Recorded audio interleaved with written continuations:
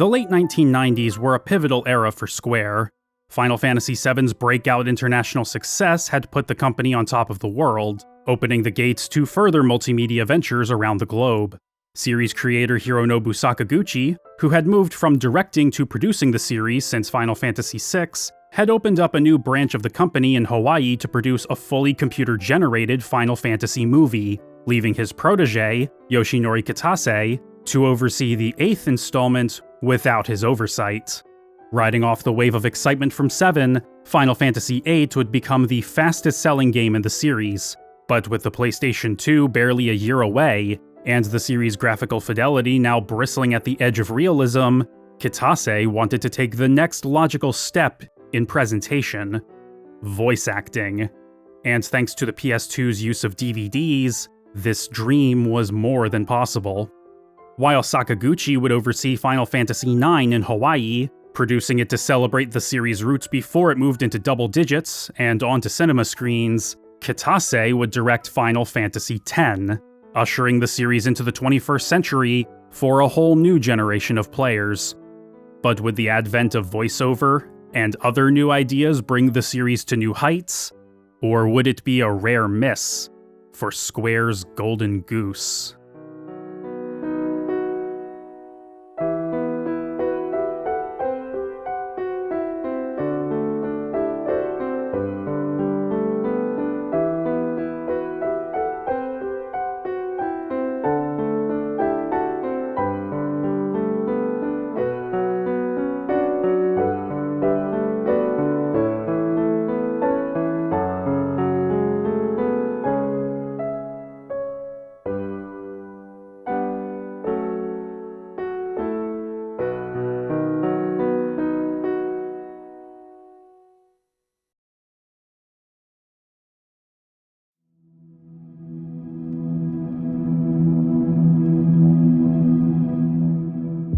Final Fantasy VIII had pushed the PlayStation to the edge of its capabilities, and it didn't go unnoticed. It became the fastest-selling game in the series, with over 3.3 million copies sold in less than 2 months in Japan. And while Famitsu didn't score it quite as highly as its predecessor, reception was still overwhelmingly positive. It would also review well when it came to Western shores later that year, though players would be split over the game's plot, characters, and the junction system. But to Yoshinori Kitase, Final Fantasy VIII's greatest shortcoming had nothing to do with its gameplay or story, but with its presentation. Since the time we were making Final Fantasy VIII, the visuals in Final Fantasy had been getting more and more realistic, and I was feeling more and more dissatisfied at the fact that there were no voices to go with it. While the series continued to have mute characters even after jumping to the PlayStation, plenty of other games on the console had leapt to give their characters voices. Crash Bandicoot, King's Field 2, Metal Gear Solid, Gex, Spyro, Castlevania, Symphony of the Night, and even Square's own brave fencer Masashi are just a handful of examples. But for Final Fantasy, which strove to push technical boundaries at practically every opportunity, the lack of voice acting, while not exactly a problem, was certainly conspicuous. However, with how much disk space was required for game assets, sound effects, and especially FMVs, including substantial voiceover would have meant either further compression, extra disks, or both. And with each additional disc came the need to reassess the flow of the narrative to have clean breaks or dramatic cliffhangers between them, thus requiring further changes to accommodate it, not to mention additional plastic for game cases. The solution to all of this quickly presented itself, however. On March 2nd, 1999, mere weeks after Final Fantasy VIII's Japanese release, Sony would begin to share details of the long-rumored PlayStation 2, which would be publicly confirmed to be using DVDs as its primary media at the Tokyo Game Show in September. Since they had been strong third-party developers for the PlayStation, Square likely knew ahead of time about the console's use of DVDs, as alongside voice acting, the decision to take advantage of the new optical disc format was made right at the start of development. Final Fantasy VIII, as 9 would also do the following year, had shipped across 4 CDs, each of which could hold up to 650 megabytes of data for a grand total of 2.6 gigabytes. A single-layer DVD, however, could hold 4.7 gigabytes, easily assuaging the storage issues which prompted the PS1 trilogy to use multiple discs. Final Fantasy VIII's roundabout influence on 10 wouldn't stop at voice acting, however. Scenario writer Kazushige Nojima would reflect on the world of FF8 and feel that navigating it was perhaps a bit too convenient and simple. Combined with opinions he had been reading online about both 7 and 8, he felt that Final Fantasy X needed to stand further apart from what they had done before. Thus, he envisioned travel as a core component of 10's story, thematically informing a world that was more tedious to move through. That world would be inspired by a trip Nojima would take to Okinawa, one of the tropical islands forming the Japanese archipelago south of Kyushu. The vibrant image of sun-drenched beaches and clear blue seas would stick with him long after he returned to Tokyo. He knew that he wanted Final Fantasy X to be set in a world inspired by Southeast Asia, and thankfully, Kitase agreed, knowing that the setting was unique compared to the more modern and sci-fi worlds of Final Fantasy VII and VIII, as well as the medieval fantasy stylings of 9 and earlier titles. Coincidentally, art director Yusuke Naura had also been thinking about rooting the next game in Southeast Asian aesthetics and motifs after reading about the region and flipping through some travel brochures, so when he read Nojima's early drafts and met with him and Kitase to discuss the design of the game's world, he was ecstatic to find that they were already all on the same page. The most prominent aspect of this aesthetic, however, was also the one which had historically presented the most technical hurdles: water. Computer graphics had come a long way in the past 15 years. Pixar had gone from a decade of short films to massively successful feature films, and CGI had become an increasingly prominent element of Hollywood filmmaking. But even in the realm of pre-rendered CG, water was still especially difficult to get right, and Kitase was well aware of how much time and resources were required for it. And having it produced in real time, even with next-generation hardware, would still be a tall order. But if they were going to go in this direction for Final Fantasy X, they had to commit. And apparently, the team really wanted to do it. Maybe it helped that Sega had just released Sonic Adventure in December 1998, the monstrous main villain of which was composed almost entirely of water, both during gameplay and in pre-rendered cinematics. If Sega could pull it off for the Dreamcast, why couldn't Square, with their massive investments in computer graphics, up to and including a whole separate studio in Hawaii where Hironobu Sakaguchi was directing a fully CG Final Fantasy movie, do the same? To play further into the game's water motif, it was decided that the protagonist would have a job that often saw them going underwater. Initially, he was going to be a mechanic for submersible mechas, a blue-collar type just trying to get by. This would eventually evolve into him being a plumber, which Tetsuya Nomura would start drawing based on notes and concepts from Nojima. Halfway through designing him, however, the character would change one final time into an underwater athlete. This idea came from Kitase, who liked seeing aspects of sports crop up in sci-fi movies, and wanted to strive to further set Final Fantasy X apart from the rest of the series by having a hero completely unlike his predecessors. Sports hadn't really had much of a presence in the series, so making the protagonist an athlete definitely fit the bill.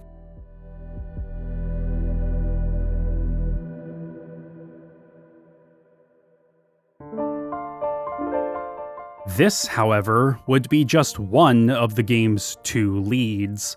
In one early concept, codenamed 17, this athlete would have accompanied his sister, who would have been a nurse, on a humanitarian effort to help cure a widespread plague that saw people die at age 17. However, it would have been revealed that her desire to help others was being used against her, as the organization she served to heal the sick was actually the one spreading the disease through the supposed cure she administered during her pilgrimage. A grim tale to be sure, and while that initial idea of a globe-spanning journey would persist all the way to the final game, the pandemic concept would be dropped in favor of something a bit more abstract and befitting of the fantasy genre. A physical representation of death and destruction that couldn't be avoided.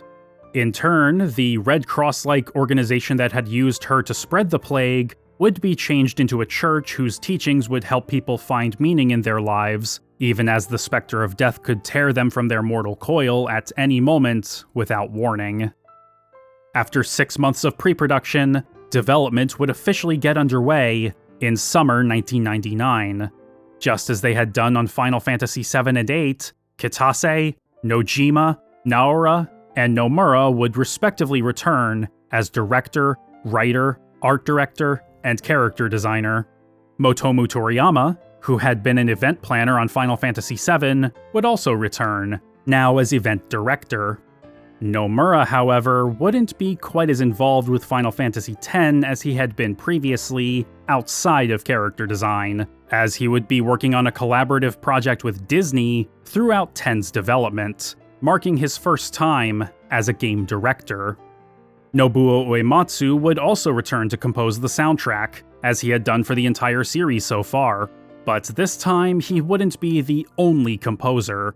He would recruit Junya Nakano and Masashi Hamauzu, who had both composed for Front Mission Gun Hazard and Tobal No. 1, and had respectively just completed their work on Threads of Fate and Saga Frontier 2, to help him on Final Fantasy X, as they were capable of composing the sort of music Uematsu felt he couldn't.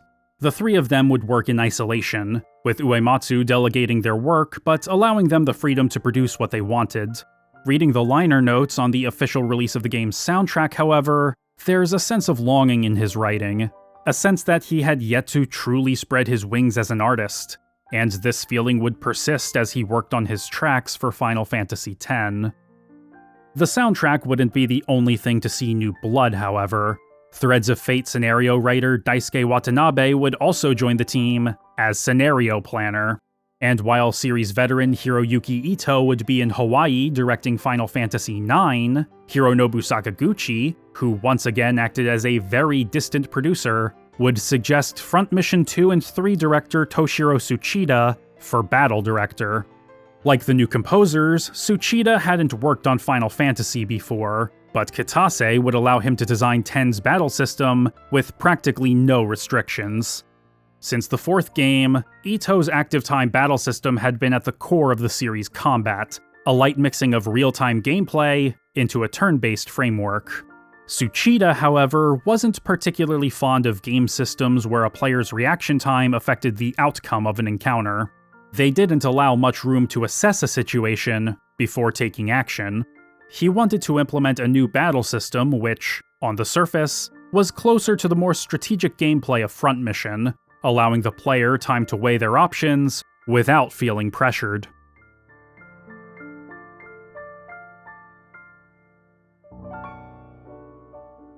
It wouldn't be terribly far into development before Final Fantasy X would be officially unveiled, alongside 9 and 11, at the Square Millennium event on January 29th, 2000, with an impressive tech demo showing the male lead roaming massive, detailed environments, and a fully 3D camera.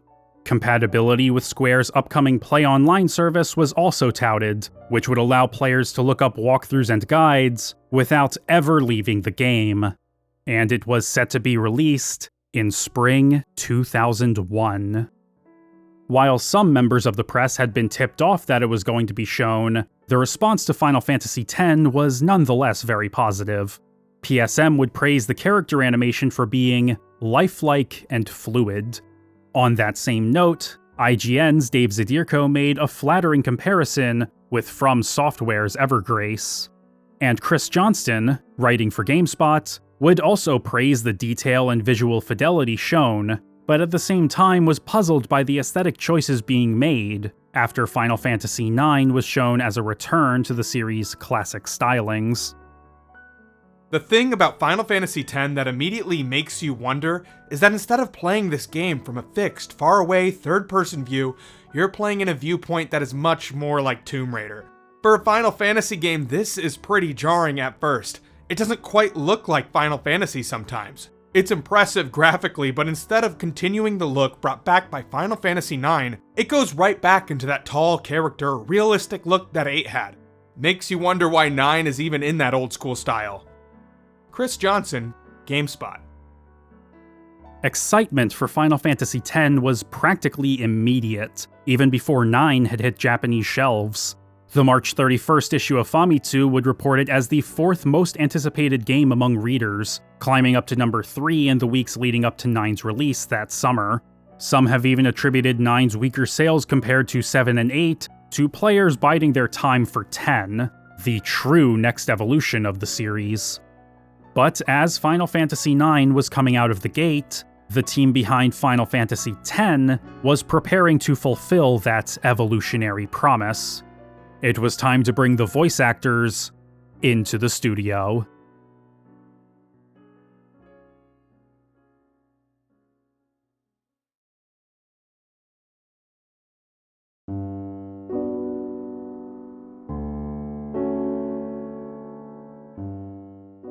The decision to include voice acting in Final Fantasy X wasn't one that could be made lightly. There were numerous considerations that had to be made. How much of the game would be voiced? Would they seek out star talent or go for complete unknowns? Does what sounds good on the page translate to voiceover? These were all things that the team had to keep in mind from the very beginning. For Final Fantasy VII and VIII, it took Kazushige Nojima about 3 to 4 months to write the script, with changes and revisions happening throughout that process. While this wouldn't change for 10, Nojima would read the script aloud with Daisuke Watanabe and Motomu Toriyama to get an idea of how natural the dialogue felt when spoken, as well as to gauge how long each scene might be.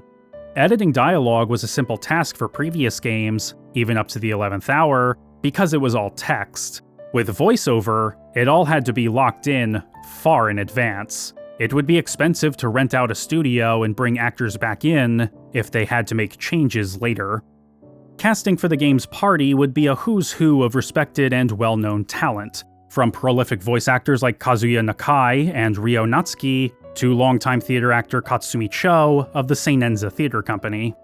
For the 2 leads, however, the team wanted actors who didn't have such high profiles, and it wouldn't be a long search. For Final Fantasy VIII, they had hired actors from NHK Promotion for motion capture, and 2 of them would ultimately be cast as the leads for Final Fantasy X's voice cast. Zell's motion actor, Masakazu Morita, and Rinoa and Adia's performer, Mayuko Aoki, who had also done uncredited motion capture for Garnet for Final Fantasy IX. Morita wasn't a stranger to Final Fantasy, even before his involvement with FF8. His first brush with the series, the FF7 demo that was packed with Tobal No. 1, had impressed him enough to pre-order the game. It came out at just the right time for him. It was his first year or so as a working actor, and the flashback of Cloud and Tifa's conversation at the water tower not only convinced him that video games could be dramatic art, but that he should get involved with them in some way. Shortly after, he learned about motion capture as a form of acting, and that's when the audition for Final Fantasy VIII fell into his lap. To be cast as the lead in the next Final Fantasy, not just for motion capture but as a voice actor, was like a dream come true for him. Similarly, Aoki had also recently become enamored with the series after finishing her work on Final Fantasy VIII. In fact, she was so enchanted by the advancements the medium had seen since the Famicom that she played 8 for nearly 3 days without eating or drinking. Nojima saw promise in her even back during her first audition for that game, and knew that he wanted both Morita and Aoki to get their first big leading roles with Square.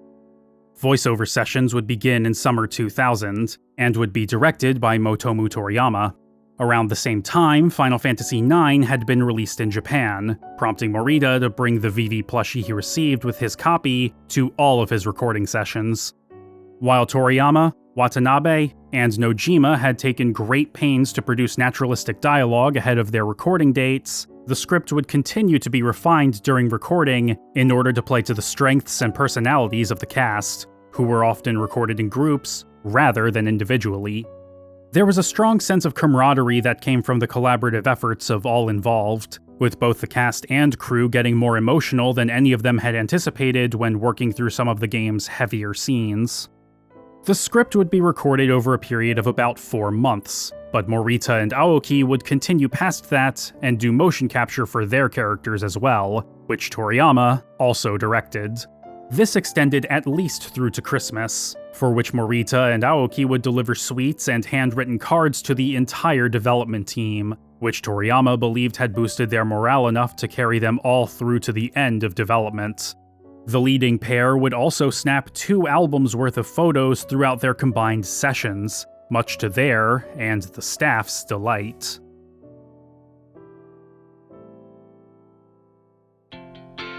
Casting for the English dub, however, would be a bit more low-key, with the actors portraying the party mostly consisting of those with a history of bit parts in film and television. The 2 notable exceptions would be Tara Strong, who had been working in voiceover since the mid-1980s, but whose career really began hitting its stride in the 90s, and John DiMaggio, whose career had just begun to blossom over the past 2 years after his breakout role as Bender on Futurama, which was airing its 3rd season on Fox. You have no sympathy for anyone else's feelings. Of course I do. Right now I feel sorry for you. I mean, one cantaloupe-sized bloodshot eye? You ain't winning no beauty pageants, lady. But for the 2 leads, the dub casting would ultimately follow a similar path to the Japanese. James Arnold Taylor and Hetty Burris weren't new to acting, but their credits weren't quite as extensive as some of their co-stars. Taylor had wanted to be a voice actor ever since he was a child, being enamored with and paying close attention to the performances of actors such as Mel Blanc and Don Messick, and would do the same for later actors such as Jim Cummings and Billy West. He dropped out of high school after his sophomore year to pursue work as an overnight DJ at K-Tide in his hometown of Santa Barbara, California, where he would refine a vast repertoire of celebrity and character impressions over more than a decade. During this time, he also recorded voiceover for language tapes to help Japanese children learn English, and in the early 90s would even start voice acting for video games, namely Koei's Emmett for the FM Towns Marty, a visual novel that wasn't far off from those language tapes. May I ask you something, miss? What's the date today? And Destrega for PlayStation. All the while, he produced thousands of sketches for radio stations across the country through Premiere Radio Networks, using his own home studio. Taylor's connections at Premiere would land him work doing voices for miscellaneous attractions at Disney's California Adventure, netting him his membership into the Screen Actors Guild. But his big break would actually come from helping his friends with their demos, which he did for free in exchange for passing along his own demo, 60 voices in 60 seconds, to their agents. This ultimately got him signed with Abrams, Rubeloff, and Lawrence, who landed him work voice doubling for Michael J. Fox on Stuart Little and Disney's Atlantis, The Lost Empire, before filling in for Fox a bit more permanently on an ill-fated Atlantis TV series. You know, I really don't think it is a Leviathan. The Survivor called it the Kraken, a legendary Norwegian sea monster, with arms a quarter-mile long.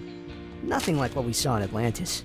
It was during those sessions that Taylor would meet and befriend voice and casting director Jack Fletcher, who at the time was working at the same studio. Fletcher had recently been the voice director on the Final Fantasy movie, and was now in the process of casting for the English dub of Final Fantasy X, and he felt that Taylor would be just right for the male lead. Taylor quickly secured the role after reading just a few lines. Hetty Burris, on the other hand, was mainly a screen actor, making her feature film debut as one of the leads in 1996's Foxfire. If I ever catch you near her again, I will fucking kill you.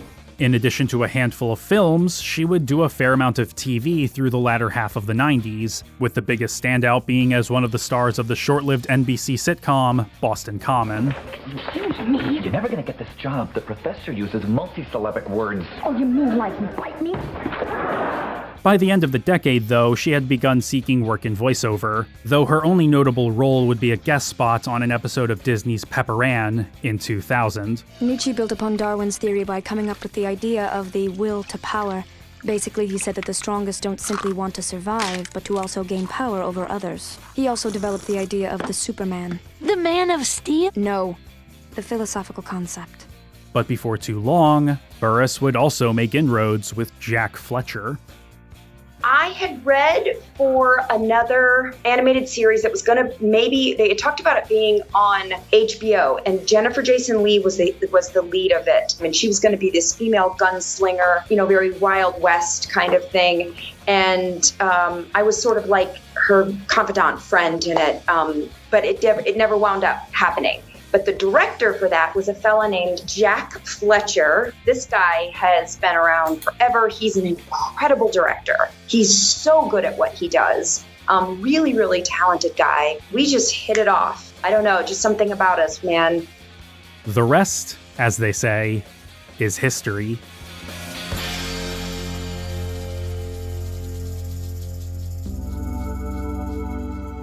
Translation and rewriting the script into English would be a joint effort by returning translator Alexander O. Smith and newcomer Aziz Hinoshita, but because voice acting now had to be accounted for, it was far from a smooth process.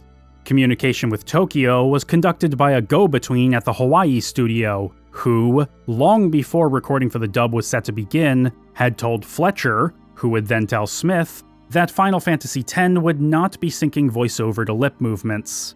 This, however, would not be the case, meaning that Smith would indeed have to account for the timing of mouth movements, as is the case in anime dubbing. But because of strict technical restraints with the game engine, the dubbed voice lines would have to match the length of their Japanese equivalents exactly, which Smith was informed about ahead of time, but wouldn't truly understand just how restrictive this limitation would be until after they got the actors in the booth. The way that the game engine was triggering sound files was tied into the same system that it was using to trigger action on the screen. So if you had a sound file that went overboard by even half a second, it could throw off the entire scene and you could get a crash. You've got to have a line in 2.3 seconds. You can't write a 3-second line for that, or a 3.5-second line. It has to be a 2-second line. And it makes a really big difference. And when you get to 5 seconds and 6 seconds, you can start compressing the files a little bit to tweak the length without making it sound too strange. So there's a lot of rewriting for that. With a 10-frame line of dialogue, you can't even say yes in 10 frames. You can say the Japanese word hai in 12 frames, but you can't say yes in 12 frames because the S sound drags out. No matter what you do, you end up around 25 frames or something. Despite these hurdles, Kazushige Nojima was quite warm to Smith and Hinoshita's work, and the first draft of their translated script would be ready for the English cast to record their voiceover by the end of May 2001. Nojima would even sit in beside Fletcher during voiceover sessions at Studiopolis in Studio City, California. While Yoshinori Kitase was surprised at how the dub had seamlessly replaced the original Japanese voiceover, timing their performances to the already finished lip movements was the biggest hurdle for the dub cast to overcome, independent of the technical issues that affected the script. Automated dialogue replacement, or ADR, is a common post-production process in American film and television, but typically as a remedy for poor or subpar audio from the day of a shoot. Redubbing your voice for a couple scenes is one thing, but doing it for a 40-plus hour RPG that is very heavy on its story and dialogue was a whole different ballpark. However, it was never a frustrating challenge, and the English ADR would be finished by the end of September. By the time recording for the English dub had wrapped, Final Fantasy X had already been out in Japan for months.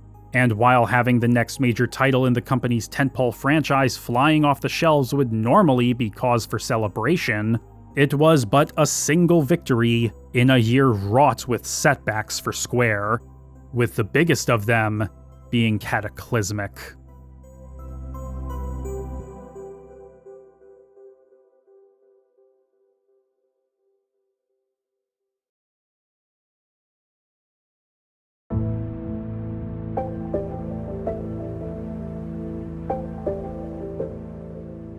As development for Final Fantasy X wore on throughout 2000, Square would remain fairly tight-lipped about it.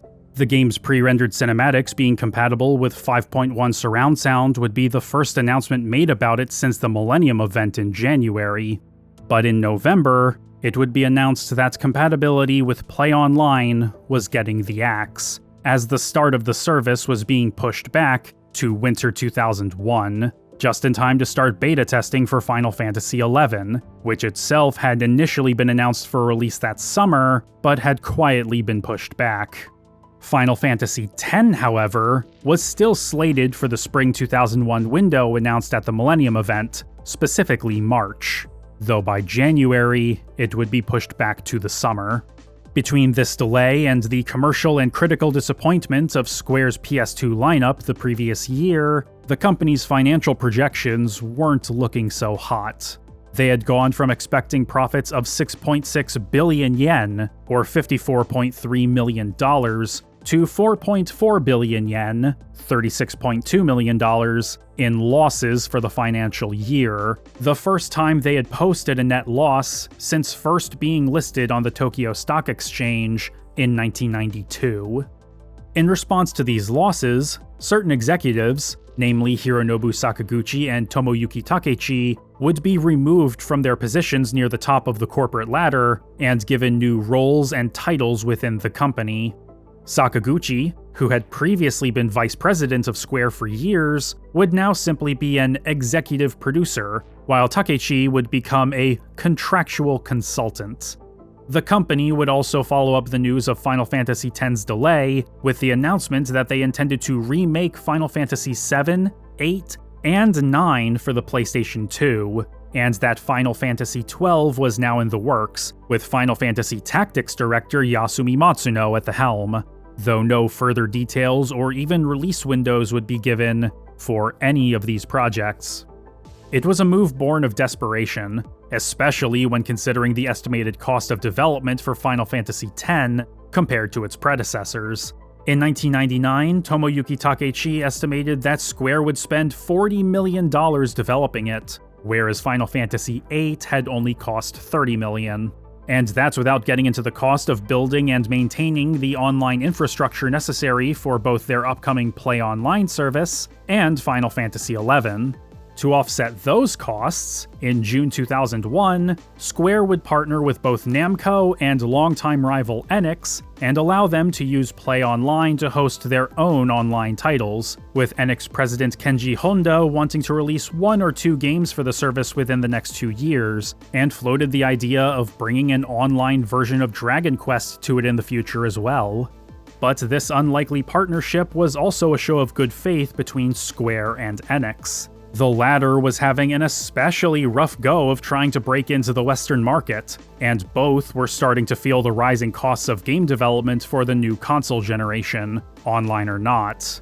In fact, the two companies had been discussing the possibility of a potential merger behind closed doors for up to a year before the Play Online partnership was announced.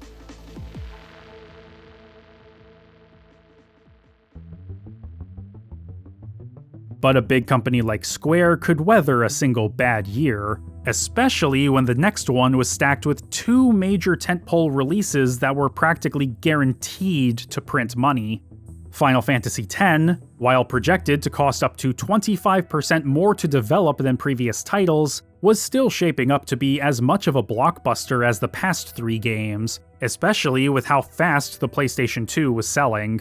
By the end of March 2001, only a year after its launch in Japan, Sony had already sold over 10 million PS2s worldwide, while it took the original PlayStation nearly twice as long to reach the same milestone. Sales expectations for Final Fantasy X were similarly high, with hopes of selling up to 3.5 million copies in Japan, 1.8 million in North America, and 1.5 million in Europe, with the game set to hit Western shelves in early 2002. On top of the high expectations placed upon Final Fantasy's grand debut on the PlayStation 2, there was also Square's debut on the silver screen. As was the case with the games, Final Fantasy, The Spirits Within, was pushing the boundaries of computer graphics, and sought to bring the same brand of storytelling and mysticism that had captured the hearts and minds of players all over the world to a new medium and audience. Square were confident in the project, having opened a whole new studio in Hawaii to produce it, and signing a 3-movie deal with Columbia Pictures, with Square president Hisashi Suzuki expecting that the 4-year production period would be cut down by at least 1/3 for a follow-up now that they knew what they were doing. Production time, however, was the least of the movie's concerns. The original $40 million budget had quickly exploded to an absurd $137 million, making it the most expensive animated film in history at that point in time. In fact, it cost $20 million more to make than The Phantom Menace just 2 years earlier. Granted, a good chunk of that money was an investment in the future of Square Pictures. They were hoping to use the main character of The Spirits Within, Aki Ross, as a digital actor who could play multiple roles across different, unconnected films. But this would of course be contingent on the first movie's success, which investors were not totally confident about. The company's stock price had fallen a whopping 22% in less than a week that May, and ING Barings analyst Lisa Spicer would note in a Wired article about the movie that it would be either boom or bust when it hit theaters across the US on July 11th, 2001.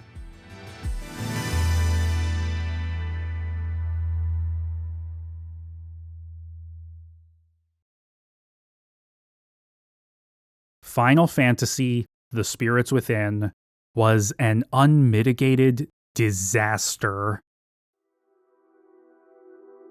Despite the film's technological achievements, all-star cast, and association with the Final Fantasy brand, each of these supposed strengths had ultimately worked against it. It was the first fully CG motion picture to depict realistic and lifelike human characters, but as Peter Travers of Rolling Stone noted in his review of the film, there was still, quote, a coldness in the eyes and a mechanical quality to the movements, which stranded them on the edge of the uncanny valley. A cast consisting of big names like Ming-Na Wen, Alec Baldwin, and Steve Buscemi wasn't enough to assuage this, and holding on to the Final Fantasy name would ensure high expectations from fans of the games, while similarly alienating general audiences, either due to unfamiliarity with them or the poor reputation of video game to movie adaptations. Of course, The Spirits Within wasn't an adaptation of any of the games, and that was part of the problem for those fans who did go to see it. The only iconography from the games that made any sort of appearance was a Dr. Sid, played by Donald Sutherland, and a subtle chocobo on Aki's pajamas. Other than that, it felt more like a generic, post-apocalyptic sci-fi flick set on a near-future Earth, rather than an original world with a colorful cast of characters whose personalities were as distinct as their appearances. The core themes still resonated with most of the games, but for too many people they were buried by everything else. And if you want my thoughts on the movie, as a movie, I've got a fun little bonus video up on my Patreon right now, link in the description and the pinned comment. It was thrashed by critics and audiences alike, but more than that, it was a spectacular box office bomb, grossing only $85 million worldwide, losing more money on its own than the entire company had the previous financial year. And that horribly bloated budget could have easily been reeled in if Hironobu Sakaguchi and others at Square Pictures had just listened to other people's advice, and if Square USA had actually pursued any of their options for tax breaks in the state of Hawaii. Normally when you make a CG movie, you storyboard things out and you try and be very, very careful about only building the things that you are really going to need, because otherwise it gets crazy expensive. I was talking to Sakaguchi and to the guys who were bringing in the producers and saying, you know, you just can't start building. You've really got to think about this and make an animatic. And they were like, no, we're just going to build the whole city and then we'll fly around with the camera and see what it's like. Steve Gray, Vice President of Game Production, Square USA. I talked to the lawyer from Hawaii who had handled their application for doing the movie there, and there were so many tax benefits on the table and they didn't take a single one. Because they went in and they were like, we're bringing our team. And they were like, you hire 10% Hawaiian and you get this huge tax cut. And I don't think it was like Sakaguchi sitting there going, no, we're keeping it pure, it's our team. I don't think there was any thought at all. They could have saved so much money, millions of dollars, if they had just taken advantage of these really easy opportunities. They just had to hire janitors locally, really, and they could have done it. Alexander O. Smith. The movie's failure struck a major blow to Square. The company's modest projection of $6 million in profits for the year was readjusted to $115 million in losses. Enix started getting cold feet about any potential merger, putting talks on hold. President and CEO Hisashi Suzuki would resign in disgrace later that year, remaining as chairman of the board, while Chief Operating Officer Yoichi Wada would become the company's new president in December. And in October, the company would announce that Square USA, both the game and movie studios, would be shut down. While studio president Jun Aida had tried to secure a partnership with a major US studio to handle Square Pictures that fall, the September 11th attacks, year-end holidays, and economic uncertainty looming over the nation led to delays that made the situation untenable in the eyes of the executives back in Tokyo. After finishing their contribution to 2003's The Animatrix, Square USA would cease operations on March 31st, 2002. While the development costs for Final Fantasy X had thankfully come in well under early projections at roughly $32.3 million, those savings were a drop in the bucket compared to the losses incurred by the Spirits Within. Square was desperate to stop the bleeding, leading them to ask Sony for a cash injection in September. Since they had delivered numerous high-profile and successful titles for the PS1, and were ready to continue doing so for the PS2, Sony were more than happy to help out, buying $124 million of Square stock and becoming the company's second biggest shareholder, behind original founder Masafumi Miyamoto. Despite this significant investment, however, Sony didn't plan to prevent Square from developing games for competing platforms, though they were still confident that they would continue to bring the hits to the PlayStation 2. And what would be a more fitting game to bring to the console after all that than Final Fantasy X? The game had been out in Japan since July, but wouldn't be released internationally until 2002. Western previews were glowing, with critics being wowed by the visuals and voice acting, even if the gameplay wasn't all that exciting to some. But as autumn rolled on, Square EA would announce that the North American release date would be moved up from January 2002 to December 26, 2001, albeit in limited quantities. And on December 10th, IGN would report that the release date had been moved up once again to December 18th, so that the game would be available in time for Christmas. But it was already a crowded season for the PlayStation 2, and player appetites had already begun shifting towards more outwardly mature and adult experiences, which had been spurred further by the mega success of Grand Theft Auto 3 in October. Plenty of other heavy hitters had already been released by mid-December, including Devil May Cry, Metal Gear Solid 2, Gran Turismo 3, Silent Hill 2, Tony Hawk's Pro Skater 3, Shadow Hearts, and Jak and Daxter: The Precursor Legacy. And while it was generally understood among fans that the quality of the movie shouldn't reflect on the games, anyone who first experienced the franchise through The Spirits Within and was left cold by it may have been hesitant to give the latest entry in the world's premier RPG series an honest chance. But there were still millions who adored the recent PlayStation entries, and by mid-October, more than 8.5 million PlayStation 2s had been sold in North America alone. The real question wasn't whether it would do well, but how well it would do when Final Fantasy X was released in North America on December 18th, 2001.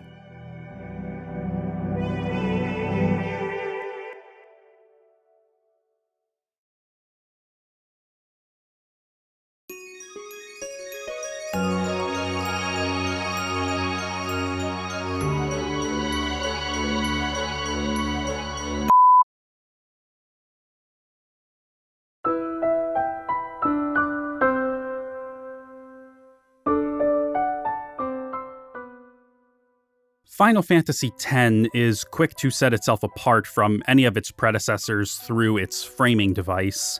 The story opens in medias res, with the party resting among some partially submerged ruins. We don't know who they are, why they're here, or what happened to this place.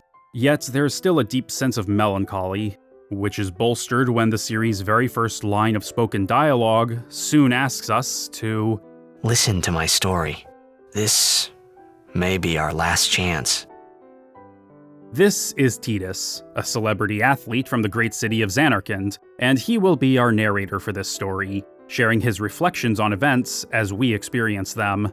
Back home, he was a star, adored by the public, and he reveled in their idolatry, while living in the shadow of his father, Jecht, who disappeared out at sea 10 years ago. During a match, Zanarkand is attacked by a mysterious force that Auron, one of Jecht's associates and a mentor figure to Tidus, calls Sin. Sin rips Zanarkand apart and seemingly flings Tidus 1,000 years into the future, into a world called Spira, which has been plagued by Sin's wrath for as long as anybody can remember, with the ruins of his home now being a holy place to which summoners representing the Church of Yevon make their pilgrimage to rid the world of the beast. Before long, he gets acquainted with some of the locals on the island of Besaid, namely another athlete named Wakka, a black mage named Lulu, the horned Leonin warrior Kimahri, and a young summoner named Yuna, whom the others have vowed to protect as her guardians on her upcoming pilgrimage. If her journey is successful, she'll gain the power to defeat Sin and bring an age of peace to Spira, at least temporarily, just as her father and other summoners had done before her. Tidus is surprised to find that she actually believes him when he says he's from Zanarkand. As it turns out, when Jecht disappeared, he also ended up in Spira, and became one of the two guardians accompanying Yuna's father, High Summoner Braska, during his pilgrimage a decade ago. Against others' advice, Yuna requests that Tidus accompany them on her journey so that she can learn more about Zanarkand, and along the way, Tidus has to learn to navigate the culture and norms of this world, while struggling to reconcile the stories of Jecht's noble heroics here with his own memories of Jecht being an emotionally abusive and distant father. Thus begins Final Fantasy X. Right out of the gate, there's a lot to take in. Final Fantasy X quickly establishes itself as a stranger in a strange land plot. The first hour or so is designed to instill a sense of loss and confusion in the player. Tidus is a newcomer to Spira just like us, and his ignorance provides other characters with opportunities to organically provide exposition. But he quickly learns that he can't just say he's from Zanarkand, as it was not only destroyed by Sin long ago, but it's considered a sacred site by Yevon. He follows Rikku's advice and starts to tell people that he's been afflicted by Sin's toxin, which is enough for most people. You know, amateur. Who you play for? The Zanarkand Abes.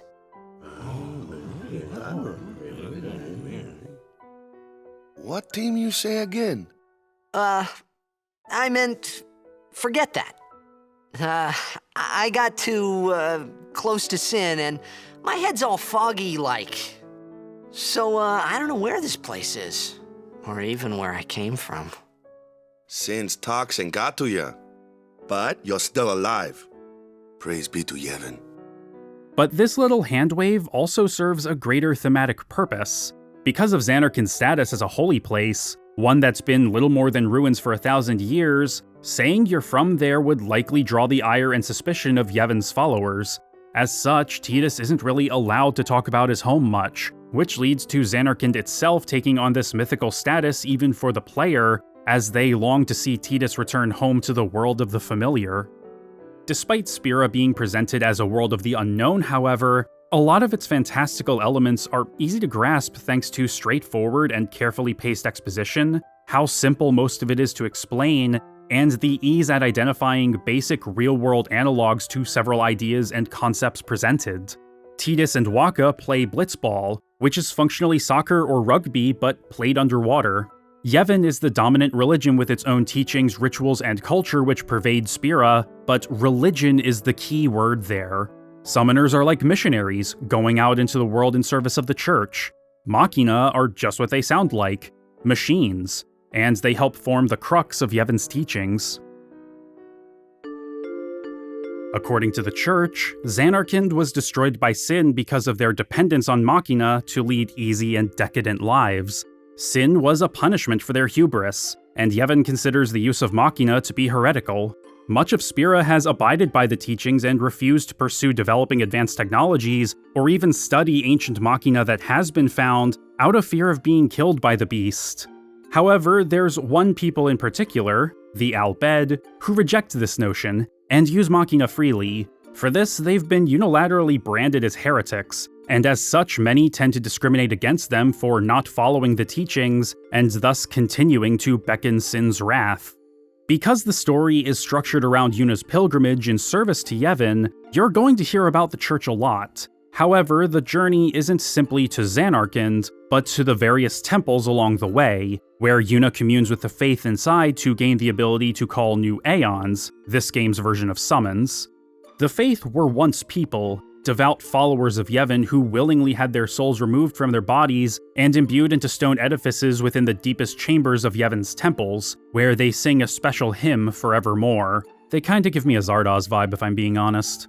So long as the faith continue to sing, the summoners who commune with them will be able to call their respective Aeons, the manifestation of the faith's dreams. These Aeons are given form by pyreflies, a form of spiritual energy left behind when a person dies, and thanks to Sin, there are plenty of pyreflies to go around. One of a summoner's duties is to perform rituals so that these unsent spirits can peacefully move on to the next world, the Far Plane, before their unrest transforms them into the various fiends and monsters you fight throughout the game. An interesting bit of synergy between the narrative and gameplay. And the introduction of these concepts and how they feed into each other early on sets the stage for one of Final Fantasy X's most iconic scenes.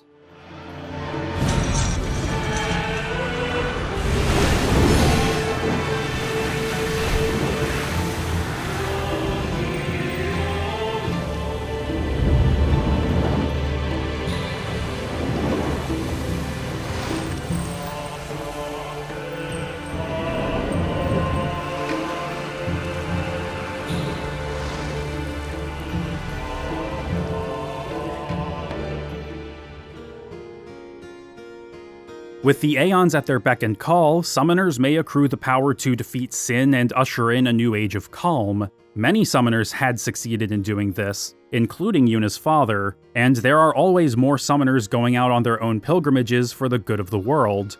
You even meet a handful of them as you travel across Spira on foot, namely the cocky and standoffish Donna. So, you're High Summoner Braska's daughter. That's quite a name to live up to. And all these people are your guardians? My, what a rabble. As I recall, Lord Braska had only 2 guardians. Quality over quantity, my dear. Whatever were you thinking? The mild-mannered Isaru. Since I was a child, I've always looked up to Lord Braska. I wished I would someday become a high summoner like he was. You must have some of your father's talent in you. And the enigmatic Belgamine. You shouldn't take what the Maester say too seriously. For summoners, destroying Sin is everything. We are no tools of Yevon. Understand? Yes.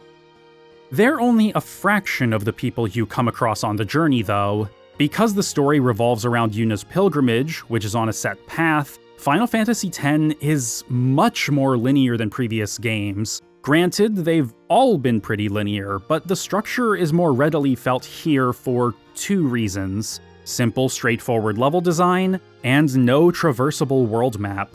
You experience firsthand how Luca connects to the Jose Temple via the Mihen High Road to the Mushroom Rock Road to the Jose High Road, and how the latter splits off to the Moonflow, which you cross by riding the Shoepuff, which allows you to go to Guado Salam via the road on the North Bank, etc., etc.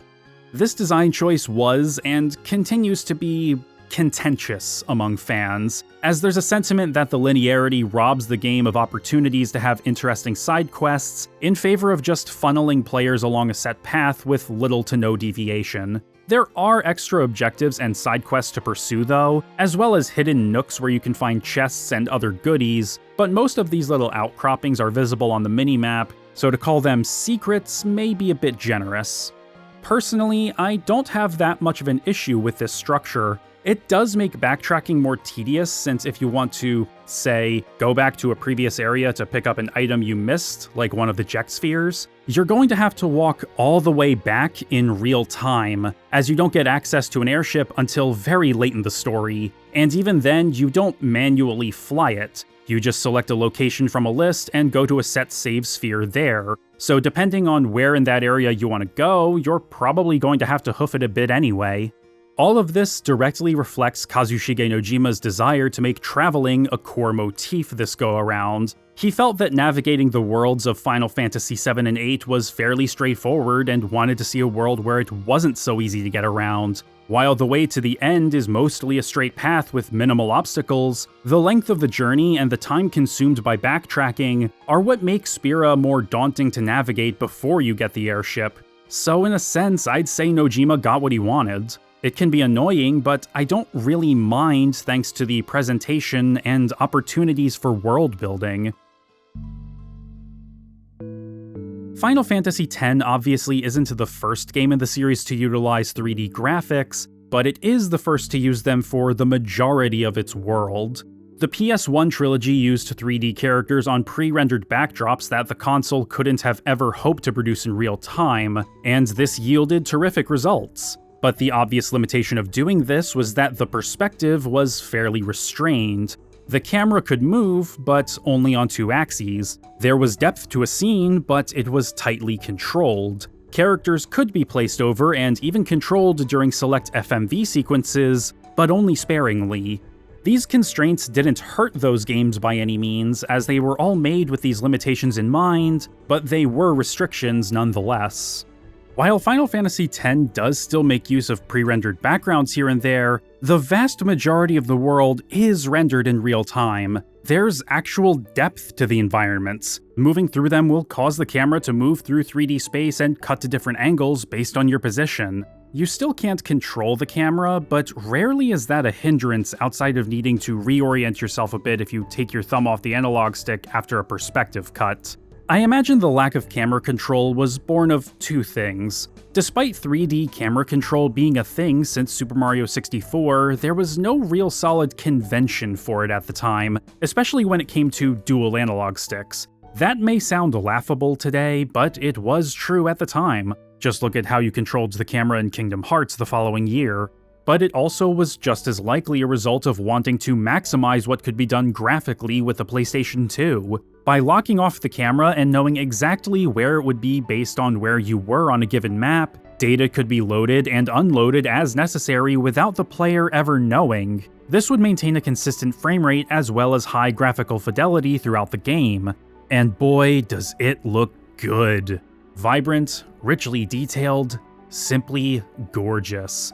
You may not spend much time in Zanarkand, even when accounting for Tidus' intermittent flashbacks throughout the story, complete with this strange hooded child he saw at the start of the game, but I adore the blending of modern-looking highways with the water coming off of the rounded architecture. The soft, warm glow of the distant cityscape sells the illusion of it being so much bigger and denser than what you actually get to traverse. You don't spend that much more time in Besaid than you do in Zanarkand, but it's probably the first place that comes to mind when I think of this game. Bright, sunny beaches, crystal clear waters, and the path to the village is lined with verdant greenery, derelict stone, and several scenic waterfalls that make the whole place feel especially homey. I'm not really a beach person, but between Besaid, Kilika, and Luca, you have the makings of the platonic ideal of a tropical paradise.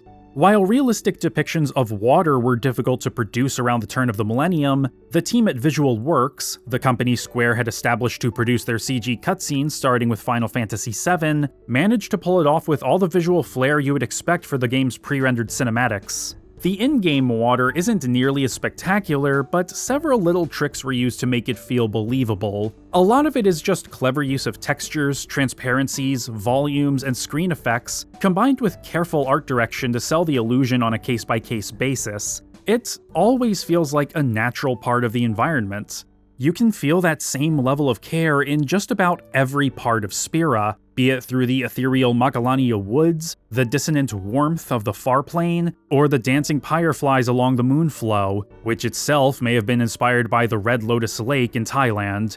All the little elements come together to form what is easily the most fleshed out and lived-in feeling world in the series so far. The lack of a world map means you can't just skip over huge parts of it. You have to experience them just as the characters do. You have to explore them, take in the sights and sounds, and interact with the people who live in it. There are the other summoners, of course, as well as Yevon's leaders, the Maesters, but there are also the Islanders at Besaid and Kilika, the Albed, the Crusaders, who do their best to fight against Sin, Blitzball players, the stalwart Ronzo on Mount Gagazet, the ever-pious Guado, whose capital city protects the gate to the far plane, the stealth Pelu Pelu, and the frog-like Hypello, whose eccentric speech patterns make them impossible to forget after hearing them spout a single line. Ride the shoe puff? The commitment to visual fidelity also extends to the faces of the main cast. Similar to how the first 5 games had separate field and battle sprites, these characters in Final Fantasy X have separate low and high detail models. The former see the most use as they're the ones you control in the field and direct in battles, and while the animation is smooth and believable, their faces are blank and doll-like. Not as much as most NPCs, whose faces feel practically flat, but unflappably stiff nonetheless.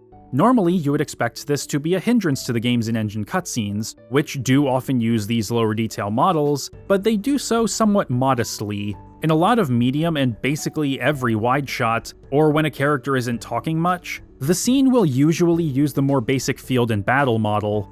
But for close-ups, emotional highlights, and more pivotal story beats, the high poly model will usually be swapped in, as they were built to allow for an astonishing range of facial expressions. The team seemed especially confident in this aspect of the game's presentation and wanted players to know about it up front, as the opening scene that frames the story features long shots of Tidus and Yuna's faces in close-up, showing just how much emotion could be conveyed just with their faces.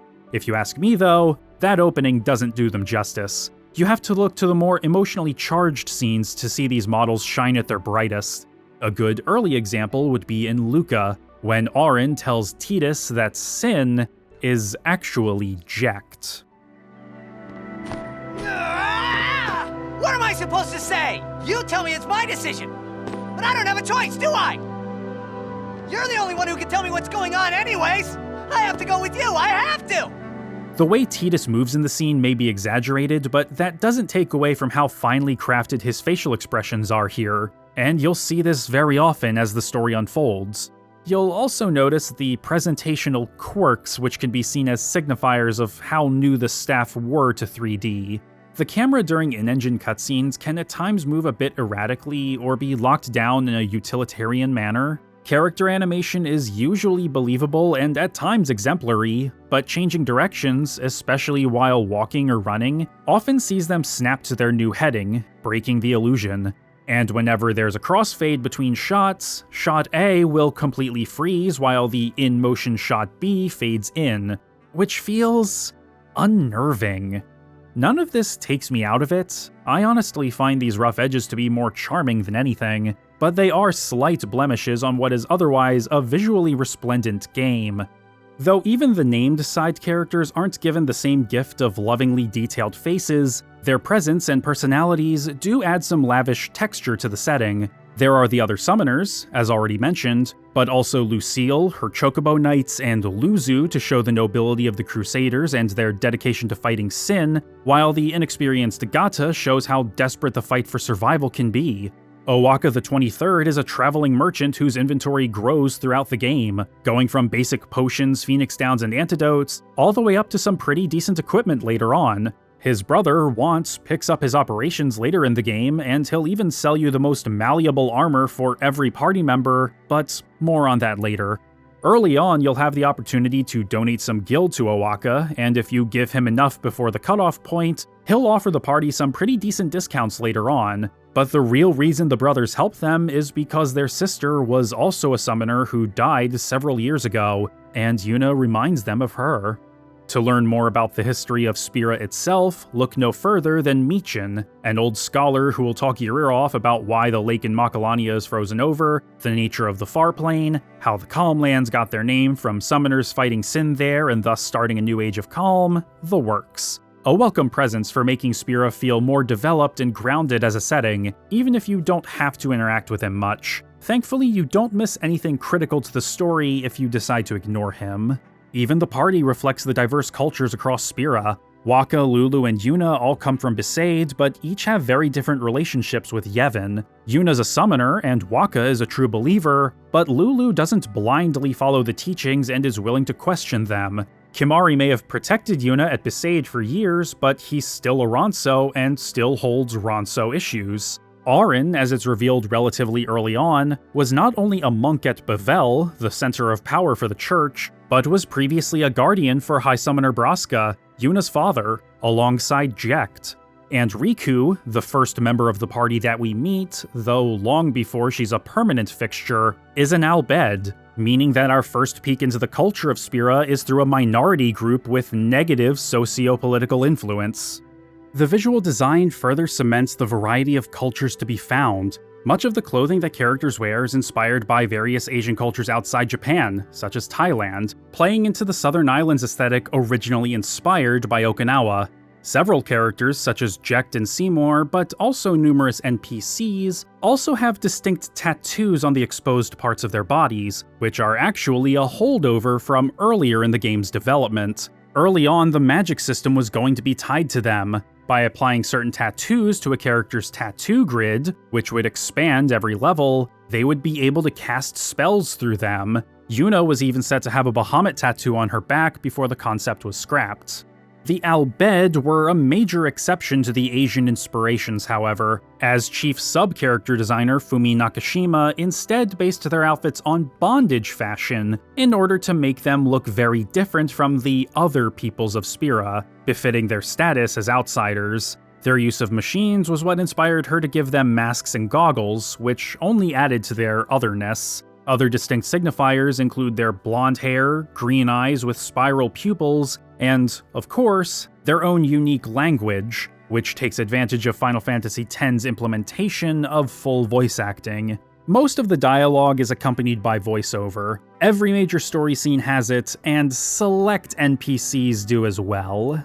Stay away from the summoner! Most merchants and other extremely minor NPCs aren't voiced, but everything that matters still does. Alongside the need to navigate the whole world on foot, it bolsters the idea of Spira as a tangible place. Many of the people you come across feel just as important as the people in your party because they're given a voice, allowing more personality to shine through than if their dialogue was communicated solely through text. It has its quirks in the English version, namely that some lines have been obviously sped up to fit the exact timing of the Japanese version for the aforementioned technical reasons. I wanted to see Yuna's statue too, but I wanted to see it with Yuna by my side. And the lip sync still being tied to the Japanese version does lead to some unnatural pauses and dead air. I'm a blitzball player. Star player of the Xanarkanabes? But that's not the actor's fault. Generally speaking, the English cast do a good job with the material. It was also pretty early days for full voice acting in video games, and anime dubbing, while by no means new, hadn't quite matured yet either. There were obviously some changes made during the localization process. They say Seymour went to Macarena Temple. Macalania Temple. Alright. But nothing that really changes the intent or meaning of the original as far as I've been able to parse. Even that joke about the Macarena, while obviously not in the Japanese script, is still keeping in the basic spirit of it. There, Tidus just mispronounces Macalania and feels embarrassed when Wakka corrects him. We get a small pop culture reference out of it, but even if you were somehow completely unfamiliar with the Macarena and thus missed the joke, you wouldn't be any the wiser. The Albed's language, however, did have to be changed a bit for the English version. As in the Japanese version, they mostly use the same vowels between the translated and untranslated speech, just with different consonants. Their language was also written in katakana to give their speech a foreign flavor. Adding to this flavor are the existence of 26 translation texts, the Albed primers, which can be found throughout the game. In the Japanese version, finding these primers will turn select katakana characters into hiragana, which is used to write native Japanese words. In the English version, however, all of this is reduced down to a much simpler one-to-one cipher. They use A in place of E, L in place of C, you get the idea. And you can even import the primers you found in one save file into another so that you can read their fully translated dialogue right from the start of the game if you want to, which is appreciated. However, as much as the Albed language enriches the world of Spira, it's also one of several elements which make the game's opening hour or so somewhat contentious.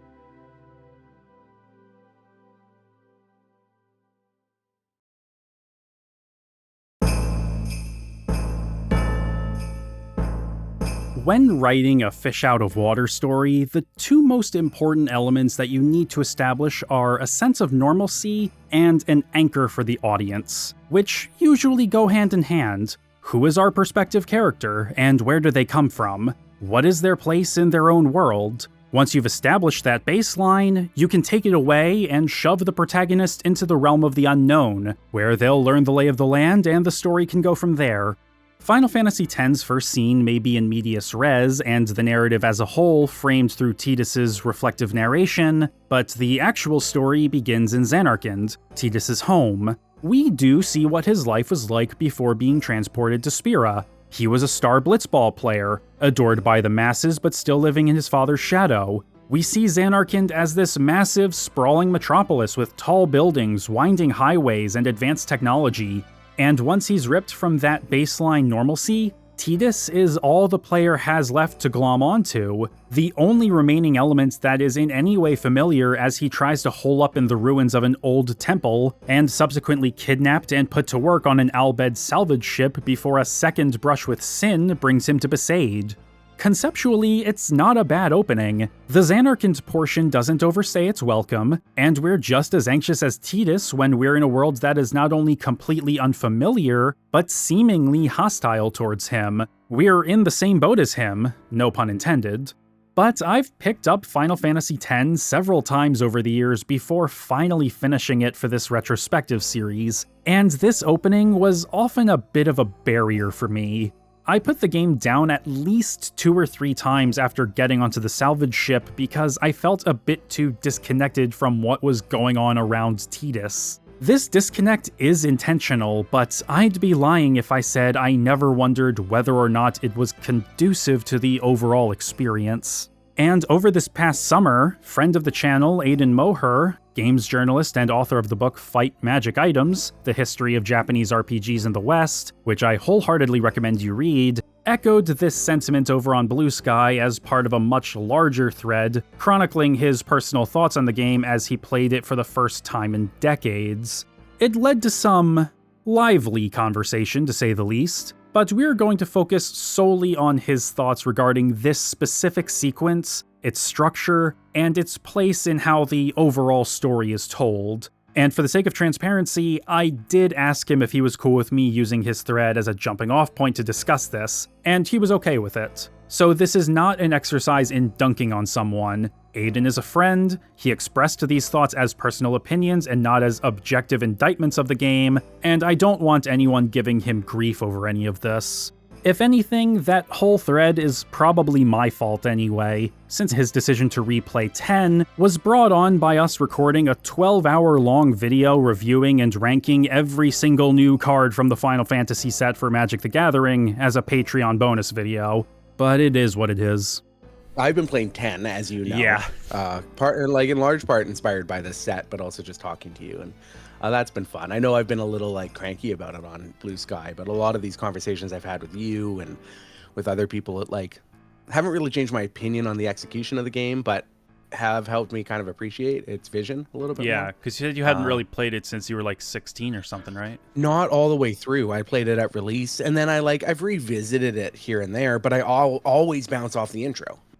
Which I don't like. No, I think that's really fair. I defended it, as an artistic thing, but I fully understand pacing wise, it's kind of a very rough patch to throw you into at the start. That's my problem is if I break it down plot point by plot point, all of that stuff is necessary for the story. It's more how it's paced and where it's placed within that structure that I feel is just a challenge. I'm not a big Nojima fan, and he's the one that did a lot of 10. Yeah, and I typically don't like his stories very much. So it's interesting, and I don't like Nomura work, you know. So like 10 really is like like you say, the backbone of 10 really is a lot of the creators at Square that I don't really care for all that much. Yeah, and I which think probably that's has fair. a lot to do. It's like their vision of what they like is just does not match up with mine. But yeah. The stuff with the Al Bhed is the biggest sticking point against this stretch of the game, between Zanarkand and Besaid, because narratively, it doesn't really amount to much. We get some pertinent information, namely that Zanarkand was destroyed and is now a holy place to a lot of people, but did that information have to be given here in this context? Wakka confirms shortly afterward what Rikku says about the place, which is what causes it to really sink in for Tidus, but does that justify the little cul-de-sac at the temple and on the ship? The fact that a lot of the dialogue is spoken in Al Bhed and is thus undecipherable on a first playthrough adds to that confusion and potential frustration. To be charitable, it feels like an incentive to play through the game at least one more time after collecting all the primers, so that you can understand what it is they're saying, but if you do that, you'll find that their dialogue isn't all that important here. They're more or less saying exactly what you could glean from their actions and body language. Expanding beyond the scope of the earliest hours, however, there is a kernel of a greater purpose to introducing us to the Al Bhed before anyone else. Most of them are pretty rough and not very hospitable, but Rikku is meant to show that they're not a monolith. They're not just thuggish scavengers and gearheads. They're capable of compassion and kindness too. You don't know about the derision and prejudice that much of Spira holds for them at this point, but when Rikku finally joins the party later at the Moonflow, it finally starts to click. Despite what you've been told about them and how they've tried to capture Yuna and subvert her pilgrimage, the Al Bhed aren't inherently bad people. It gets you to wonder why they're trying to stop her pilgrimage and to think of them as actual people with motives behind their actions. Does that mean introducing Rikku like this so early on was a good idea? Your mileage may vary on that. Maybe there was another way to go about it, but I'm in the business of critiquing what's in front of me and putting it into context, and not trying to quote-unquote fix other people's work. Contrast to the length of the salvage ship portion with the Zanarkand sequence, which is extremely economical in establishing our hero, his mentor figure, his place in his own world, and his personal damage. Perhaps too economical. Zanarkand looks pretty, but little time is spent understanding it as a real place beyond Tidus' attachment to it. And if you don't slow down to talk to anyone on the way to the stadium, you don't even see or hear the name Zanarkand until the salvage ship. Where are you from? Zanarkand. So we kind of have the opposite issue here. We aren't quite in the same emotional headspace, but we're still laying down some essential story beats that are simple to grasp. But this part wasn't always going to be so brief. Earlier in development, back when Tidus was still a plumber and Zanarkand was called Registan, this sequence was going to take place over the course of a couple days or so, showing more of the city's culture and how fiend attacks are more common than you would expect. Auron would have been the leader of a squad of warriors who fought fiends, Tidus would have cooked fish for lunch, and he would have hung out with a couple of friends or colleagues. This extended introduction was meant to give a stronger impression of daily life in Zanarkand before it all got ripped away, but for scheduling reasons, it was completely cut. It wasn't until the latter stages of the game's development that it was revisited and reworked into what we ultimately got, as it was felt that players would be confused about what Sin even was without it. As for the name of the city itself, according to Kazushige Nojima in the Final Fantasy X Ultimania Omega, the team wanted it to end in either Stan or Canned, and liked the name Registan, but changed it after they found out it was the name of an actual town square in the heart of Samarkand in Uzbekistan. In that same section of the Ultimania, Motomu Toriyama asks if they got Zanarkand from Samarkand, but Nojima dodges the question. Given that they were aware of Samarkand because of Registan, I would be very surprised if this wasn't the case. Even the salvage ship sequence was going to play out differently in these early stages, with the ship being crewed by Guado rather than Al Bhed, who didn't exist at this point in development. The Guado would have had their own language in the Al Bhed's place. Rikku would have still been there, but not as part of the crew. She would have been marooned from wherever she came from, just like Tidus, who would have found her several days after he arrived in Spira and fed her some fish he was grilling.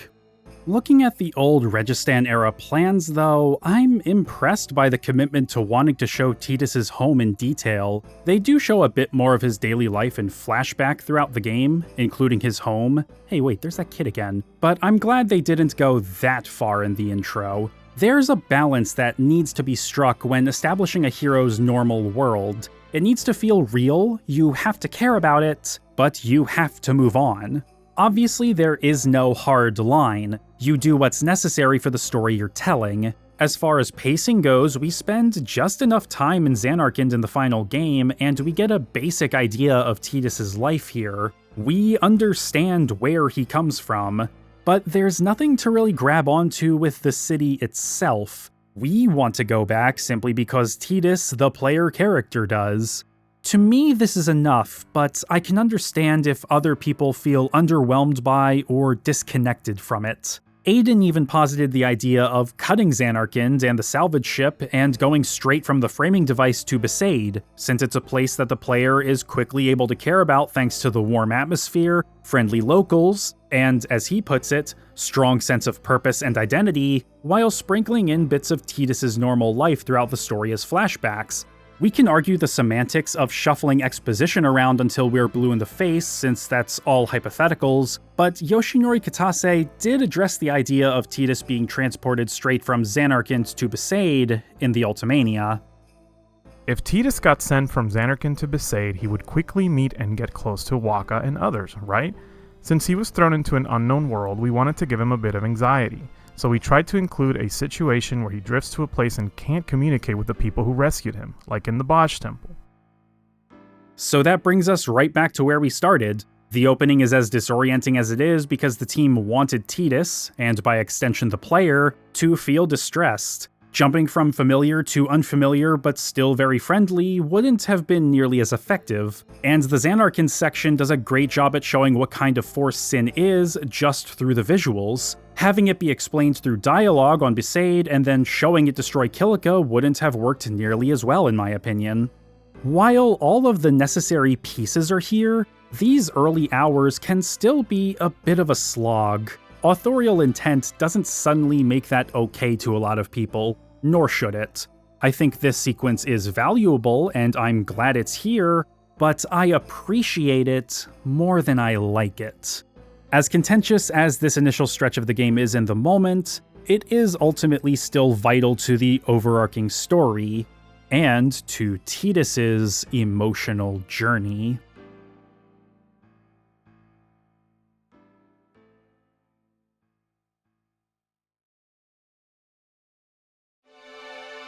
Even if I did say something, no one believed me, you know? Everything that happened to me. Hey, but what if she, comes on to me? Started with Sin. After we beat Sin, that's when you can worry about the future. We'll protect Yuna from anyone, anywhere. Will I ever go home? Back to Zanarkand?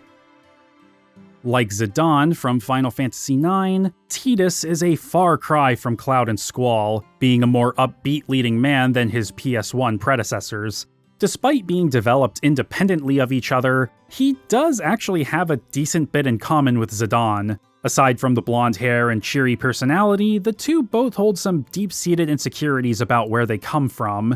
The key difference, though, is that Zidane's stemmed from not knowing his origins, while Tidus is very aware of his. He may not be eager to open up about his disdain for Jecht, but he does still bare his soul about it from time to time, whereas Zidane kept his insecurities bottled up and only shared them once, indirectly, and in a way that detached them from himself.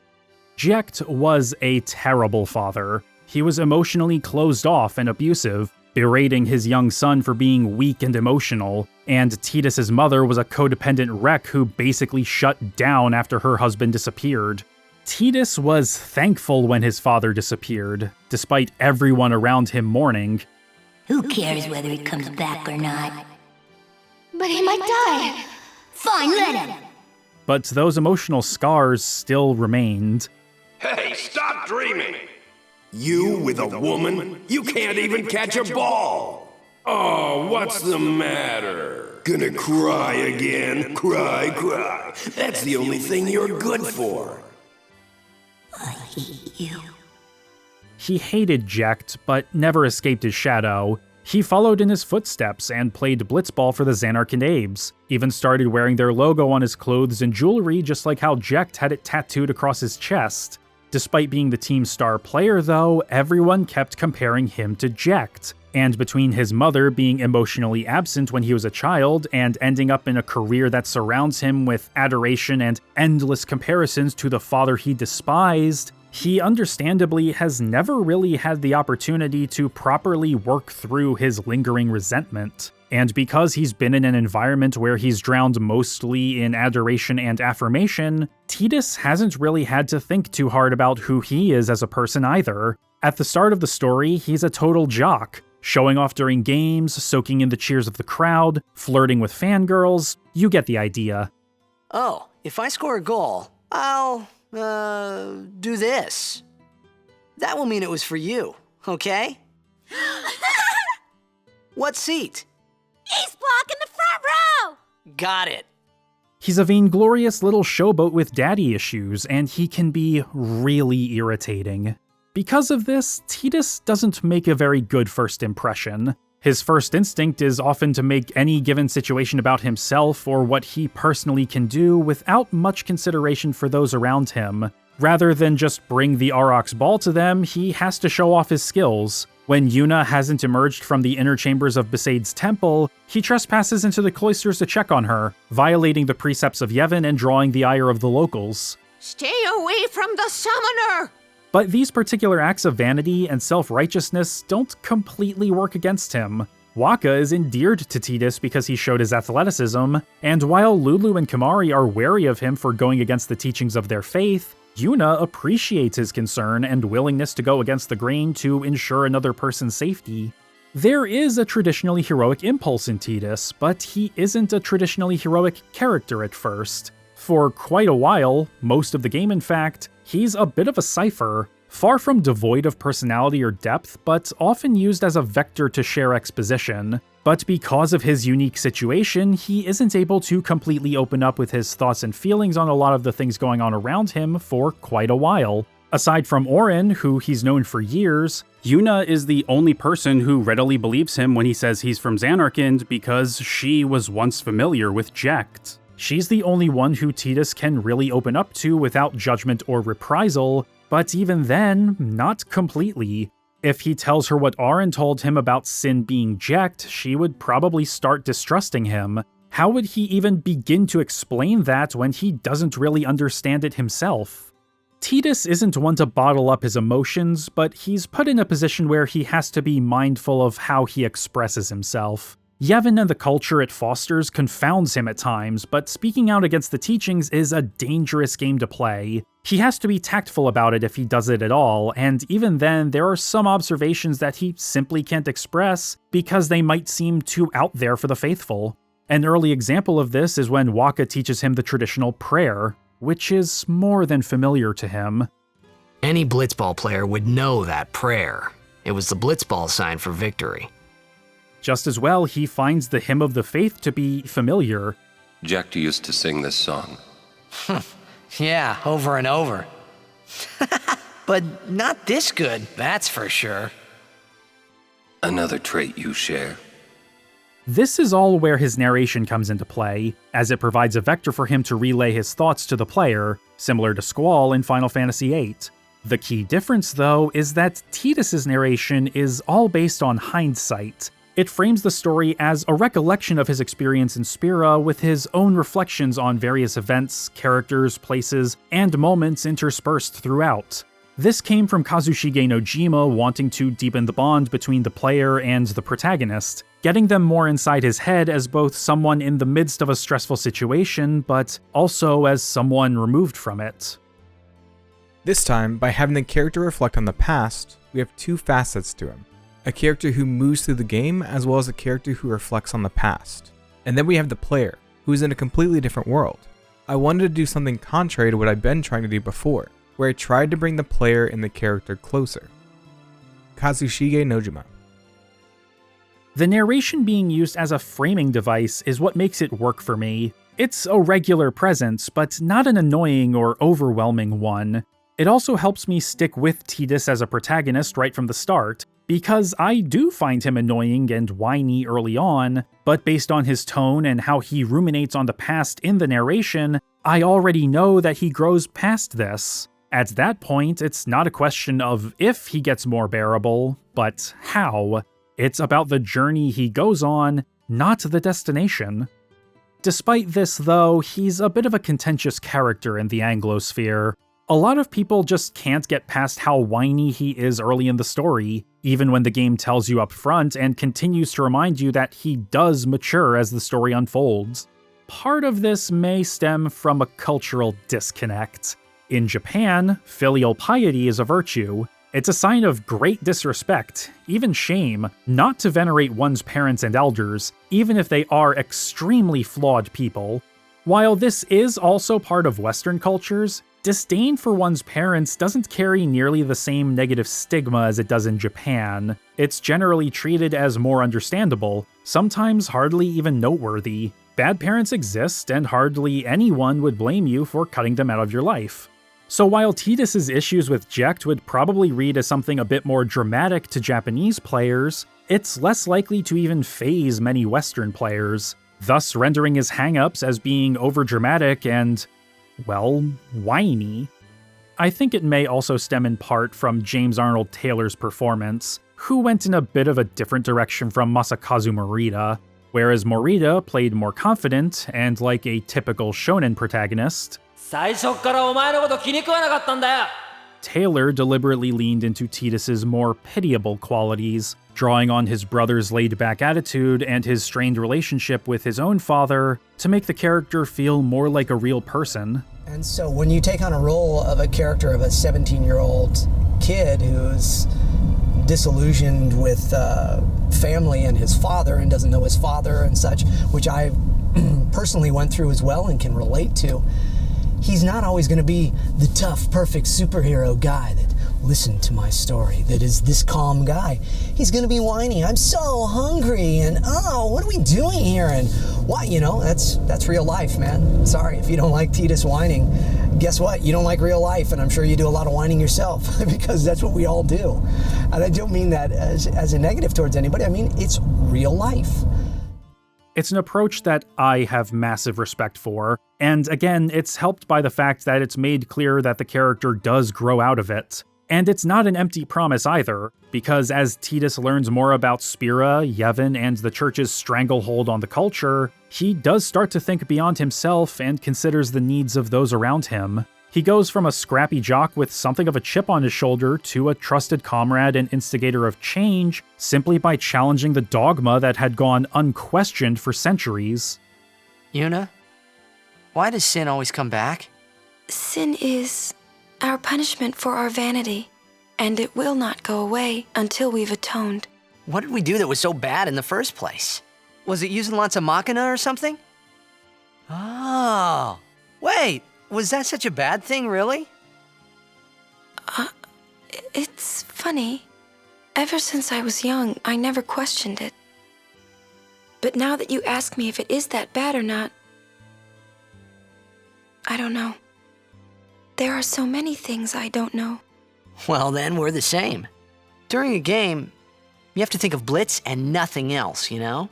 You can't think, that's a cute girl on the fifth seat from the right, and you can't be thinking about where you're gonna go on that date, because the minute you do, that's when you lose. What I mean is, you really shouldn't worry, you know?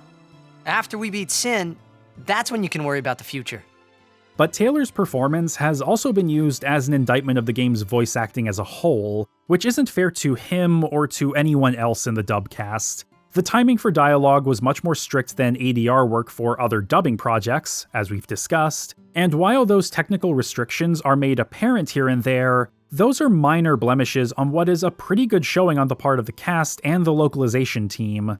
But one of the most faithfully realized parts of the dub tends to be used as a rallying cry for those who either hate Tidus, hate this game, or hate English dubs and localizations as a whole. The laughing scene. Out of context, it sounds like an especially poor performance from an inexperienced actor, an example of supposedly bad English dubbing that semi-regularly comes up in the eternal sub versus dub debate, as supposed proof that subs are superior. Here's the Japanese version. Yes, it sounds forced and fake. Because it's supposed to. That's the whole point. And it's obvious when you watch the clip in context. You sound sad. Yeah, maybe. Want to scream? I really don't think that's gonna help this time. You know what? Hmm? It's embarrassing to say this myself, but summoners and their guardians are kind of like Spira's ray of light. A lot of people in Spira depend on us. I learned to practice smiling when I'm feeling sad, you know. I know it's hard. Yeah, I understand. I think. Right. Now let's see what you can do.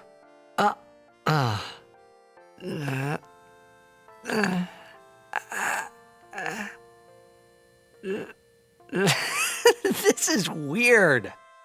Next, try laughing out loud. What? Come on, show me.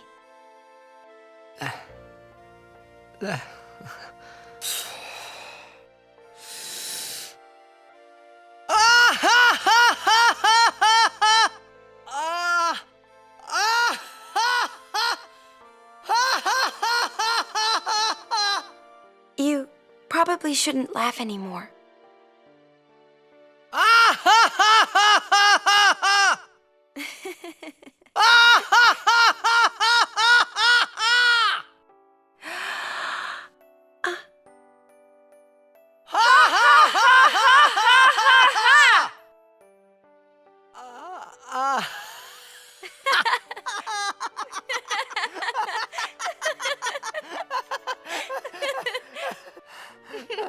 Too funny.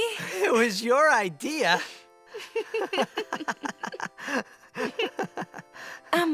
Thank you. Huh? I want my journey to be full of laughter. What else is there to really say about it? The scene speaks for itself, and anyone who tries to use it to decry English dubs or localization of foreign media is simply acting in bad faith. You can dislike Taylor's voice or overall performance for Tidus, and you can dislike this scene for not being suited to your personal taste. All of that is just preference. But to put it down as being quote-unquote objectively bad is disingenuous. It gets its point across and is a sweet little bonding moment between our two leads. And it all comes from a real place. When Alexander O. Smith asked Nojima about the scene, trying to find a way to rein it in a bit for English-speaking players, Nojima told him that forcing yourself to laugh is something he had done in acting classes to loosen up. When Yoshinori Kitase was asked about it in a 2019 interview with Game Informer, however, he had a more humanistic reading. Even in the real world, actions taken by two people in a budding romance are generally embarrassing memories when you look back on them. I believe that this scene depicts that mental state very well. This scene, of course, is still made fun of by fans, but I imagine that it is because it greatly touched something in everyone's heart for it to be such a memorable scene, even after 18 years. Yoshinori Kitase. Of course, criticism of Tidus doesn't stop at his early characterization or out-of-context clips. His design has also come under fire for the asymmetry of his outfit, with overalls with mismatched pant leg lengths and a long, partially netted gauntlet only covering one of his arms. It's very much in keeping with Tetsuya Nomura's eclectic tastes. Personally, I don't mind the design. The overalls were actually a holdover from when he was going to be a plumber, but the actual straps tend to be partially obscured by his open shirt and hood, so they don't always register to me as what they obviously are. As for the pant legs, if you look closely, you can see that there are zipper teeth around mid-thigh, meaning that these are convertible pants. And the leg that he zipped on is the one that bears the Abe's logo, so this is almost certainly meant to be his blitzball uniform, with the gauntlet being used to protect his arm while tackling or blocking. but probably the biggest point of contention with the character is his name, at least outside of Japan. In Japanese, his name is Tida, the Okinawan word for sun. Alongside Yuna, it was one of 2 words that stuck with Kazushige Nojima after his trip to Okinawa. It follows on from the weather-related names of protagonists from the past 2 games they worked on, which fits his brighter personality, noticeable tan, and saltwater and sun-bleached hair, as well as playing into the bright and colorful motifs and visuals they wanted for the game. Another one of those motifs was obviously water, and that's where the divide over his name comes from. Water and the ocean are major parts of Final Fantasy X's aesthetic. Blitzball is played underwater, Sin attacks Xanarkand with blasts and surges of water, Besaid, the most iconic location in the game, is an island, Wakka gives Tidus a sword that looks like it's made of water, and of course, the North American cover for the game uses the iconic render of Tidus standing in knee-high water while holding that sword. As such, Final Fantasy X has a strong association with aquatic imagery, meaning that a lot of people took a look at his name and read it as Tidus. Because you named the character yourself at the start of the game, none of the other characters ever say it out loud even once. So between that and the water motif, it's understandable to believe that his name is actually based on the word tide. However, that is not the official pronunciation. According to James Arnold Taylor, the reason the official English pronunciation is Tidus, as he was told during one of his sessions, is because that's how the English-speaking narrator the team got to record voiceover for a trailer in Japan said it, so the Japanese staff just assumed that was the right way to say it in English. Add on to that, the official pronunciation is much closer to Tida, which is meant to play off of Yuna's name, meaning moon. Just ignore that asterisk for now, we'll wrap back around to it in due time. That yin and yang dichotomy between the 2 of them helps Tidus to grow over the course of the story, going from a whiny child to a more thoughtful and considerate adult. And it's through his evolution that he's able to earn the complete trust of his comrades.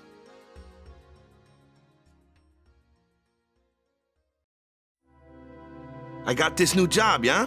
But every time my mind wandered, I thought about the game. Sin just takes everything away from us. But using Machina, that's bad, isn't it? You can't ignore the teachings. We got a new goal now. Our new goal is victory! While he isn't the first friendly face Tidus meets in Spira, Wakka is the first person who really takes a liking to him. The 2 quickly bond over Blitzball, with Tidus' drive to win rubbing off on Wakka, who typically has just been happy to get out there and do his best. But Tidus is ready to carry the Aurochs to their first ever victory in the upcoming tournament as both a way of thanking Wakka for his kindness and to end his Blitz career on a high note. After the next tournament, I'll be a guardian full-time. I know it kinda looks like I'm using you, but I'm not. Don't worry. I mean, I owe you a lot. However, Wakka isn't just another jock. His more laid-back attitude is already a stark contrast from Tidus, but it also belies a deeper sadness. About a year ago, his little brother, Chapu, joined up with the Crusaders in the fight against Sin, and he would die like countless others, crushed near Jose. He wouldn't even use the special sword Wakka gave him, preferring to use a Machina weapon against the beast. To avenge his brother, he and Lulu became guardians, and they would accompany Father Zook on his pilgrimage before the summoner decided to retire once they reached the Calm Lands. Now, Wakka is prepared to guard Yuna on her pilgrimage, hoping that this time they can rid the world of Sin once and for all. But Wakka wasn't expecting someone to suddenly wash up on the beach the day before their departure. He wasn't expecting this stranger to blurt out that he'd played Blitzball in Xanarkand. He wasn't expecting the stranger to inspire him and his team to play to win. He wasn't expecting this stranger to remind him so much of his little brother. It's really easy to like Wakka when you first meet him. He's kind, supportive, and doesn't judge Tidus despite finding him to be a bit strange. Obviously, he's projecting his feelings for his brother onto him, hence why he gives him Chapu's sword, but his kindness never feels disingenuous. He even starts to believe that Tidus was telling the truth about being from Zanarkand, even if it is just part of his grieving and coping, something which Lulu has very little patience for. I've been thinking, maybe people sin gets to don't die. Maybe sin carries them through time, like 1,000 years through time. And then one day, maybe they just pop back, see? You make up one theory after another, refusing to face the simple truth. Sin didn't take Chapu anywhere. Sin crushed him and left him on the Jose shore. No matter how much you want it, no one can take Chapu's place. It's pointless to think about it. And sad. I could never be what Chapu was. Simply put, Wakka is a brotherly figure. He provides a bit of guidance for Tidus, is fiercely protective of Yuna, whom he considers a sister, and tries to be supportive of those around him. But he's also a devout follower of Yevon, almost overbearingly so, and his faith is pretty blind. He doesn't really question the teachings and largely takes them at face value. When faced with the idea that Zanarkand had a blitzball team, he immediately dismisses the idea that they would be any good because the idea that the citizenry was decadent and lazy from all the machina is so ingrained in his mind. The use of machina is a grievous taboo to him, just as it should be according to the teachings, and his disdain for them was amplified further after Chapu's death, since he died using a machina weapon. So imagine his surprise when Maesters Seymour and Keenock not only give their blessing to, but help organize and oversee Operation Mihen, a plan to hopefully destroy Sin using powerful machina weapons helmed by the Crusaders and the Al-Bed. Isn't this operation against the teachings of Yevon? Aren't you gonna stop them? It's true. I should. However, both the Crusaders and the Al-Bed truly wish peace for Spira. This Operation Mihen was born from that wish they share. Although it may be sacrilege to Yevon, their intentions are pure. And I, Seymour Guado, the person, not the Maester of Yevon, as a denizen of Spira, I wish them well in their endeavor. But using machina, that's bad, isn't it? Pretend you didn't see them. Beg your pardon, but that's not something a Maester should say. Then pretend I didn't say it. While Wakka is confused and frustrated at this bout of papal hypocrisy, however, it's not the only instance of Yevon being loose with their rules. Yeah, but don't you use machina too? Like the stadium and stuff, right? Yevon, it decides which machina we may use and which we may not. So what kind of machina may we not use then?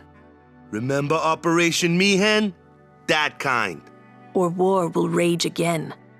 War? More than 1,000 years ago, mankind waged war using machina to kill. They kept building more and more powerful machina. They made weapons so powerful, it was thought they could destroy the entire world. The people feared that Spira would be destroyed. But the war did not stop. Sin came, and it destroyed the cities and their machina. The war ended, and our reward was sin. So, sin's our punishment for letting things get out of hand, eh? But it's not like the machina are bad. Only as bad as their users. It's because of people like the Al-Bed screwing everything up. These early glimmers of Yevon's hypocrisy serve to show the fallibility of the Church, but also how these institutions can warp someone's kindness into something crueler and more sinister. Wakka is a kind person, but his desire for a better world leads him to follow Yevon's teachings to the letter, leading to not only ignorance, but bigotry.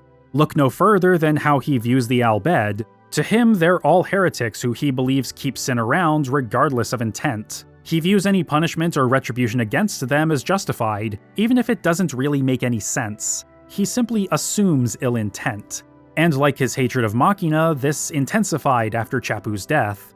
Yet, despite this prejudice towards the Al-Bed being a result of his devotion to Yevon, which he started to see aren't as consistent with their own teachings as he had believed, he remains staunchly against the Al-Bed for quite a while afterward. It's so bad that Lulu and Kimahri try to keep Yuna's Albed heritage a secret from him, afraid that he would react poorly if he knew that someone he had cared for like a little sister was actually half Albed. This obstinance makes Wakka harder to like as the pilgrimage goes on. However, as wrong as he is, it's understandable why he would feel this way, given his background, and the fact that the Albed keep trying to kidnap Yuna certainly doesn't help. But this provides fertile ground for a solid character arc. His time as Yuna's guardian exposes him to new ideas and people, challenging his worldview starting with the hypocrisy he witnesses during Operation Mihen. And when the party meets Rikku and Yuna asks for her to be one of her guardians, Wakka's all for it, being none the wiser about her being an Albed. He feels betrayed when he learns the truth, but he trusts Rikku to bring them to the Albed's home so they can save Yuna after they've all been split up by Sin at Beaconell Island. And after he bears witness to the Guado attacking home, seeing them mercilessly slaughtering the Albed to capture Yuna, learning that numerous Albed gave their lives to protect the other summoners they've been holding in their sanctum, and that the surviving Albed have to abandon their home for the sake of their survival, Wakka starts to come around and understands that the Albed are victims and scapegoats of a hypocritical clergy trying to cling to power. Seeing that Bavel Temple, the heart of Yevon, is full of advanced machina that is outlawed by the teachings, is the breaking point for him. They treated us like dirt.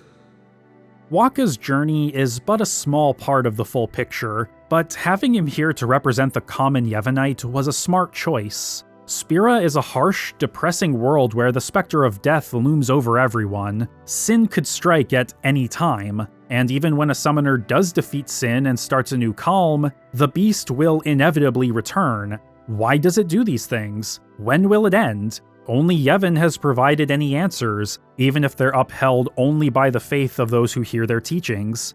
But for many, including Wakka, that faith is enough to keep them going. To see the institution which propagated those beliefs in him go against their own word, of course it would break his faith. Now the world makes a little less sense than he thought, all because his trust was betrayed.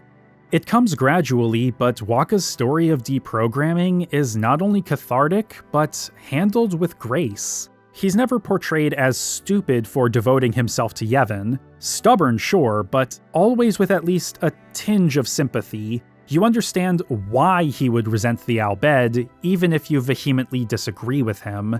You get why he would cling to the teachings, even as the Maesters begin to show their true colors. But in the end, rather than reject what he's seen and learned firsthand, he accepts that he was played for a fool, and fully devotes himself to standing by his friends to find a way to vanquish Sin once and for all. And he counts Rikku as one of those friends, finally unlearning the bigoted views he had held of the Albed. He even personally apologizes to their leader, Sid, Riku's father and Yuna's uncle, for his ignorant and venomous behavior. I guess I didn't know anything about the Albed. Didn't know anything. Didn't want to listen to anything. I was a big jerk. So, I'm sorry, huh? Please forgive me. Don't let it bother you. Hey, I'm guilty of hating those darn Yevonites myself. Well, there's a lot of folk in this world. Some of them good, some of them bad. That's all there is to it. Despite this turnaround, however, there's still this pervasive view of Wakka as just being this big, dumb, racist jock, at least in Western circles, as though he never undergoes any development. How much of this comes from people who started but didn't finish Final Fantasy X, or those who only learned about the game secondhand? Ahem. I couldn't tell you. But it does the character a major disservice to boil him down to a single flaw that he grows past by the end of the story.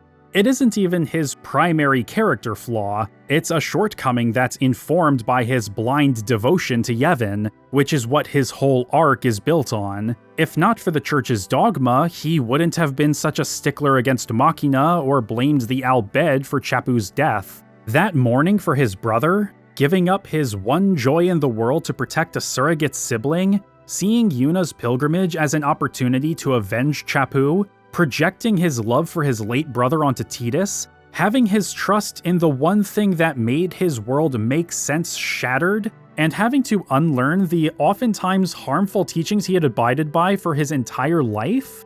That's his character, and it's compelling. Though perhaps this perception of him as a dumb bigot also comes, at least in part, from his vocal performance in the dub. In Japanese, Wakka was voiced by Kazuya Nakai, who is probably best known as the voice of Zoro on One Piece. He saw Wakka as something of an everyman, which made it easier for him to relax and imbue more of himself in the role.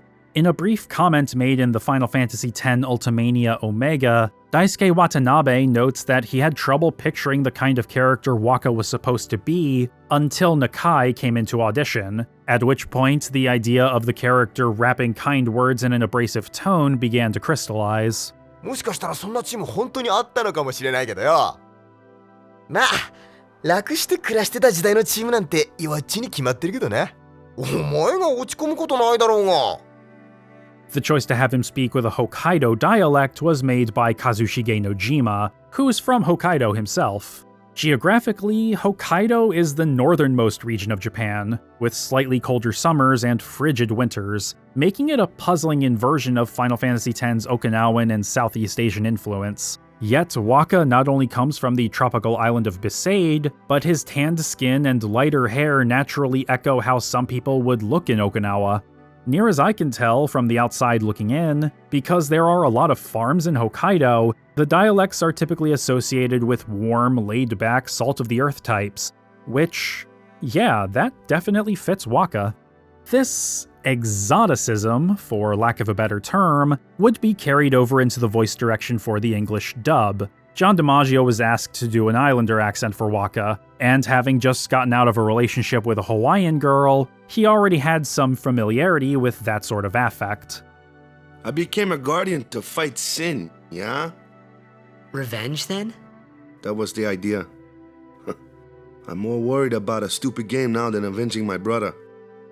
The sort of pidgin dialect he puts on for the role could probably make Wakka come off as unintelligent or simple, which may play into the oversimplified and incomplete way that a lot of people view the character.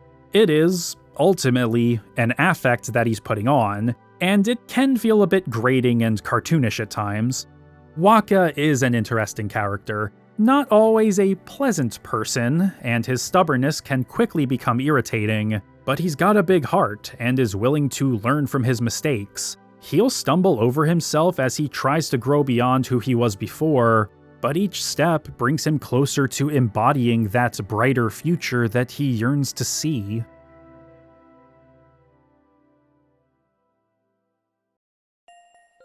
There are many things I do not know. Your Xanarkand is one of those things. If you interfere with Yuna's pilgrimage, we won't take it lightly. No matter how dark the night, morning always comes, and our journey begins anew. All we can do is protect her along the way, until the end. In contrast with Wakka's generally laid-back attitude, Lulu is a sterner, colder personality among Yuna's gaggle of guardians. Like Wakka, she also thinks of Yuna as a little sister, and puts her safety above all else, as a good guardian should. But there's also a similar undercurrent of sorrow to her following Chappu's death. The two were romantically involved, and Chappu even planned to propose to her after coming back from beating Sin. As composed as Lulu tends to be, though, she does let it slip here and there that she isn't quite as at peace with Chappu's passing as she lets on.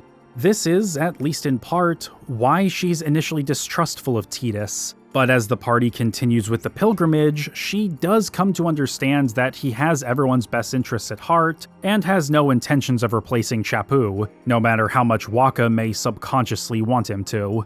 Depending on certain choices you make, she'll even ride with him on the snowmobile toward Macalania Temple, during which she has probably the closest thing to a heart-to-heart with him in the whole game.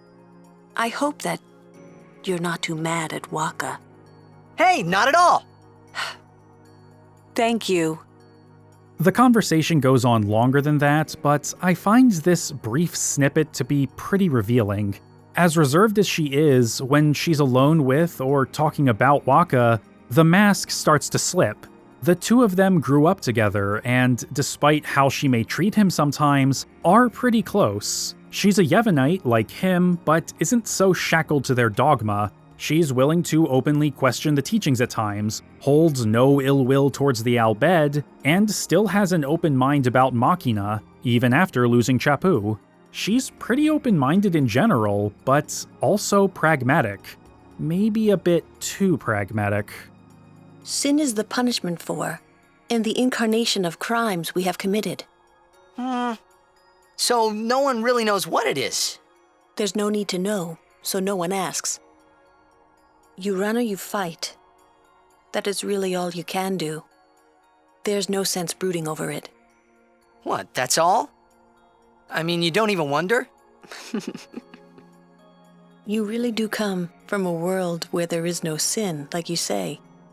And yet, because of their shared trauma, there's the sense that she sees too much of herself and her own shortcomings in Wakka, and wants to set herself apart from him.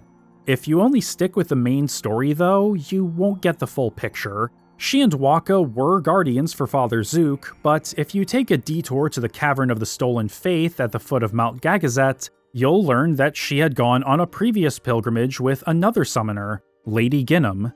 It didn't end well. Ginham died in the cavern, and Lulu has blamed herself for it ever since. During her pilgrimages with Zook and now Yuna, she's been trying to move past her own failure and come out better for it. When she and the others are confronted by the unsent spirit of Lady Ginham, now devoid of what made her human, Lulu knows what she has to do.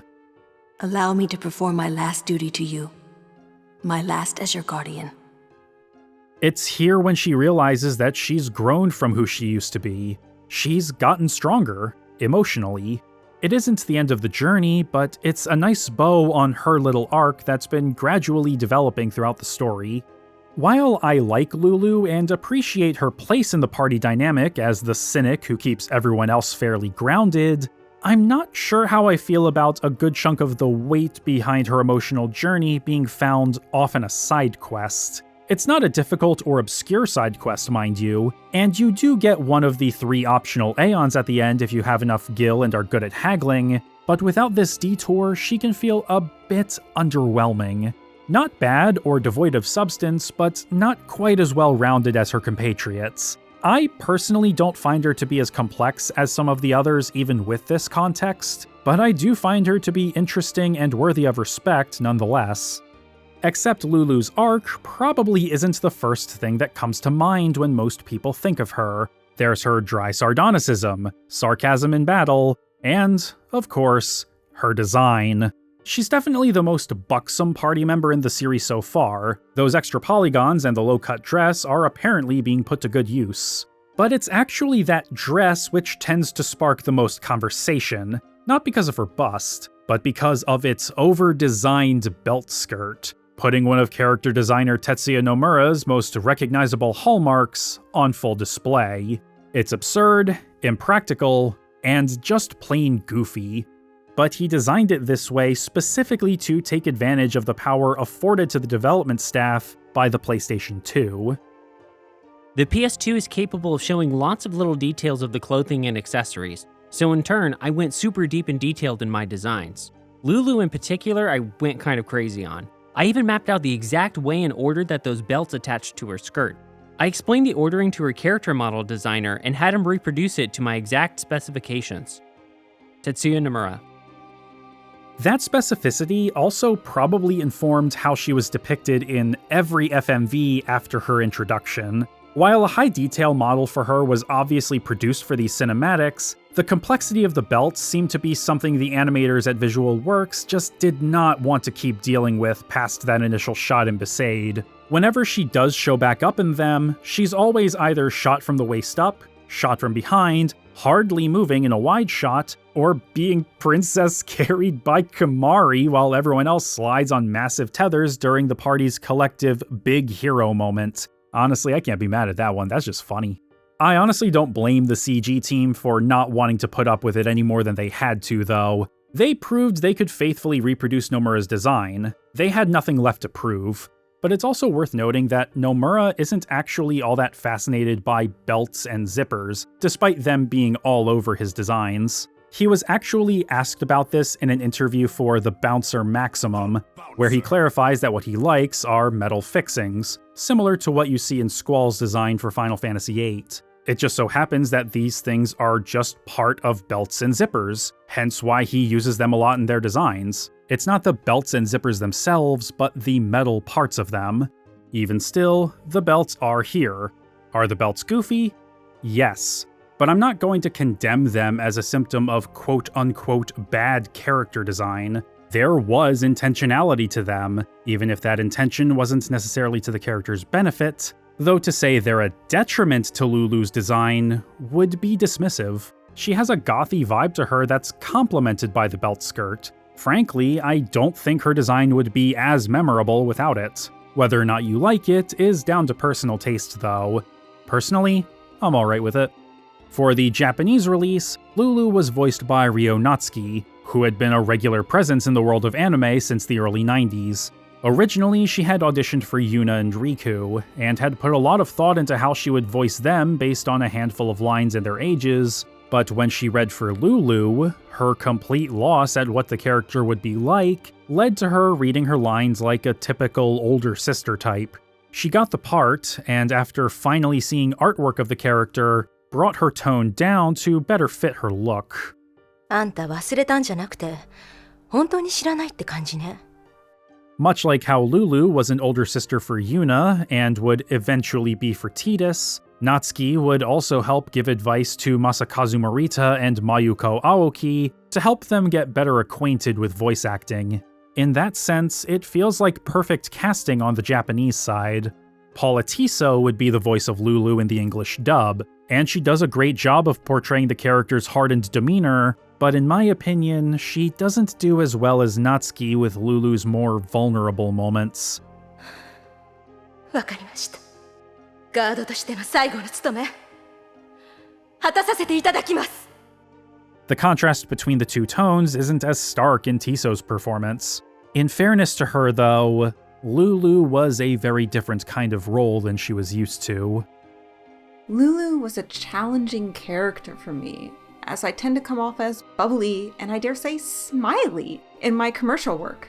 Lulu is the exact opposite of bubbly and smiley, and she was one of my first larger roles in video games. I usually stand in front of the microphone for all my work, but for Lulu, I had a chair brought in and sat as that centered my energy into the focused and intense character that Lulu is. Paula Tiso. While I don't feel quite as warm to Tiso's portrayal for those particular moments, however, her voice does fit Lulu's visage exceptionally well.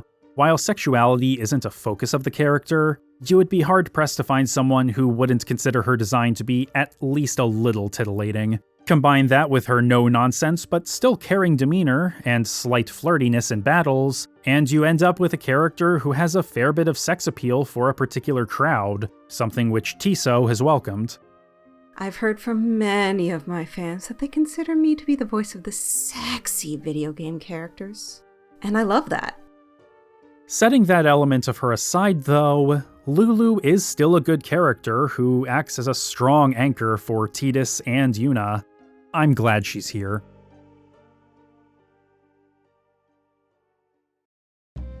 Now are dark times. Yuna tries hard.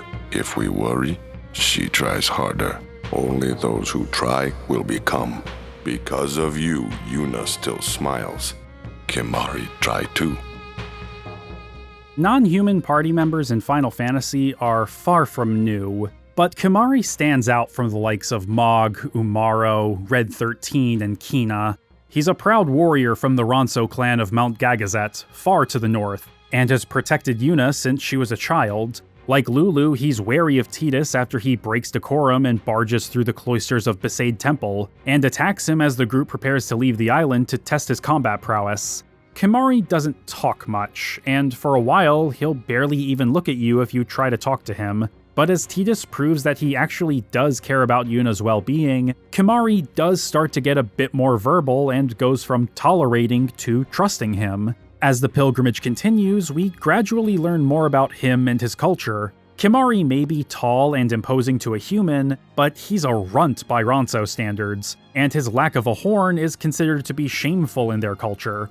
Two other Ronso, Biran and Yankee, pop up here and there to taunt him about these things, about how Kimahri couldn't cut it with his people, how he's weak, the sort of taunts you'd expect. Kimahri doesn't let them get to him though, and he never has. When they were young, Kimahri and Biran fought regularly, as is common in their culture, though Kimahri would never admit when he was defeated. Enraged and insulted by this, Biran took Kimahri's horn, leading him to leave their home on Mount Gagazet in shame. When Kimahri returns with the rest of the party, Biran and Yankee, now great warriors among their people, attempt to block their way up the mountain before Kimahri puts them in their place, earning the respect not just of the one who broke his horn, but of all the Ronso. The depths of his character are fairly understated, and are mostly only understood in hindsight, after getting to Mount Gagazet very late in the story. As strong, proud, and imposing as he is, Kimahri is as reserved in his actions as he is in his speech. He only fights when all other options have been exhausted, whereas others of his kind are typically quick to anger and try to pick a fight. But his highest priority is keeping Yuna safe, which is made clear early on in Luca when he backs off from a confrontation with Biran and Yankee to rescue her from the Albed Sykes. Protecting her has brought out his gentle side ever since he first brought her from Bavel to Besaid 10 years ago. Shoe puffs! I haven't ridden one in so long. What? You've been on one of these? Well, just once. 10 years ago, with Kimahri, remember? Shoepuff shook, Yuna fall in water. Shoepuff scoop up Yuna with long nose. Yuna jump in 3 more times for fun. Kimahri worried. Whoops. Yuna had fun. Kimahri happy. It's also given him a renewed sense of purpose after losing his horn and having his pride completely shot. To be hornless is a disgrace to the Ronso. His people would no longer take him seriously, thus wounding him emotionally.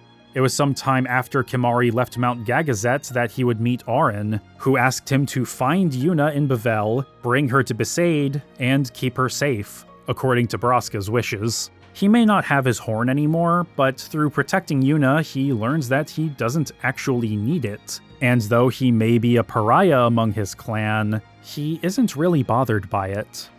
Gagazet is Ronso land, Kimahri home. Hey, we might meet your family. Kimahri has no family. Oh, sorry. But Kimahri not alone.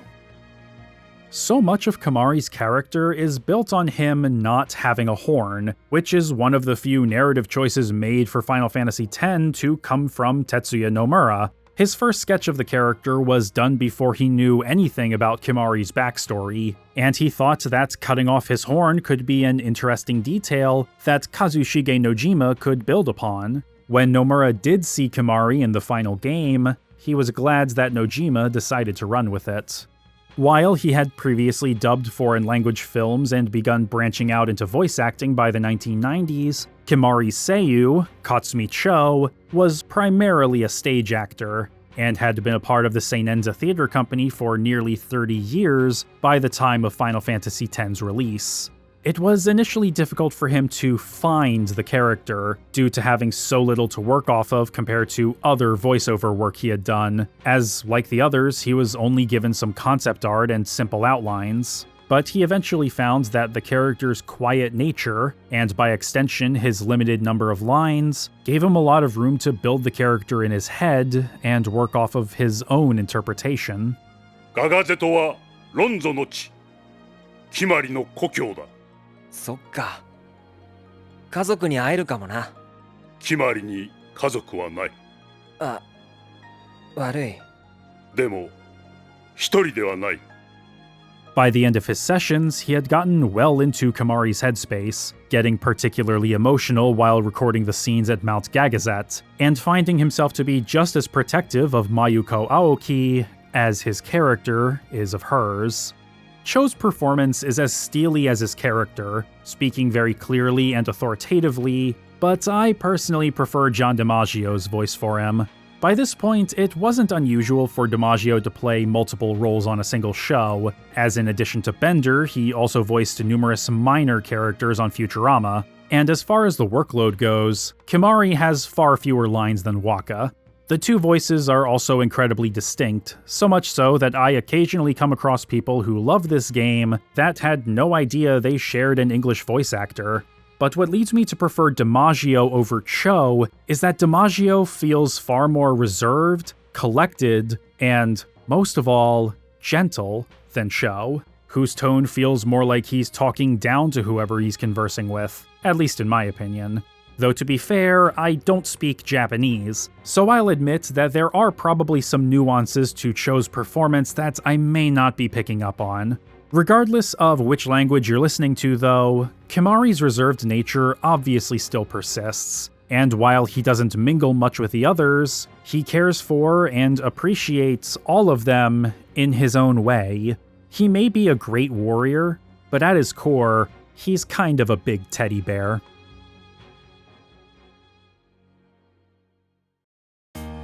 As long as he is Sin, Jecht will keep killing. He wants you to stop him. Those with power use that power. Maesters have power. Dwelling in the past is futile. Every story must have an ending. While Tidus may be a stranger in Spira, Auron, his mentor figure, certainly isn't.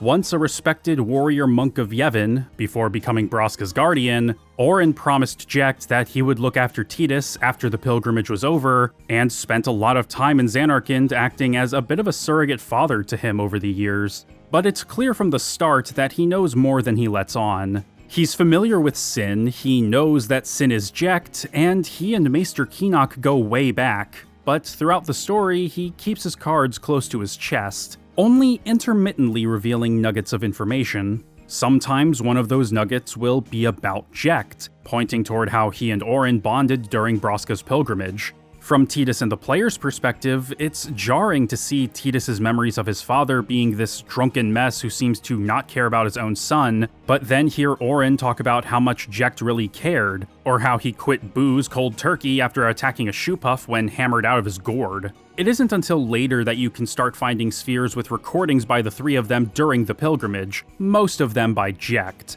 You actually get to see how he changed during his time with Braska and Auron, which obviously conflicts with Tidus's memories of him, but show that Auron isn't lying about his character. In Spira, Auron is revered as a living legend, being one of High Summoner Braska's guardians, and Yuna is honored that he wants to be hers too. He's quiet, but as wise as he is strong. However, he gives some mixed signals regarding his fondness for Yevon. He's all gung-ho for Yuna's pilgrimage, to the point where it can feel like he's rushing her a bit, but he has little patience for the church, its customs, or its leaders. That includes his old friend Maester Kinok, who he's disappointed to see fall in with the rot, but still goes into a calm fury after Kinok is murdered by Maester Seymour. Although he was not the man I once knew, Kinok was still my friend, Seymour. You will pay for his death! And he wants to be sure of Riku's heritage, but doesn't seem to have an issue with her being Albed. That's about as much as I can say without getting into the weeds on some of the major themes and story beats though, so put a pin in all that for now. Auron's role in the story actually went through a handful of big changes as development progressed. As mentioned earlier, he was once going to be the leader of a group of fiend hunters in Zanarkand called Crimson Squad. Somewhere else along the way, Daisuke Watanabe thought about a plot twist where Auron was actually Jecht in disguise the whole time, but he dropped the idea when it became apparent that Jecht was going to have a major role in the story. Practically everything about Auron, from his personality to his design, just oozes cool, without feeling like it's trying too hard. He's a resolute figure who always seems to know what to say and do at any given time, and in a world so unfamiliar to Tidus, and by extension the player, having him around is kind of like having a walking, talking security blanket, even if he isn't as forthcoming with answers as we'd like him to be. Sure, Wakka and Yuna are inviting, and Lulu and Kimahri do open up to Tidus and give him some knowledge and advice, but our familiarity with Auron from the very beginning, minor as it is, makes the player feel more predisposed to trusting him. Maybe not completely, because we know he's holding back, but he's at least reliable and looking out for Tidus and Yuna. And why wouldn't he be? They're the children of his two closest friends. Auron's confidence and enigmatic persona fit his design as well. A scar over his right eye shows that he's seen some action. His graying hair indicates that he's been around long enough to have probably seen a lot of action. The sunglasses and high collar obscure his eyes and mouth, feeding into this aura of mystique surrounding him. And his habit of holding one arm close to his chest and not in his sleeve exudes confidence in his capabilities. That last bit is the biggest tell for Tetsuya Nomura's primary inspiration for Auron's design, legendary Japanese actor Toshiro Mifune, who starred in over 180 films in his lifetime, including most of Akira Kurosawa's filmography. Mifune tended to play extremely masculine characters throughout his career, with the most notable for our purposes being from Akira Kurosawa's 1961 film Yojimbo, wherein he plays a wandering ronin who happens upon a town that's become a battleground for opposing gangs of criminals. The character tended to pull his arms from his sleeves and rest them close to his chest, which obviously informs this trait in Auron. But like with Lulu's design, this idea would also be informed by what the team could now do with the PlayStation 2. Since the PS2 allowed for more expressive designs, rather than having normal sleeves, I thought it would look more striking to have one of his arms tucked away like that. I actually bought a doll of Toshiro Mifune and studied it a bunch. I tried a lot of different things. I tried removing the kimono sleeves, putting them back on, until finally I came to the pose I liked. Tetsuya Nomura. It certainly does stand out, but what really completes the character is his voice. Hideo Ishikawa relished the opportunity to play Auron over a period of several months, as it meant he was able to develop him over time, which he was rarely able to do with this type of character on other projects. Yevon は揺れている。まだマイカが抑えているが、遠からず崩壊が始まるだろう。そういうの、俺どうでもいいな。お前はスピラのものではないからな。純粋に教えを信じていた者にとっては苦しい時代が始まるかもしれん。I have nothing but respect for Ishikawa's performance, but this is another case where I personally prefer the English version. Matt Mackenzie wasn't completely new to Final Fantasy when he was cast as Auron, as he had previously been the voice of Major Elliot in The Spirits Within, as well as doing some motion capture for the movie. It would seem the Phantoms were attracted to Dr. Ross. The crew barely escaped with their lives. He landed his work on the movie through his connections with Jack Fletcher, who Mackenzie had known personally for quite a while. While Fletcher was casting for Final Fantasy X's dub, he thought that Auron resembled Mackenzie, and asked him if he'd be interested in the role. Such a prominent role was an anomaly for Mackenzie, whose early career saw his agents struggling to push him into competition with big names like Richard Gere and Kevin Costner, despite his background being in theater, and thus being completely outside the scope of Hollywood's radar. He started getting more consistent work as a supporting actor in film and television, both in front of the camera and sometimes behind a microphone. Whereas the other dub actors had to be more mindful of their characters' lip flaps, because Auron's mouth is often hidden, Mackenzie had a bit more freedom with his performance. He didn't stray far from what Ishikawa had done before him, but I personally find Mackenzie's voice to be more soothing. Again, this probably comes down to subtleties in Ishikawa's performance that I'm not equipped to pick up on, but there's a delicate geniality to Mackenzie's Auron that I don't quite get from Ishikawa. Like the rest of the characters, there's a hint of melancholy as well as a subtle warmth in his performance, which may come from how Mackenzie views Auron's relationship with Tidus. He's absolutely a foster father, not a replacement father. He doesn't presume to take another's place. You should feel he loves Tidus without any overt expression of the emotion. I hope he doesn't come across as cold or distant, more like reserved and respectful. Matt Mackenzie. Like I said, we'll dig more into Auron later, but suffice it to say, I do really like him. He has a commanding presence similar to the man who inspired him, and he always has everyone's best interests in mind, even if he doesn't always show it.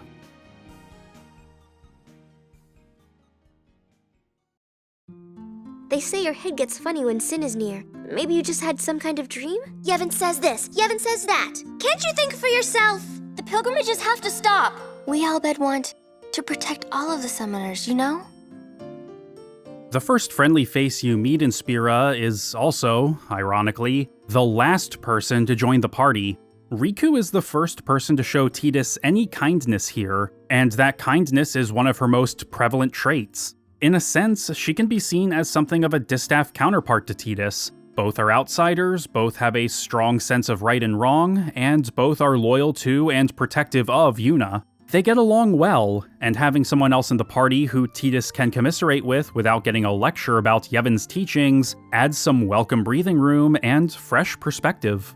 Riku's also the youngest and most immature party member. Not gratingly so, but her impulsiveness, bubbly personality, and naivete means that, while she can be trusted, she's not someone you want to rely on to come up with a plan or make well-thought-out decisions. For these reasons, she envies Lulu for being so calm and composed all the time, hoping she'll end up like her when she's older. Otherwise, she's driven by her familial affection for Yuna, being her cousin, and her belief that there's some way to defeat sin once and for all without the final Aeon at the end of the pilgrimage.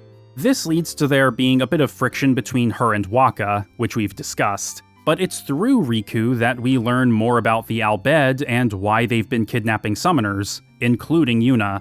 To defeat sin, a summoner must go on their pilgrimage to the various temples on the way to Zanarkand, where they'll attain the final Aeon.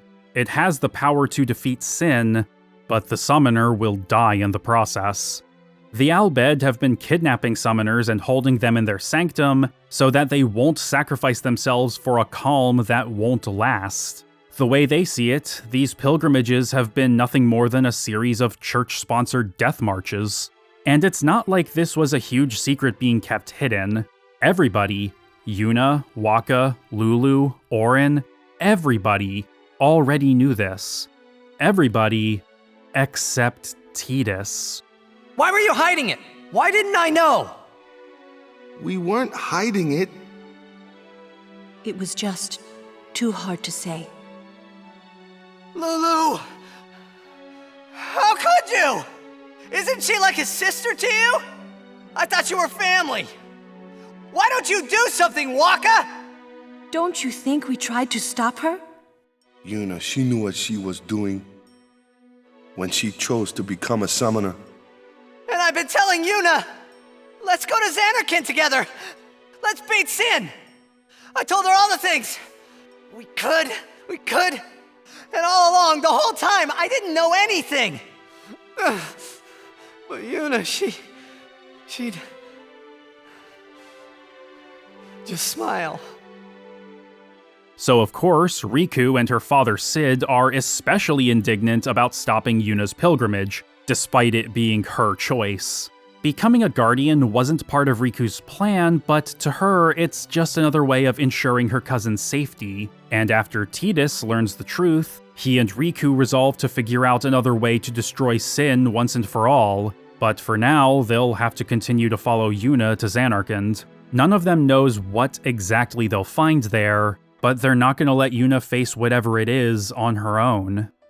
To be honest, I don't have all that much to say about Rikku. She's a perfectly serviceable character, being a close confidant for both Tidus and Yuna, as well as someone who challenges Wakka's worldview in a way that eventually instigates growth. Having her as a party member gets us a bit more invested in the Albed as well, and seeing how the destruction of home affects someone we've gotten to know decently well does more to make us feel for their plight than just waltzing into the situation with only a narrow and biased view of them.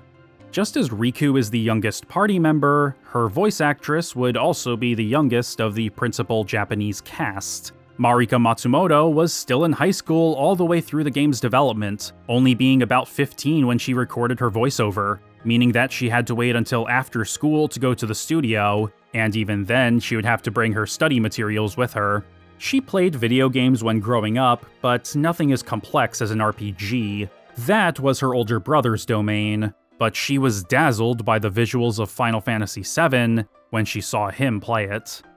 While Matsumoto wasn't exactly new to acting, she was still a bit green, and Final Fantasy X would be her first time voice acting. She quickly got into the swing of things though, as she saw the ways in which she and Rikku were similar, as well as the aspects of the character which she saw as inspirational. Namely, she liked how Rikku was a ball of sunshine who would try to brighten everyone's day, and that she doesn't let the weight of the world bring her down. 真が生まれたのは人間が機械に甘えたせいだろうがよ。証拠は証拠見せてよ。エボンの教えだ。曲もたくさんある。答えになってない。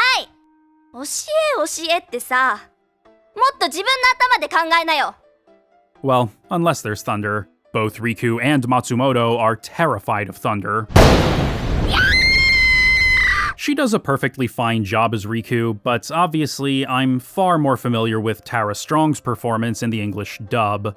Like most of the rest of the dub cast, she had worked with Jack Fletcher previously on other projects, though she still had to audition for the role, and she likewise turns in a serviceable performance. You're not really going to see the dead, more like your memories of them. People think of their relatives, and the Fireflies react to them. They take on the form of the dead person. An illusion, nothing else. Well, have fun. What? You're not going either, Rikku? I keep my memories inside.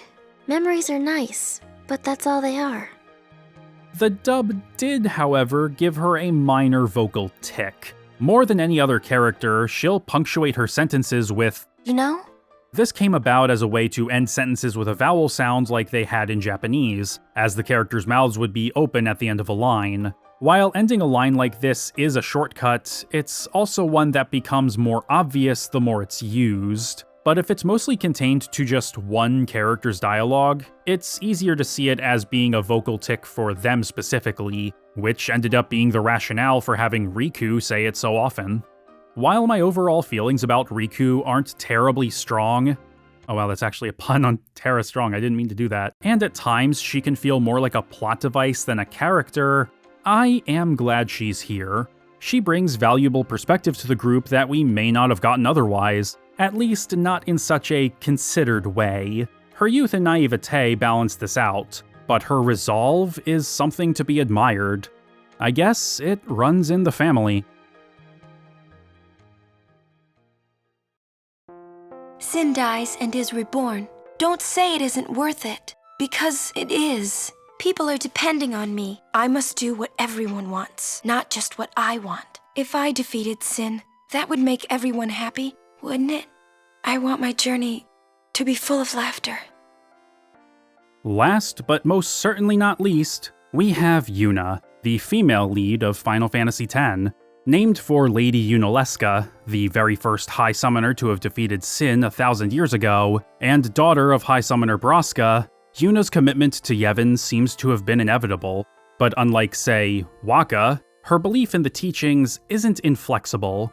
While her father may have been a summoner, he wasn't always thought of so highly. Marrying an Albed woman led to him being excised from the clergy in Bevel, but it also meant that Yuna, in addition to being born with heterochromia showing her dual heritage, was exposed to both Yevon's teachings and the more secular beliefs of the Albed before her mother's passing. As such, while she hadn't really questioned the teachings before, she never looked down upon those who didn't conform to them either. It helps that Lulu and Wakka helped raise her after Kimahri brought her to Besaid as a child. While they're more like older siblings to her, their beliefs were also similar to her parents. While we don't know much about her mother other than that she was Cid's sister, Yuna was greatly influenced by her father's sacrifice to defeat Sin. She's kind, gentle, and cares about the well-being of other people to the point where she's willing to forego her own happiness if it means that others are happy.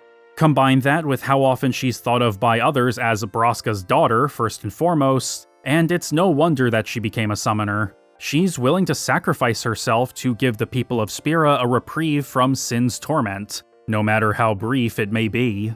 Because of all of this, there's a profound sadness that festers within her, despite her cheery attitude, one which she does her best to keep buried for the sake of others, feeling that too many people see her as a beacon of hope for her to show weakness, that if she's able to put up a strong front, she'll be keeping their hope alive.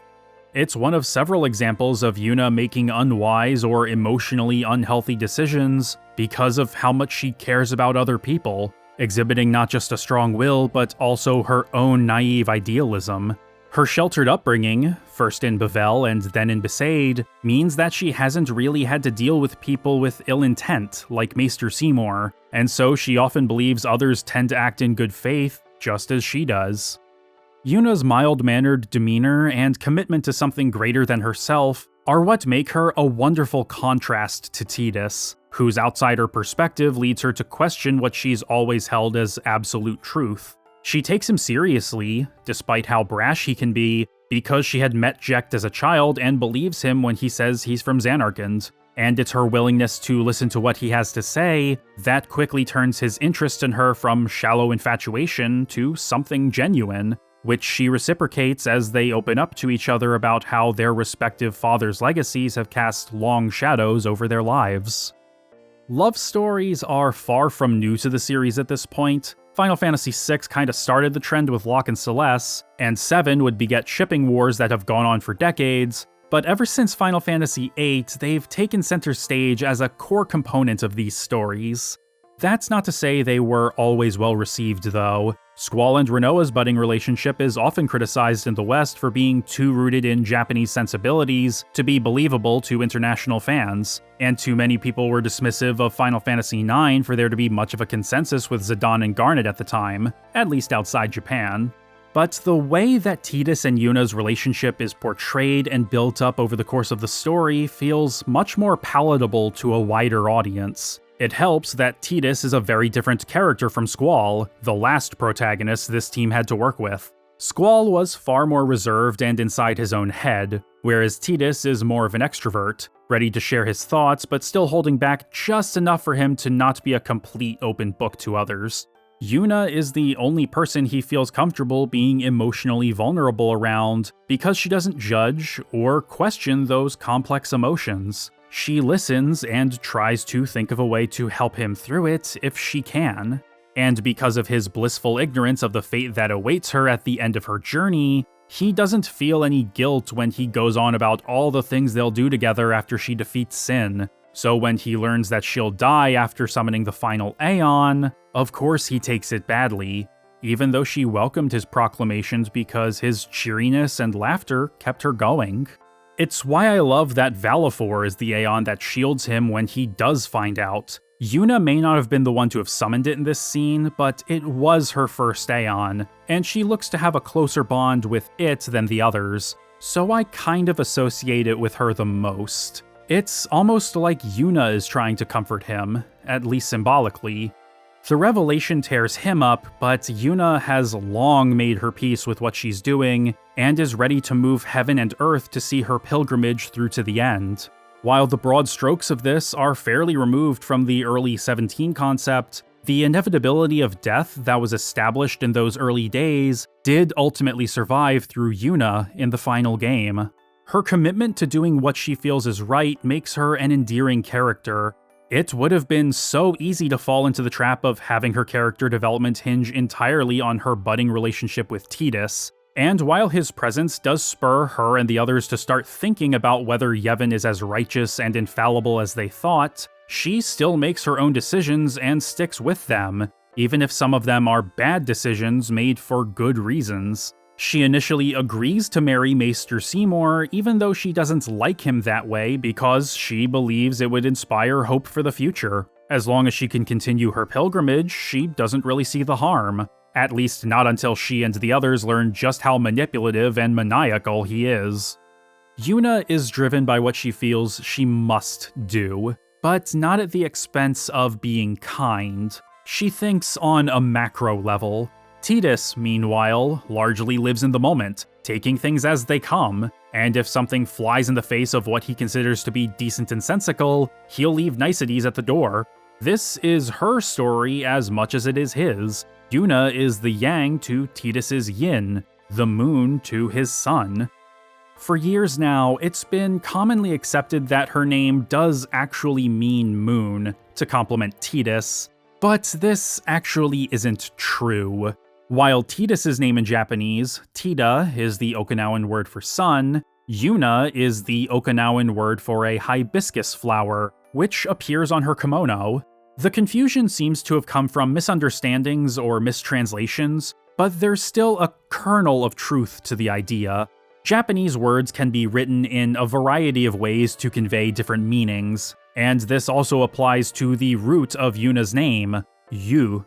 Her name is officially written in katakana, which doesn't describe any particular meaning on its own, but of the various ways you can write Yu, one of them is the kanji for evening, which can be misconstrued for night, which naturally would make one think of the moon.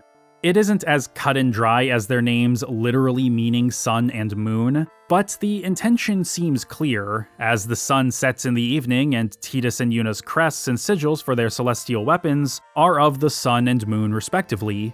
The motif is still present, even if it isn't totally reflected by their names. It's even present in their character designs. Similar to how Zidane and Garnet had complementary color schemes, so too do Tidus and Yuna, with the former wearing black with warm colors and the latter donning white and cool colors. But Yuna's appearance was in flux for a little while, as the story for Final Fantasy X was being hammered out. When Yuna's design went from being tropical to more explicitly Asian, rather than falling in with the Southeast Asian aesthetics of the rest of the game, Tetsuya Nomura decided to make her outfit distinctly Japanese, giving her a kimono with long sleeves so that they would flow elegantly whenever she danced. In these earlier stages, the team were thinking of summoners as being the equivalents of idols in this world, superstars who were adored far and wide, dancing not just as part of their ritual to send lost souls to the far plane, but to entertain at special occasions like weddings. Nomura envisioned Yuna singing and dancing in a plethora of scenes in this version of the story, including at a music festival in Macalania. This, however, was all toned down and mostly cut as the story grew more serious, and the team realized that having more fun and light-hearted scenes like that just wouldn't work with such a grim tale. While scenes of her dancing still remain, they're all melancholic and somber, rather than energetic, peppy, or fun. People die and Yuna dances.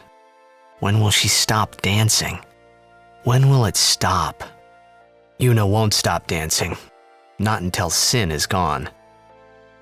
They serve as a constant reminder of the inevitability of death in this world, as well as Yuna's duties as a summoner, which will also lead to her own demise at the end of her pilgrimage. The sending in Kilika is gorgeous, but it's not something that you want to see regularly on her journey, which is why she became a summoner in the first place, so that nobody will have to do this, at least for a little while.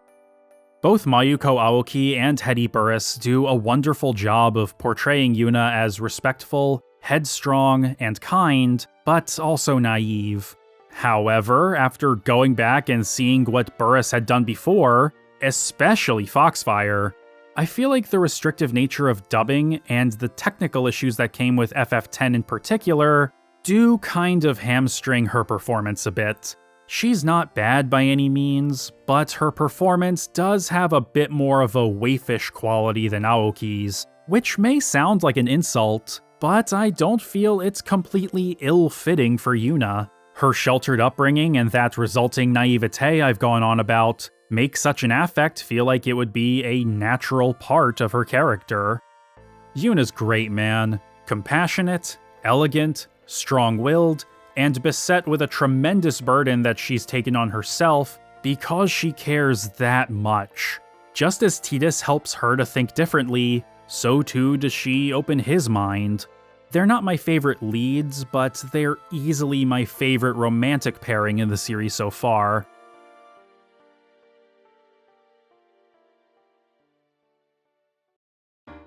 Collectively, I do like Final Fantasy X's party. It's a bit on the small side at just 7 characters, 1 less than in 9 and 1 more than 8, but none of these spots feel wasted to me, even if they don't all get the same amount of focus. Rikku and Kimahri don't have much in the way of arcs, for example, but they help to expand our understanding of the world while also acting as solid supporting characters. It's great to see Kimahri finally begin to respect and accept Tidus as one of Yuna's guardians. Wakka's arc wouldn't be as gratifying if he didn't show kindness to Rikku before learning that she's an Albed. Likewise, the Albed's plight wouldn't hit as hard if we didn't have someone whom it directly impacts. Yuna being half Albed is one thing, but heritage doesn't equate to lived cultural experience. My mom's family may have come from Ireland, but that doesn't mean she could speak with any authority about the Troubles. These personalities all mesh in a way that creates just enough friction to drive them all forward without threatening to break them apart. Even Wakka, who for most of the story is all in on Yevon, can't bring himself to completely disavow Rikku. Kimahri may distrust Tidus for a while, but he respects Yuna's decision to bring him along. Wakka and Lulu bicker at times, but they both have Yuna's well-being at the forefront of their minds. Auron may be a bit distant and aloof, but he proves time and time again to be perfectly aware of what needs to be done, showing that the trust others have put in him isn't misplaced. And of course, there's Tidus, the odd man out who does his best to earn everyone's trust, while also trying to keep up with what they're all talking about. They're not my favorite party in the series, but there's plenty to like about them. However, there's more to an RPG party than just their personalities and character arcs. They have to be able to handle conflict as well. And just like how the presentation has gotten a major overhaul, so too did Final Fantasy X's battle system.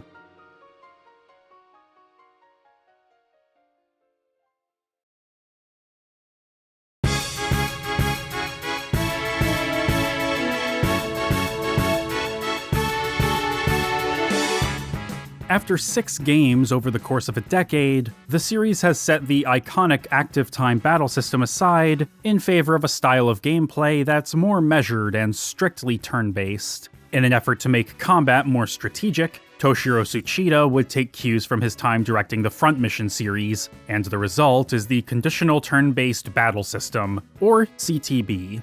On the surface, it appears to be a light throwback to the first 3 games on the Famicom, more in the vein of Dragon Quest than an extension of Hiroyuki Ito's ATB system. But it quickly shows itself to be more of its own blend between that and Final Fantasy Tactics. We're back down to 3 party members in battle at a time, but the turn order is determined in part by the actions everyone takes. Casting a powerful spell may delay that character's next turn, while using an item may move them up in the priority list, which is always visible when it's your turn. Seeing how the priority shifts with each prospective action allows for more informed decision-making. Battles may no longer have a real-time element, but there's still a dynamism to them which you can manipulate to a certain degree. Tidus's quick hit, for example, lets you get in extra attacks at the cost of some MP, and haste and slow spells can raise or lower the number of turns you take.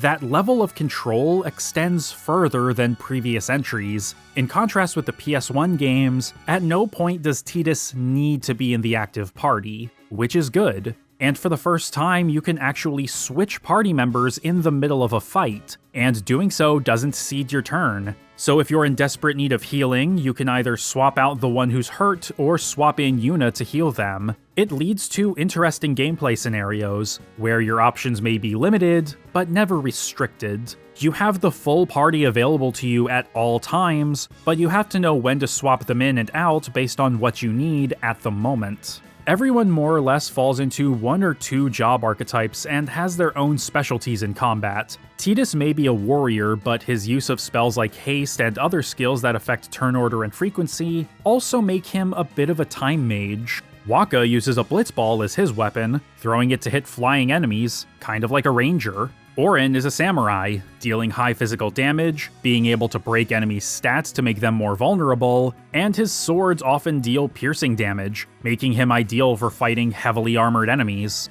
Lulu is your standard black mage, and Yuna is a summoner of course, but also a white mage. Rikku and Kimahri, though, only really see their secondary job traits emerge through their overdrives, this game's equivalent to limit breaks. Rikku is a thief, able to steal and bribe, as well as use miscellaneous items that have their own special abilities in combat. But her mix overdrive allows her to combine two of these items to unleash a plethora of effects, like a chemist. And Kimahri may look like a dragoon, what with the spear and all, but his jump is one of numerous overdrives he's able to use. By using his Lancet ability on certain enemies and bosses, he'll steal some of those abilities to use as overdrives like a blue mage. You know, Kimahri, I like you, but I'm disappointed. You were so close to greatness, but you just had to choose blue mage over red. Maybe someday I'll get to see a dragoon red mage hybrid, but evidently today is not that day. The party is pretty well balanced overall. Everyone has their own role to play, and nobody feels redundant. Well, with one minor exception, but we'll touch on that shortly. However, there's also this feeling that things have been a bit too simplified, and the balance of elemental magic is an early signifier of this. There are 4 primary elements: fire, ice, water, and thunder, and they're sorted into pairs which act as weaknesses to each other. Ice beats fire, water beats thunder, and vice versa. Having the sensor ability will clue you in on this, obviously, but it's part of a larger pattern that pervades a lot of Final Fantasy X's enemy design. At times, it can feel like a game of rock, paper, scissors. Recognize the pattern, use the right spell or type of damage, and you win. Similarly, there are several fights where you have to attack a part of the environment to win or move to the next phase, and it feels less like strategy and more like a scripted sequence that isn't forcefully scripted. While I enjoy the CTB system itself, it's those details surrounding it that give me pause about whether I like Final Fantasy X's gameplay as a whole. While random encounters can genuinely be challenging as you get closer to the end, most of the time they're not all that stimulating because of how simple and easy to read enemies can be. If they fly, use Wakka. If they're associated with a specific element, have Lulu use its counterpart. If they're Machina, have Rikku steal from it and it'll collapse instantly. On the one hand, it means that most of your party are going to be leveled reasonably well as you swap them in and out to fight specific enemy types, but on the other hand, it can feel more repetitive than random encounters in earlier games. Adding to this simplicity is the mechanical makeover that summons got this time around. Whereas before they would just appear, do their thing, and then leave, Aeons not only stick around for a little while, but replace the party for as long as they are around, giving you full control over them. They are so empowering to use, between their solid stats, special abilities, and how quick and easy it is to fill their overdrive gauge. They're strong, but not absurdly so, and while you're able to dismiss them yourself so they can fight another day, if their HP drops to 0, you won't be able to use them again until you either interact with a save sphere, thus restoring everyone, or win a certain number of fights. Aeons are, predictably, mostly acquired through story progression, with old favorites like Ifrit, Shiva, and Bahamut being mixed in with newcomers like Valifor and Ixion. But those are just the story-based Aeons. There are 3 others that you have to go out of your way to find later on in the game, and they are absolutely worth it for both gameplay and some extra world building. Yojimbo, for example, can be found within the Cavern of the Stolen Faith, named so because its faith was stolen from its temple to try and disrupt summoners' pilgrimages in the hope that it would prevent them from dying in the fight against Sin. The Aeons do add a nice wrinkle to the gameplay, since you're getting a lot of power in exchange for fewer actions, and they can act as a good buffer for when you know an enemy is preparing an attack that can easily wipe your whole party. And while their stats improve alongside Yuna's, you can make them even better by giving them new skills, spells, and boosting their stats manually thanks to the key items you unlock by having Aeon battles with Belgamine. This feature is technically optional, but it's also an extension of how customizable just about every aspect of your party is. The root of all of this is the sphere grid. which replaces standard RPG level-ups with a board game-like interface where each character's stats increase and they learn new spells and techniques as they move through it and fill in the nodes along the way. They're filled in using various spheres that you acquire by defeating or bribing enemies, using the steal command, and opening chests, with each party member having their own section of the grid dedicated to their specific progression path. However, there are points where they'll brush up against or intersect with other sections, and if you have the right key sphere, you can unlock the route between them so that you can move a character over to another character's grid and start learning their abilities too. Just as well, you can also use special types of spheres to learn skills or spells that another party member already knows without having to move all the way to that specific node. In theory, the sphere grid is a clever way of allowing players to customize their party as they see fit, allowing anyone to pick up whatever abilities you want them to. Kimahri is more or less the poster child for this system's potential, as he's the only one without his own sector of the grid, instead starting in the center, allowing him to move in any direction from the beginning to fill whatever role you want him to. In practice, though, while it's functional and does technically allow for that malleability, the sphere grid mostly just feels like your standard level-up system with extra steps. Earn AP from battle to earn sphere levels, use those levels to move through the grid one node at a time, or up to 4 at a time if you're backtracking, fill in the nodes, get your stats and abilities. Occasionally, you will find split paths which either lead to dead ends but have additional nodes to fill, either with specific spheres or with spheres that can turn empty and undefined nodes into, say, extra strength nodes, or paths blocked by those level gates that you need key spheres for. But higher level key spheres and the ones you need to define empty nodes can be pretty difficult to come by until the post-game. Towards the end, you'll probably be at the point where you're jumping around the grid a bit and having characters dabble in each other's sections, but for most of the game, the sphere grid can feel almost superfluous.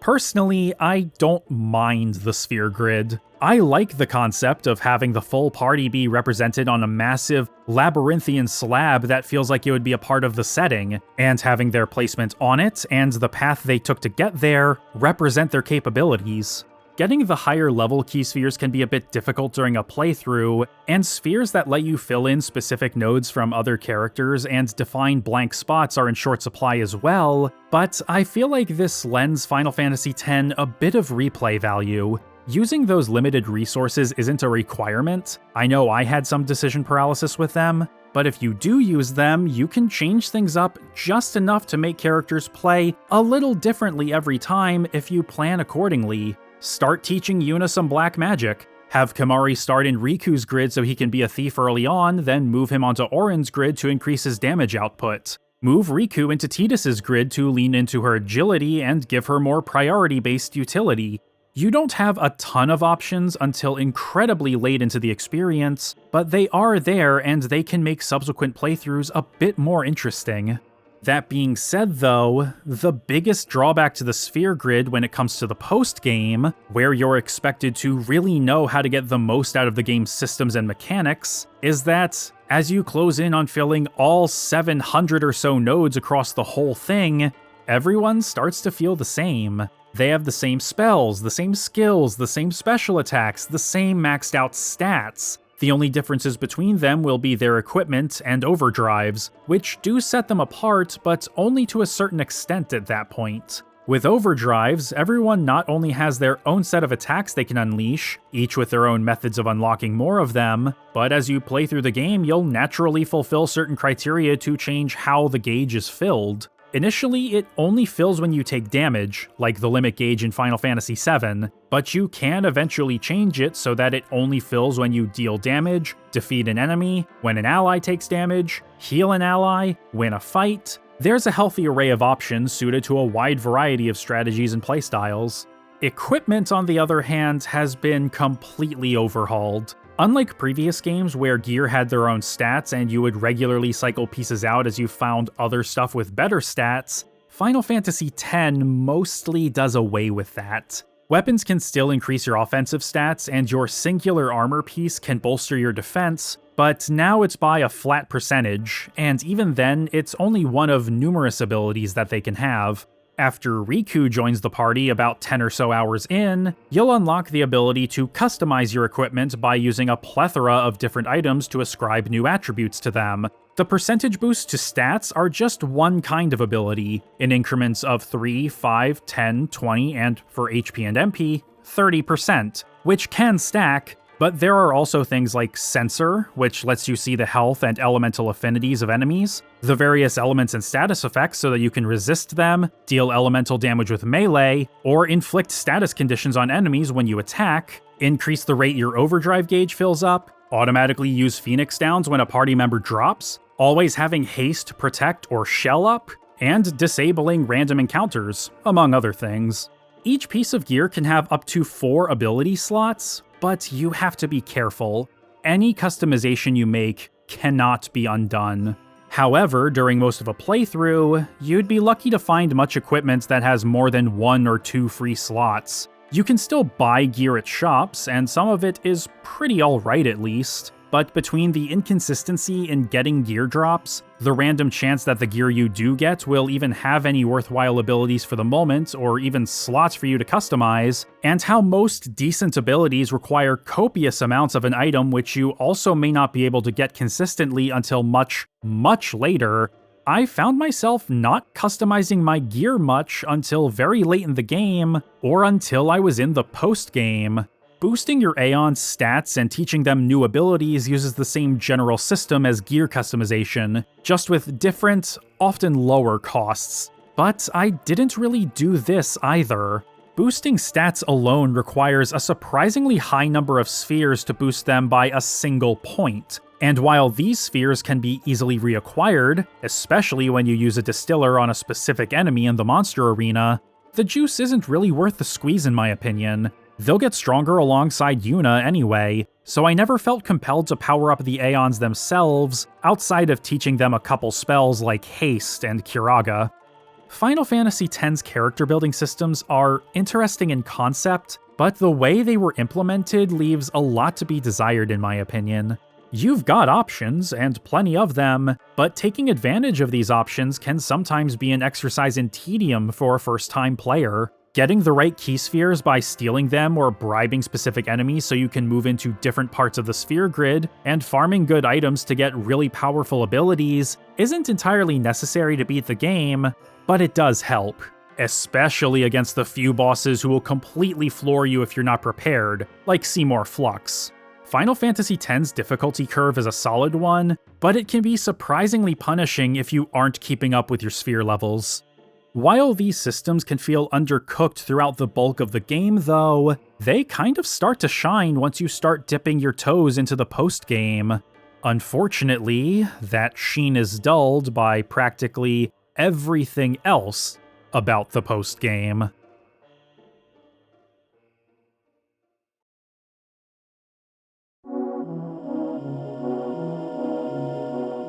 It's been customary, ever since Final Fantasy V, for the hardest challenges in these games to exist outside of the main story path, so that all players can see the story through to the end. While you can fight a game's super bosses before beating the final boss and beating the game, they're meant to be a goal to strive towards after finishing the story, usually after leveling up a lot more or getting a hold of some immensely powerful equipment. This is still the case with Final Fantasy X, but because of how the game is structured, the majority of the side content is more or less locked off until you're basically at the end of the game too, making the post-game pretty dense. You can go find everyone's ultimate weapons, fight in the monster arena, play Blitzball, unlock extra Aeons, and some other miscellaneous side quests. And so much of this stuff overlaps and intersects with each other, so progress towards one side quest will often help you make progress toward one or two others, which is fantastic.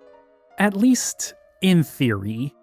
If I had to describe Final Fantasy X's post-game in a single word, it would be grindy. But the word alone doesn't do it justice. Just about everything involves some amount of grinding, including grinds within grinds to open up the opportunity for more grinds so that you can really start setting yourself up for the last super boss, which itself is only able to be fought after pushing through not necessarily a grind, but a grinder. It all starts with getting everyone's ultimate weapons, or celestial weapons as they're called here. In past games, you usually got everyone's best weapon through fairly simple processes that only required you to go out of your way a little bit. With the notable exception of Excalibur 2, none of them were all that difficult or time-consuming to get. The celestial weapons in 10, however, have a bespoke side quest that you have to accomplish to even begin collecting them. You have to find a cloudy mirror at an abandoned temple, then take it to Macalania Woods to get it cleaned up and turned into the celestial mirror. After that, you can start getting all of the weapons, most of which are locked in chests that look no different from any other, but require the mirror to be opened. But when you get them, they'll basically be worthless, only having the no AP ability and 3 open slots that you can't customize. You have to power them up with a specific crest and sigil back in Macalania Woods in order to unlock their full potential. Except those crests and sigils vary wildly in their ease of acquisition. A good chunk of them can be found throughout the world as you go through the story, but in order to complete even one weapon, you're going to have to go out of your way to complete some arbitrary task or win a particular minigame under very specific, very frustrating conditions. Auron and Yuna's, for example, require you to make a certain amount of progress in the monster arena to unlock her weapon and his sigil, which isn't so bad, and you'll be working on that side quest as you do it, which is even better. Beating the Cactuar Village side quest to get the Mercury sigil for Rikku mostly feels like busy work, though it is charming in its own way. Tidus, Wakka, Lulu, and Kimahri, though? Oh god, where do I even begin with them? They all have something that's either incredibly tedious or positively maddening that you have to do in order to power up their weapons. For Lulu, you have to dodge 200 lightning bolts in a row on the Thunder Plains, which is just bonkers. Thankfully, there's a crater where they hit consistently and you can adapt to the rhythm pretty quickly, but I'm not the best with the timing on this, so I only ever got up to the prize for 100 bolts. Thankfully, I didn't feel like I needed Lulu for the post-game, so this wasn't a huge loss for me. Hers was the only celestial weapon that I did not get. But that's just the tip of the iceberg. To get the Saturn sigil for Kimahri's Spirit Lance, you have to play this minigame in Macalania Woods where you collect blue butterflies while dodging red ones, and cross the finish line before time runs out. Equipping armor that disables random encounters helps with this, but if you touch a red butterfly, you'll be thrown into a fight anyway. The fight itself won't cost you time, but you do lose a second or two from the animation. You have to navigate the path in a very specific way to be able to catch the blue ones, but even then, it's a bit finicky. And if you fail, you have to exit and re-enter the area in order to try again. Thankfully, this one is based on memory and skill, so you will get better at it as you go, but it still isn't all that easy. It will take time. But if you want to talk about mini-games to get sigils taking up a lot of time, oh boy, let's talk about the good stuff. And by the good stuff, I mean the bad stuff. To get the Sun Sigil for Tidus, you first have to do the Chocobo training in the Calmlands, with the last test being to beat the instructor in a race. Your Chocobo will move forward on its own, so you just have to worry about changing direction to avoid being smacked in the face by birds. There's a timer, which isn't all that important for just getting your Chocobo license, but your final time is adjusted based on how many times you got hit by a bird, and for how many balloons you collect, respectively raising and lowering your final time by 3 seconds each. Getting the license isn't so bad, but there are other rewards for beating your best time in this race. The best one is the Sun Sigil, which requires you to win the race with a final time of 0 seconds. Simple enough. Except that the spawns of balloons and birds is completely random every time you try it. It's not enough to be able to expertly steer your Chocobo, which requires careful precision by the way, but you also have to be lucky enough to get like 4 or 5 balloons placed in just the right way at the very start of the race so the instructor doesn't get them first, and then pray that the birds are merciful as you swerve to get more balloons before crossing the finish line. These birds can swoop in with basically no way to avoid them in spots, and as if it wasn't bad enough that they add to your final time, the animation of getting hit costs you precious seconds too. You could be going at this for hours, literally hours, without getting that coveted 0.0 clear time.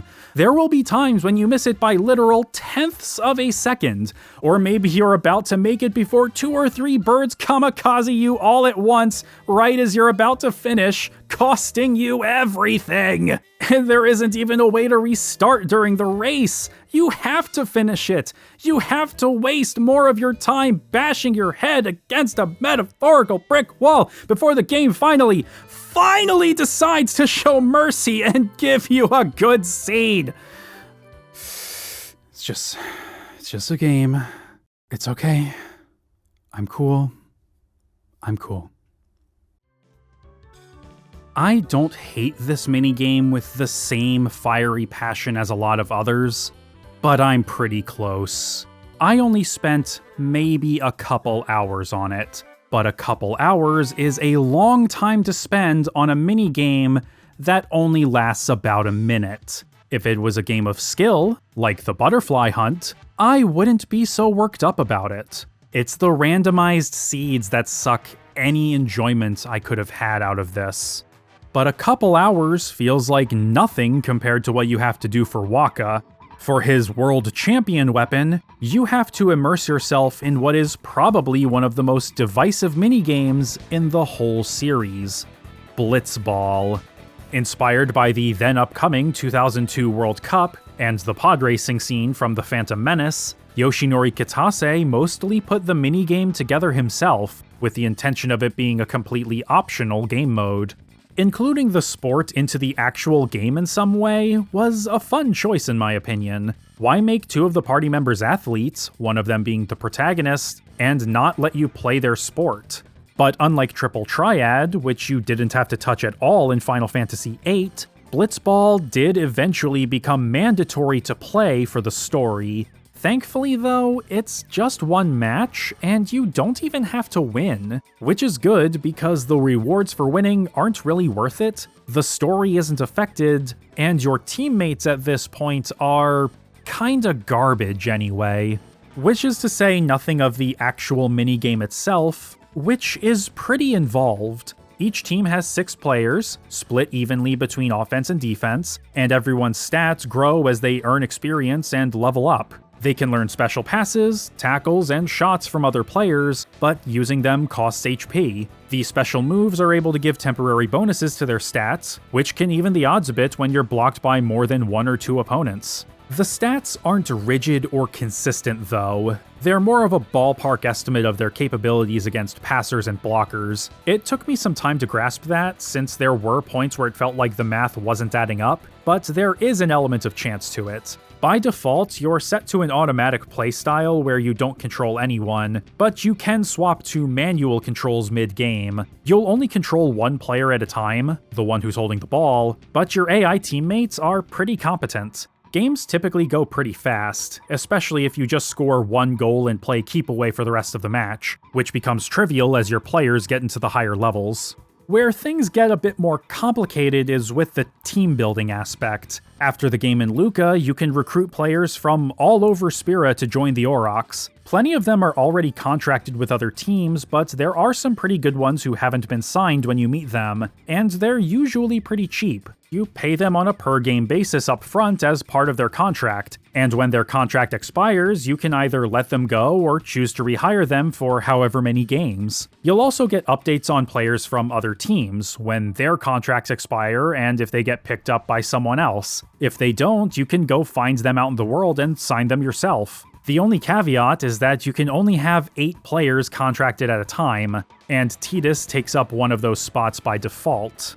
Once you get a good team together and they start leveling up a bit, Blitzball really starts to hit its stride. I found myself enjoying it a lot as I played in more leagues and tournaments. I can't imagine it would have been as fun for me if I stuck with the default team, so my recruiting definitely played a part in that. The star players were easily Brother, who before too long starts to bully and run circles around basically everyone else in the league, from the meek Guado to the burly Ronso who gave me trouble early on, and Tidus, whose Ject shot is so good it feels like a cheat code. He doesn't know it by default unless you beat a minigame on the ferry from Kilika to Luca, and it costs a lot of HP, so your use of it is extremely limited early on, but it practically breaks the game if you play your cards right. It automatically takes 2 blockers out of commission without costing you any points in your shooting stat, and the more you use him and the more he levels up, the more his HP will increase, meaning you can use it more often. Simply put, Blitzball is a kinetic game that does a better job of balancing strategy and chance than Tetramaster did, at least in my opinion. I really enjoyed it once I got my bearings, but I can see why others may find it frustrating. If you decide to make a go of it right after Luca, before recruiting any new players and before your players can level up a bit, then yeah, you're probably not gonna have a good time. But that, and needing to know which players to go for ahead of time, may further compound any distaste. Who would know offhand that Brother was recruitable, let alone that he was disgustingly good at playing midfield? Why would anyone suspect that Velucha, a villager all the way back in Besaid, would be a solid choice for offense? What about Miyu on this bench on the north bank of the Moonflow? She's a great goalie, but how many times would players walk past her and be none the wiser? Of course, you do still have to give the players time to build up their stats and skills for the game to start clicking. And for a mini-game, this is already well past the point of being simply mini. It's a whole team management simulator packed in with the actual sport. There is, however, one other major factor in at least some players' derision of Blitzball: Wakka's celestial weapon and sigil. You have to win a tournament to get the weapon itself, and come first place in a league for the Jupiter Sigil. This doesn't sound so bad until you realize that getting the sigil to appear as a prize has some prerequisites. Namely, you need to unlock all of Wakka's overdrives, which are tournament and league prizes. However, you have to unlock them one at a time, as the later ones will only appear as prizes once you have the previous one. Ultimately, you have to play dozens upon dozens of games of Blitzball to complete Wakka's ultimate weapon. And to add insult to injury, the sigil may not even appear as the league prize after you've filled the prerequisites. And while you could just blow through the league and spend more time playing Blitzball than necessary, you thankfully have the option of resetting everything, including player stats, in the hope of getting the sigil to appear. I had to do this, which meant I had to re-recruit my team and struggle in the early levels again to get the Jupiter Sigil in the quickest, most efficient way possible at that point. I spent many hours playing Blitzball. I don't know exactly how many, I lost track. But I definitely spent more time with it than anything else related to the celestial weapons. My enjoyment of this minigame began to wane as the challenge faded away. Scoring upwards of 10-0 was becoming easier, more common. That kineticism wasn't gone, but the thrill may as well have been. I started becoming numb to it. At times I could feel my spirit leave my body as it continued to play completely unhindered. I could have sworn I started to hear colors and see through time. And what did the future hold? Nothing. Nothing but Blitz. All for the sake of getting just one celestial weapon. And that's my big bugbear with them. If it was just one of these grueling requirements, regardless of which it was, I wouldn't be nearly as irate. It's the fact that you have all of these prerequisites together in the same game that rubs me so very, very wrong. Are the weapons good? Oh, they're excellent. They each have 4 really good abilities, one of which breaks the damage cap to let you deal 99,999 damage, and they even have the innate ability to ignore enemy defenses. But getting them can be painful, and Kitase seems to be aware of this reputation. Speaking with Game Informer in 2019, he said that these challenges were all cleared by the developers, but he could personally only clear the lightning bolts. Geez, rub it in, why don't you? He feels that this level of difficulty was indicative of the era and doesn't regret them, but if he had to do it over again today, he would absolutely consider making changes. There's still more to do beyond the celestial weapons, though. The bulk of the post-game rests not in getting the best gear, or finding the optional Aeons, or a bonus dungeon with a super boss at the end, but with the monster arena.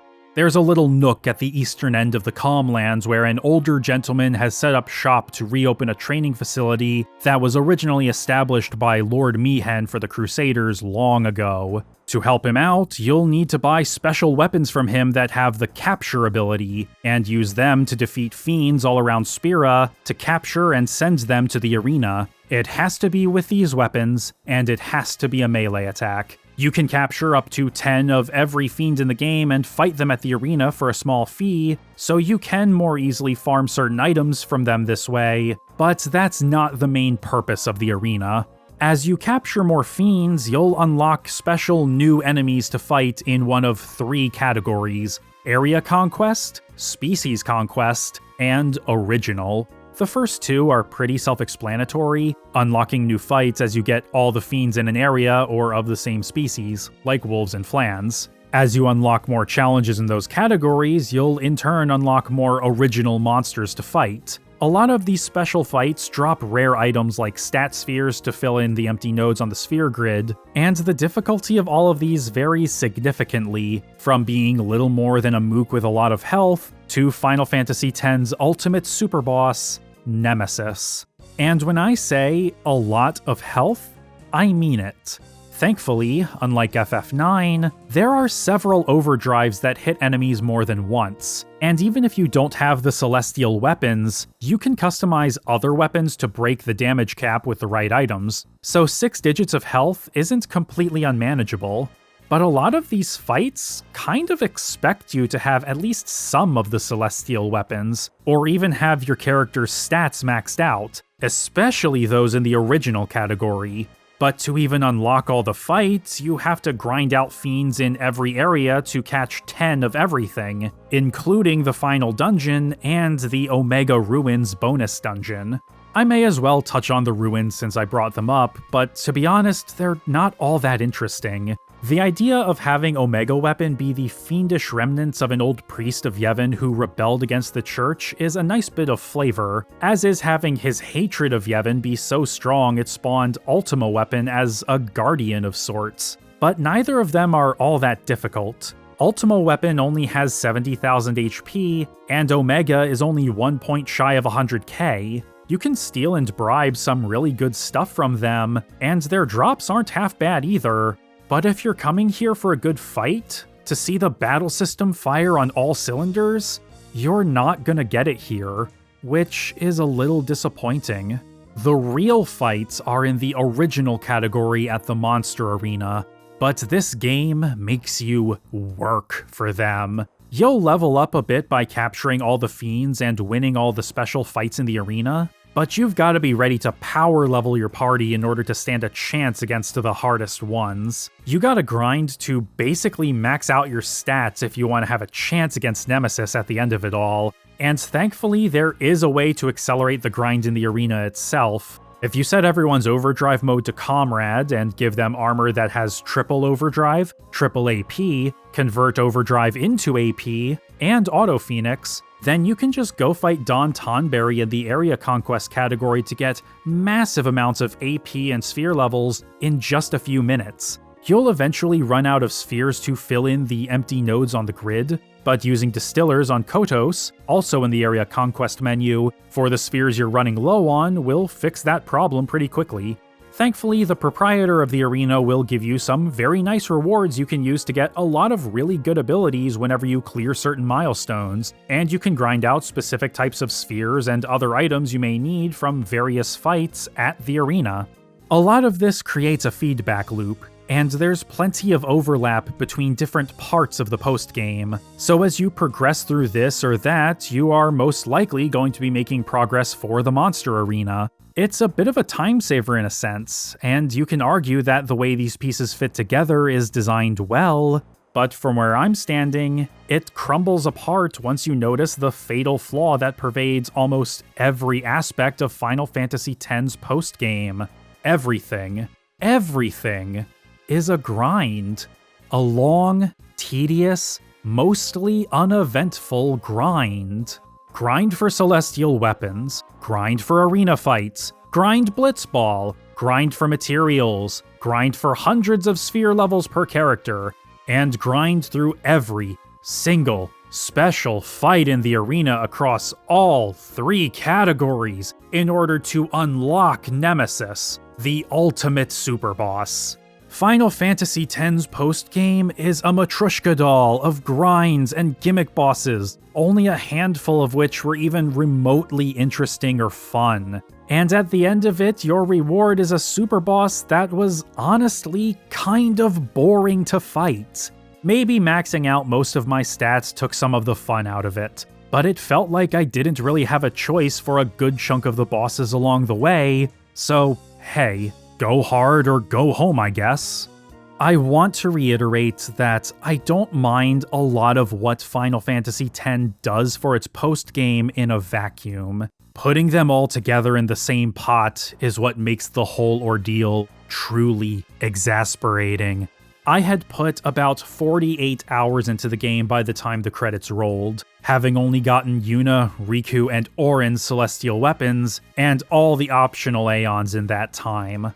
By the time I beat Nemesis, that had skyrocketed to over 100 hours. I spent more time in the post-game than I did in the main game, and altogether put more time into Final Fantasy X for one playthrough than I did for any of its predecessors. And so much of that time was basically just spent grinding. I didn't feel like I overcame a brilliantly designed challenge when it was all over, no matter how well thought out I thought individual parts of the post-game were. I didn't feel like my time was well spent. I felt tired, a little bored, but most of all, relieved that it was over. The post-game is easily the biggest black mark against Final Fantasy X, in my opinion. This game will punish you for your hubris, not necessarily with difficulty, but by being an unenjoyable time sink. This is RPG maximalism at its absolute worst.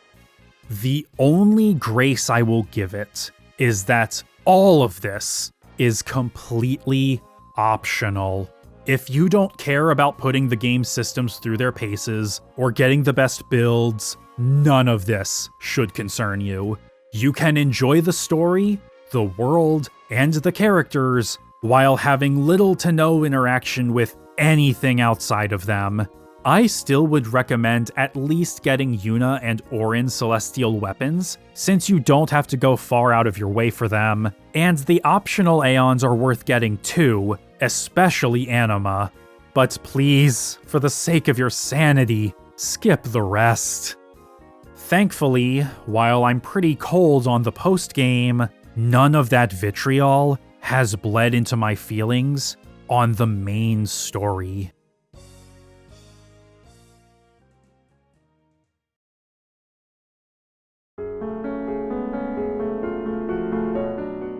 As the dominant cultural force in Spira, it should come as no surprise that Yevon lies at the center of so much of Final Fantasy X's story. Their teachings inform the lives, worldviews, and goals of most of the cast, both in and outside of the party. But as we've touched on here and there so far, the Church isn't as noble as they seem. Their teachings condemn the use of Machina, and they view the Al Bhed as heretics for using it. Yet the Maesters are willing to condone a joint military operation with them using powerful Machina weapons to fight Sin, and their temple at Bavel is loaded with the same advanced technologies they decry others for using. Speaking of Bavel, it's mentioned while the party is crossing the Moonflow that an old Machina city is submerged beneath the water, having once been built over the river before the coming of Sin. Wakka postulates that those who built the city did so over a river not for any practical reason, but out of hubris. As it so happens, Bavel was also built over water. Yevon's hypocrisy colors the organization as a whole more and more as the story unfolds, but their use of Machina is only part of this. Summoners are supposed to send the souls of the dead to the far plane, lest they become fiends. It's a duty which, much like her pilgrimage, Yuna takes very seriously. She even goes along with a marriage to Maester Seymour in order to get close enough to send him after she and her guardians accidentally killed him in self-defense. But when she's finally afforded the opportunity to explain the situation to Grand Maester Micah, the leader of Yevon, she learns the horrifying truth of why he's been in charge for so long. Grand Maester Micah, please send Seymour now. Send the unsent to where they belong? Maester? Send the dead, You would have to send me, too. What? Grand Maester Micah is a wise leader. Even in death, he is invaluable to Spira. Enlightened rule by the dead is preferable to the misguided failures of the living. Life is but a passing dream, but the death that follows is eternal. Men die, beasts die, trees die, even continents perish. Only the power of death truly commands in Spira. Resisting its power is futile. Micah's nihilistic worldview both informs and is also informed by Yevon's longest-standing tradition, sacrificing summoners to defeat Sin and buying temporary reprieves from the beast's wrath. It all began 1,000 years ago, when Lady Yunalesca sacrificed her husband, Lord Zeon, to create an Aeon powerful enough to quell the beast. It was only through their strong bonds that the faith created from Zeon was able to become so mighty, though obviously at the cost of Yunalesca's own life after she summoned this final Aeon. While this story is part of Yevon's teachings, it isn't a fairy tale. It did happen, and Maester Seymour uses it as the pretense for his marriage proposal, though it's all just a means to his own twisted ends. Death is a sweet slumber.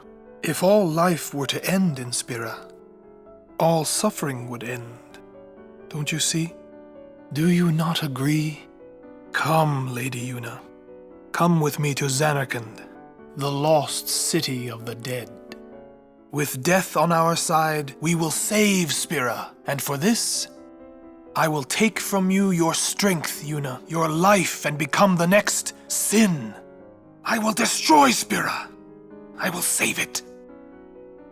It's not stated outright, but just about all the pieces of this puzzle are made available at this point. Jecht is Sin, but was Braska's guardian. Yunalesca turned her husband into a faith to defeat Sin. Seymour wishes to become Sin after he and Yuna go to Zanarkand. The pilgrimage isn't just to gather the power of various Aeons for a summoner to prove their mettle, but also to form a strong bond with at least one of their guardians, a bond as strong as Yunalesca's was with Lord Zeon. And once they get to Zanarkand, that guardian will sacrifice themselves, becoming the faith for the final Aeon just like Lord Zeon. And once they're summoned, they'll defeat Sin, take the life of their summoner, and then become the host for the next incarnation of Sin. Lather, rinse, repeat. Micah knows all of this. He always knew that Yevon's promise of salvation through repentance was all lies, that the church is perpetuating an endless cycle of death, and he has no intention of straying from that path. After all, it gives people hope that things can get better someday. It's false hope, but he'd rather the people of Spira cling on to something than to fall into despair. But also, Micah is already dead. What does he really care? He has nothing to lose if Sin wipes everyone out. And with how fast it comes back after it's beaten, everyone in Spira will probably be killed at some point anyway. It's like he said, why resist the inevitable? From a Western, specifically American perspective, the dogma and hypocrisy of Yevon may sound a little familiar. A lot of it seems to echo various Christian denominations, with the focus on atonement, Machina being sort of an analog for original sin, sacrificial savior figures in Zeon and Yunalesca, and, when comparing to Catholicism specifically, maesters could be seen as the equivalent of cardinals, with Grand Maester Micah effectively being the Pope. However, when examined in context, especially with the titles and terminology used in the original Japanese version, it becomes evident that Yevon's roots actually lie in Buddhism. At its core, Buddhism is centered around different cycles of anxiety, desire, death, and rebirth. These cycles are seemingly inescapable and breed not only dissatisfaction, but also suffering. It was after years of meditation and reflection that Siddhartha Gautama, a South Asian nobleman in either the 6th or 5th century BC, who became disillusioned with his life of decadence and luxury after coming into contact with the world outside his home, would come to realize this, and follow the eightfold path to reach a state of spiritual enlightenment, break out of these cycles, and become the first Buddha. While the word temple is an accurate translation of what the various stops on the pilgrimage were called in Japanese, it doesn't carry the same connotation. In the Japanese version, Yevon's temples are specifically called jin, which in real life are Buddhist temples and monasteries where the remains of a Buddha are interred in such a way as to embody them with the Buddha's spirit, thus making the buildings where these objects have been placed, which were often spherical, into holy sites. Similarly, the maesters are called roshi in Japanese, meaning old master or old teacher, but the term is strongly associated specifically with Buddhism. The practice of going to these holy sites was born out of necessity, as the first Buddha allegedly wanted his followers to make a pilgrimage to 4 significant places from his life: his place of birth, where he died, the tree where he attained enlightenment, and where he gave his first sermon. As Buddhism spread across the globe, this pilgrimage became untenable to most practitioners, and so the tradition evolved to allow for Buddhists to make the journey to whatever temples were near them. There is so much more to how much of Buddhism exists within Yevon and Final Fantasy X as a whole, so if you want to know more, then definitely watch the Gaming Muses video, The Buddhism of Yevon, which is where I'm pulling this information. They go into a lot more depth and detail on the origins and practices of Buddhism before applying all of it to the game, so much so that I'm really just scratching the surface for the sake of brevity. Seriously, give it a watch if you're curious. My point is, numerous Buddhist traditions are echoed almost one-to-one in Final Fantasy X. The Faith are the holy remains of Yevonites imbued with their spirits that are kept deep within their temples. Summoners go on pilgrimages to these temples to pray to the Faith. Spira as a whole is enraptured in a seemingly endless cycle of death, anxiety, and the desire to escape their suffering from sin. But through Micah and Yevon's complacency, and the ignorance and desperation of the populace, they perpetuate the cycle. None of them can fathom a way to break it.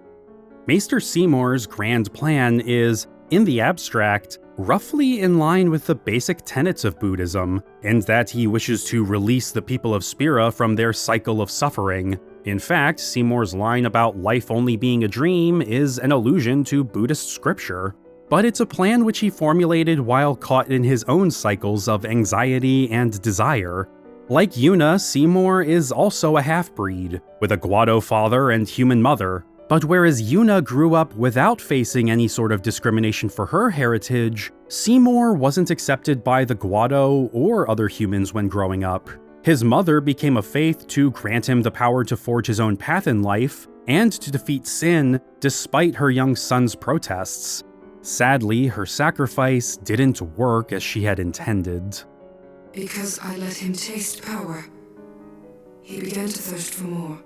He was not satisfied with my Aeon. He wanted more power. And he found Sin. Yes. You only get his mother's perspective if you go to the Baj Temple after finishing every Destruction Sphere puzzle in the cloisters of the other temples, all in pursuit of attaining the Aeon Anima. You still learn about her sacrifice otherwise, but even without going out of your way to get Anima, it's not hard to put the pieces together with Seymour. You see how powerful and intimidating this particular Aeon is as early as Luca, where he uses it to clear the Stadium of Fiends single-handedly. That's the awesome power his mother bestowed upon him. By the time we see him do this, however, he's already a maester, having succeeded his late father, Lord Jiskel, the man who brought Yevon's teachings to the Guado.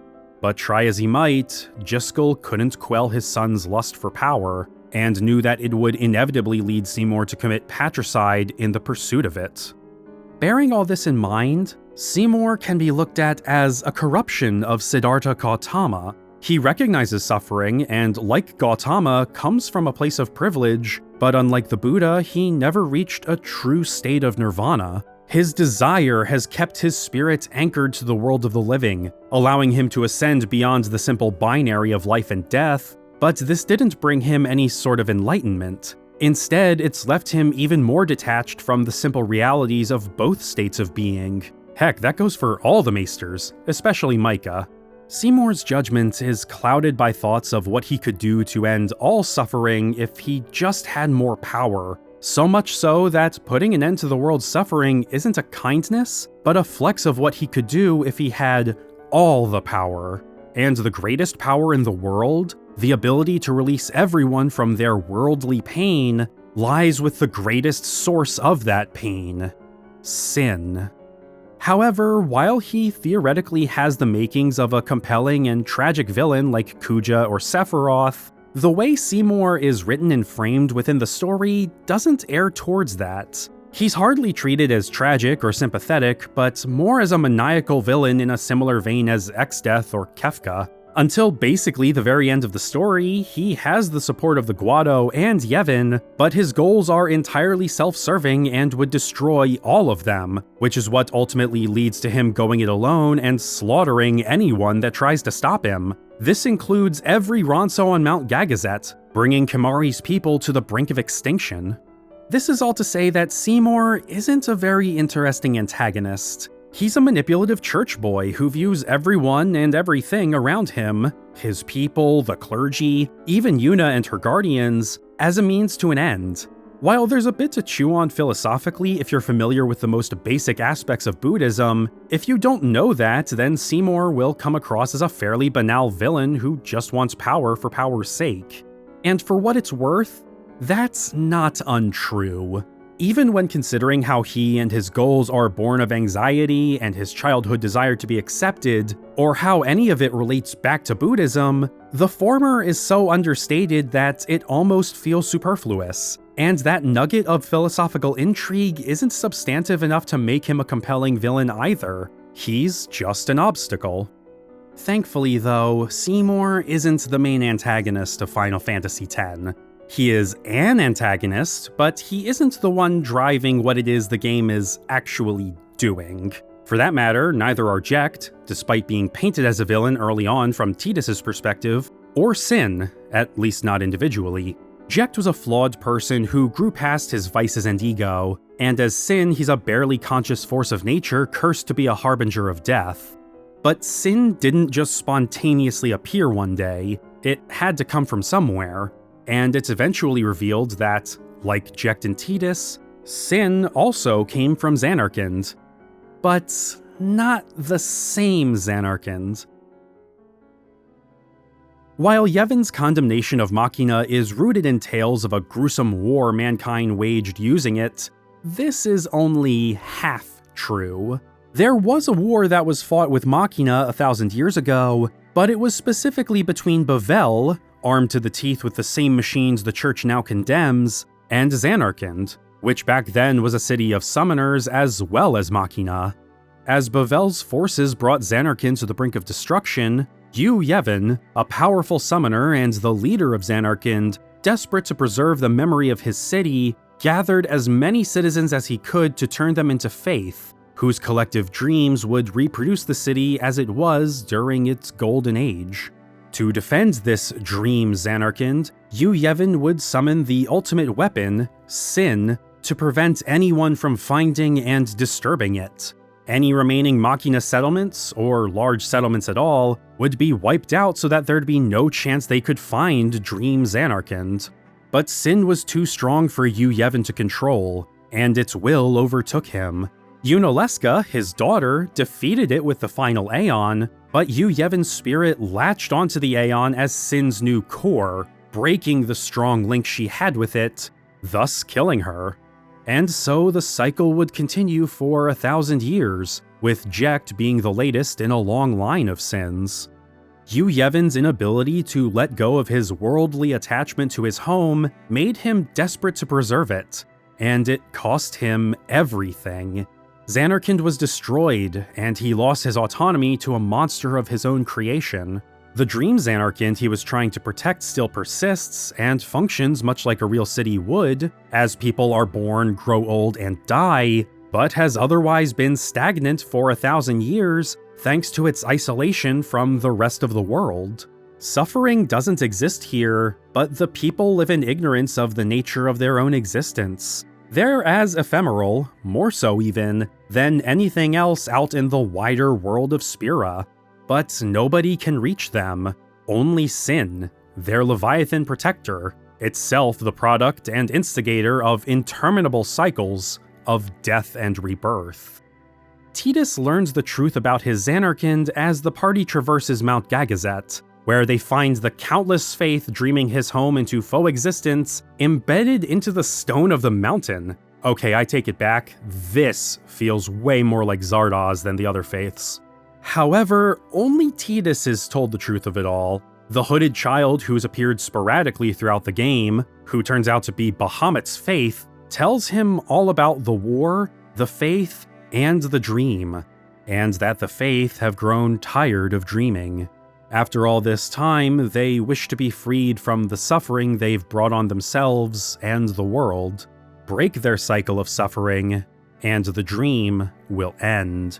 The memory of Zanarkand that Yevon has fought to protect will disappear, dissolving into pyreflies, and so will those who hail from it, including Tidus. Oh no. It's a fate which he quietly accepts, showing practically no consternation over his inevitable non-existence, a massive departure from the bratty teenager who washed up at the Baj Temple, and it's a revelation which he keeps to himself, knowing that Yuna and the others may have second thoughts about finding a way to defeat Sin permanently if it meant losing him. But as everyone else starts to learn about Yevon and the true nature of Sin, Yuna starts putting the pieces together, though Tidus refuses to confirm her suspicions. The faith said, "It's pointless to keep dreaming. The dream will disappear," he said. What did he mean? And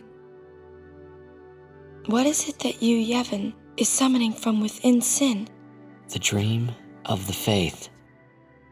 You won't go away, will you?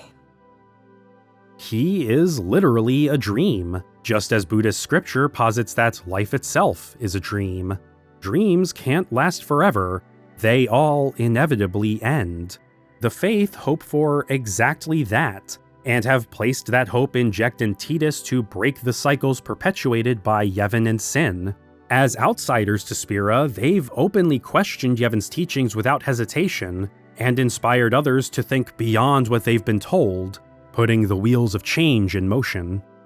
But the linchpin for the faith's hopes is Auron, the only member of the party who's already seen a summoner's pilgrimage through to the end. When the party reaches the ruins of the real Zanarkand, he's the only one who knows that the unsent spirit of Lady Yunalesca is there waiting for them. Here, the rest of them learn the true nature of the final Aeon, that a guardian must be offered as a sacrifice to become its faith. She's perfectly aware that what she's offering will continue to perpetuate the cycle that Spira is trapped in, but uses very specific language to try enticing Yuna into believing that it will break another cycle. There is nothing to fear. You will soon be freed of worry and pain. For once you call forth the final Aeon, your life will end. Death is the ultimate and final liberation. Her words, while not untrue, are still deceiving, as Auron knows all too well, having already been through this before with Braska and Jecht. But his pleading with them not to go through with it amounted to naught. Braska's sense of duty and Jecht's pragmatism sadly led to the latter becoming the faith for the former's final Aeon. My lord, there must be another way. This is the only way we got now. Fine. Make me the faith. I've been doing some thinking. My dream is back in the other Xanarkand. I wanted to make that runt into a star blitz player. Show him the view from the top, you know. But now I know there's no way home for me. I'm never gonna see him again. My dream's never gonna come true. So make me the faith. I'll fight sin with you, Braska. Then maybe my life will have meaning, you know. Don't do this, Jecht. If you live, there may be another way. We'll think of something, I know. Believe me, I thought this through. Besides, I ain't getting any younger, so I might as well make myself useful. Sin always comes back. It comes back after the calm, every time. The cycle will continue and your deaths will mean nothing. But there's always a chance it won't come back this time. It's worth trying. I understand what you're saying, Auron. I'll find a way to break the cycle. You have a plan?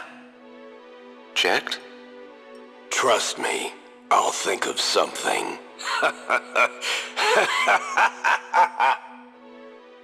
Braska did defeat Sin, but Auron knew it was a hollow victory. The cycle would simply continue. In his despair, he attempted to break the cycle himself by striking down Yunalesca so that no more summoners could attain the final Aeon, only to fail. Mortally wounded, he crawled all the way back to Bavel, where he met Kimahri and asked him to bring Yuna to Besaid and protect her before finally expiring. There are hints here and there before now, but this is the final confirmation. Auron has been an unsent the whole time, a revelation which took Matt Mackenzie by surprise. Yeah, I didn't know. I don't know if it was because that decision of the character arc had not been made at that point, or if it was a directorial thing. But it is kind of poignant, like Moses in the Promised Land, I guess. Matt Mackenzie. This wasn't always the plan for Auron, though. At some point, it was actually Tidus who was going to be unsensed the entire time, but the idea was tossed aside after Nojima saw the same plot twist used in a certain movie, probably The Sixth Sense. The team decided to make Auron an unsent instead, because they felt, since he wasn't a main character, it wouldn't feel as derivative. At another point, Daisuke Watanabe had mulled over the idea of having Auron be Jecht in disguise the whole time. But as Jecht's significance to the story grew, the concept became unworkable and was eventually scrapped. Like Micah and Seymour, Auron has transcended life and death, but unlike them, he actually has attained some form of enlightenment. Armed with the knowledge he didn't possess in life, knowledge of how he had contributed to the cycle's continuation, he persists now with a purpose far greater than himself. He promised Jecht that he'd look after his son, in Dream Xanarkand, hitching a ride on the new Sin to get there. And through Tidus, an outsider to Spira who isn't beholden to Yevon's dogma, Auron and Jecht knew that they might have a shot at putting an end to the churn and burn of summoners and sins. The confrontation with Yunalesca repaints Auron's entire character as it bears his pain for the whole party to see. His stalwart disposition is the result of loss and regret. Everyone around him looks at him as this powerful warrior, the legendary guardian who stood side by side with High Summoner Braska, helped him defeat Sin and live to tell the tale. But he doesn't look at himself like that. Auron is haunted by his failure to protect Braska, even though he succeeded in his duty as a guardian. He grew to care about Jecht as he saw the Vagrant grow from a self-absorbed drunk into a noble hero. He feels personally responsible for their fate and the continuation of Spira's cycle of death, and his despair at these revelations led him to act brashly, without a plan, costing him everything. Legendary Guardian. I was just a boy. A boy about your age, actually. I wanted to change the world too. But I changed nothing. That is my story. He knew the whole time exactly what awaited Yuna at the end of her pilgrimage, and withheld crucial information from everyone. He didn't tell anybody but Tidus that Sin was Jecht, and selectively filled him in on other details about Yevon and Spira, opting instead to let Wakka, Lulu, and the others educate him. Auron knew about Yevon's rotten hypocrisy and didn't tell anybody when it logically would have been in everyone's best interest to do so, and I've seen people get testy about that, noting it as potentially the greatest flaw in Final Fantasy X's story. But this criticism instantly falls apart when you consider a very simple aspect of human nature. If I had told you the truth, would that really have stopped you from coming? People are not logical. Auron could have told them everything up front, but that doesn't mean anyone would have believed him. He knew that the others had to be confronted by hardships and revelations that would shake their faith. They had to see for themselves what they were actually working towards, and how meaningless it all is. Sin is an inevitable part of Spira's destiny. It is never-ending. Never-ending? But if we atone for our crimes, Sin will stop coming back, yeah? Someday it'll be gone, yeah? Will humanity ever attain such purity? This cannot be! The teachings state that we can exorcise sin with complete atonement! It's been our only hope all these years! Hope is comforting. It allows us to accept fate, however tragic it might be. Yevon's teachings and the final summoning give the people of Spira hope. Without hope, they would drown in their sorrow. But that hope is built on lies. Yunalesca's words twist and mangle Buddhist philosophy to the point where it becomes self-defeating. Spira is already afflicted with terrible sorrow. By offering temporary reprieves, their despair is dragged out for far longer. The hope she offers leads only to more longing, just as it perpetuates despair. There are no answers or enlightenment to be found through Yunalesca's gift, and Yuna is quick to realize this. Now choose. Who will be your faith? Who will be the one to renew Spira's hope? No one. I would have gladly died. I live for the people of Spira, and would have gladly died for them, but no more. The final summoning is a false tradition that should be thrown away. No, it is our only hope. Your father sacrificed himself to give that hope to the people, so they would forget sorrow. Wrong. My father wanted to make Spira's sorrow go away, not just cover it up with lies. Sorrow cannot be abolished. It is meaningless to try. My father, I loved him. So I will live with my sorrow. I will live my own life. I will defeat sorrow in his place. I will stand my ground and be strong. I don't know when it will be, but someday I will conquer it. And I will do it without false hope. And it's Yuna's resolve that inspires hope in everyone else. Hope that they can at least break Yunalesca's cycle. the exact hope that Auron so desperately needed. Now! This is it! Now's the time to choose. Die and be free of pain, or live and fight your sorrow. Now is the time to shape your stories. Your fate is in your hands!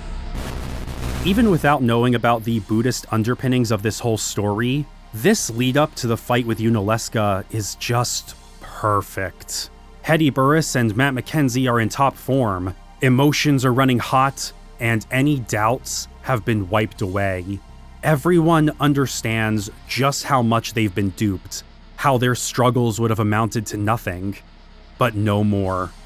The cycle must end. Even if they don't know how to defeat Sin yet, by defeating Yunalesca and sending her to the far plane, they've ensured that no one can make the same mistake again. The news sends Micah into despair, causing him to lose his will to stay attached to the world of the living, fearing that without Yunalesca and the final Aeon, Spira is now doomed. What a cowardly disgrace. As steeped as it is in Buddhist philosophy, Final Fantasy X's story is far from impenetrable to those unfamiliar with Buddhism. The themes of hypocrisy and corruption and how the Church of Yevon has led Spira astray tend to resonate with Western players on a different level. It's pretty common to hear people praise Final Fantasy X for being critical of religion, especially from those who had a strict religious upbringing that they left behind in their adolescence or adulthood. While that's certainly part of it, I think saying that FF10 is critical of religion itself is just a bit short-sighted. Yevon may be corrupt and rotten, but the teachings themselves have given people hope that a brighter tomorrow is possible. It's a false hope, of course, and it led to countless summoners marching toward their own demise in a perpetual cycle of death, but it also has kept plenty of people from spiraling into the same despair that ultimately engulfed Micah. This doesn't absolve anyone of continuing to preach Yevon's dogma or sending summoners to their pointless deaths, but for the common person, it gives them the peace of mind they need to get out of bed in the morning and live their life. I was raised Catholic, but was never really into anything related to church or religion growing up. In fact, I was pretty resistant to it. Not because of a lack of faith, so much that I didn't understand why so much importance was being placed on it, and was bored to tears by night school and Sunday Mass. As an adult, I'm agnostic. I don't know if there is any higher power, and I'm not sure if we ever really could know. But I recognize that for countless people, their religion, their faith in a higher power, is what gets them through the day. It gives them the strength to press forward when the world feels like it's crumbling around them. Final Fantasy X can be read as a critique of religion, sure, but I think it's more accurate to say that it's critical of the institutions which negatively influence and pervade culture to twist them to sinister ends. Religion, specifically organized religion, is merely one such institution. Spira doesn't have a secular government. It's all just Yevon, but the Church's dominant place in the world and how the will of the Maesters affects not just how people go about their lives, but who is or isn't considered a good citizen, does reflect the corrupting influence that organized religion can have in the real world. Look to the demagoguery of televangelists, or how politicians, despite being voted into secular public office, will often invoke incredibly narrow and even harmful readings of, say, the Bible, in order to justify their position on an issue which will affect millions of people, regardless of religion, but probably not themselves. Place your faith in us and maybe you'll see salvation. Just don't think too hard about what it is we're doing. Rules for thee, not for me. It's fascinating to break Final Fantasy X down to its individual parts, because it is so unlike any of its predecessors in that there is no main antagonist. It's running so heavily on its themes of hypocrisy, corruption, legacy, and cycles of death and despair, yet it deftly wields each of them in a delicate balance that kept me on the hook for the entire playthrough. Seymour and Sin are physical obstacles, just like how Jecht is an emotional obstacle for Tidus. But Seymour is an opportunist. Sin is little more than a mindless beast. And Jecht is at the point where he's fighting from within to retain whatever pieces of himself he can to make sure his son can permanently break the cycle. And it's only because Jecht is at the beast's core that the party has a chance to make that happen. Sin's armor may be impenetrable, but knowingly or not, he already tipped them off to how they can get past it. Their best shot at lowering Sin's guard is to use the power of music.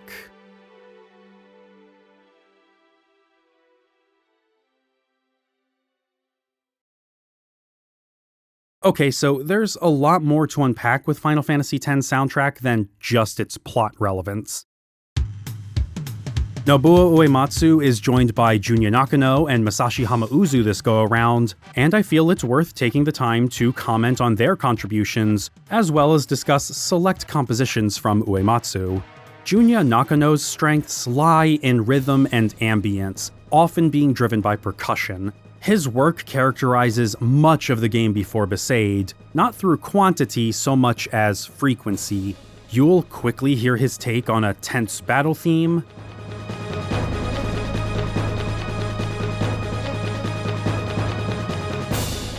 an ethereal, dreamlike rendition of Auron's theme as Tidus' home is destroyed by Sin,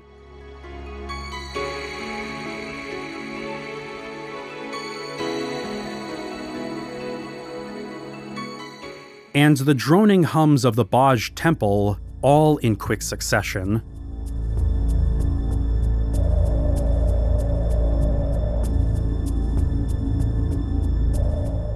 He even had the honor of scoring Yuna's very first summoning, the flighty mysticism of which also graces the game's main menu.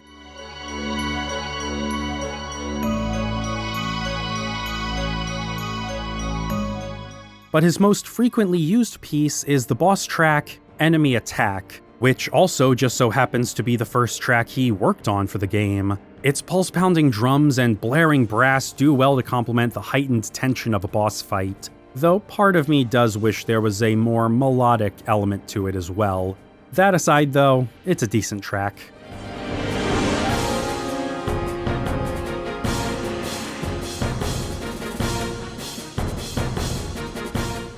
Nakano's big standout piece to me is probably Luca's theme. It combines his penchant for bombastic percussion and atmosphere with a bit of an actual melody. Just as Luca itself is a crowded and bustling town, so too is his theme for it, moving fast enough that it's easy to get swept up in the energy of it, but still having those moments of respite to catch your breath.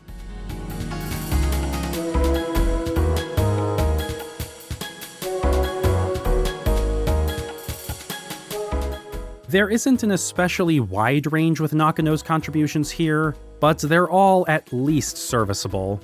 Masashi Hamauzu's tracks, however, are much more varied, but he still has his tells, with the piano being the most frequent. Hamauzu loves the piano, since it can be used to compose a song entirely on its own, but his tracks aren't strictly defined by it. There's a range of tones and flavor to his work on Final Fantasy X that can make it a bit harder to pin down his work than Nakano's, even among those which make heavy use of ivory. The first track of his you hear is the theme for Besaid, and while the simple piano melody does a lot to carry the mood of a simple tropical paradise, it wouldn't work nearly as well without the rhythmic tones underneath it.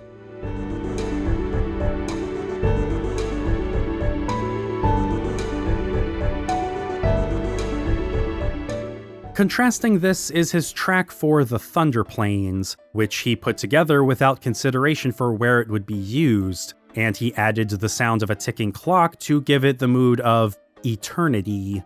It's not what I would have done for this area, it just feels a bit too dissonant for my tastes.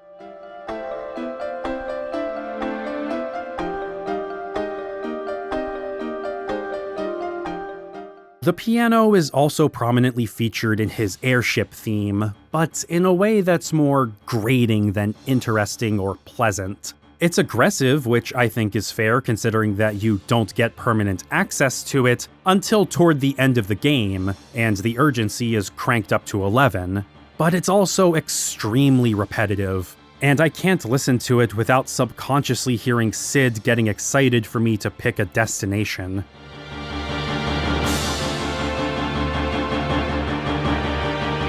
Yet, Hamauzu's piece for the assault on Bavel doesn't have this issue. Not only is it more than just the same chord over and over and over again, but Hamauzu actually composed it specifically for this scene, making sure that it only started looping after the FMV was over.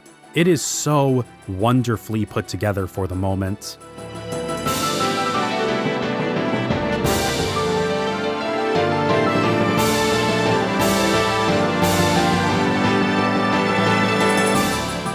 As for his tracks without piano, there are really only 2 that stick out to me. Okay, 1.5, but bear with me. The first is the Blitzball theme, a fast-paced song driven by the drums and bass, but given a major shot in the arm with a simple but striking electric guitar riff. It is so unlike anything else in the series so far, and it feels right at home as the soundtrack for a sports match.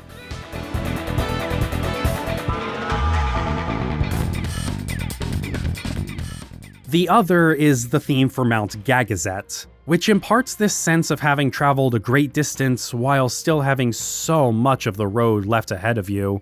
The piano is in there a little bit, but that's not what stands out here. It's the minimal but driving drum beat combined with the careful use of wind and string instruments, along with the long, winding path up the mountain itself, that make the whole experience on the trail feel that much more perilous. Driving this home are the hastily cobbled together markers for where other summoners died on their own pilgrimages, and because so few have made it past the Calmlands, there wasn't anyone to send their spirits to the far plane.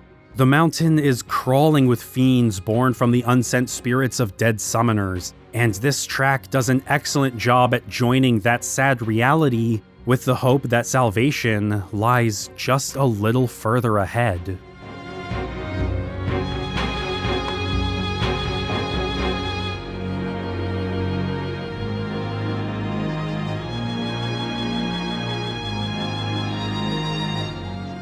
If nothing else, I do respect both Nakano and Hamauzu's work on Final Fantasy X. Hamauzu's tracks are a bit more varied than Nakano's, and are less consistently suited to my personal taste, but both composers do bring something new to the score that help make the game feel distinct from its predecessors. The tracks that do the most heavy lifting early on, though, are definitely Nobuo Uematsu's. It all starts with that opening piano piece, To Xanarkand, setting the stage for a more solemn tale than those that had come before. However, the melody wasn't originally conceived for Final Fantasy X, but for a flutist for whom Uematsu had previously done some consultation work. He knew he wanted it to be used in the game, but the event team kept rebutting him. When they tried it out over the opening, however, they all knew they had something special.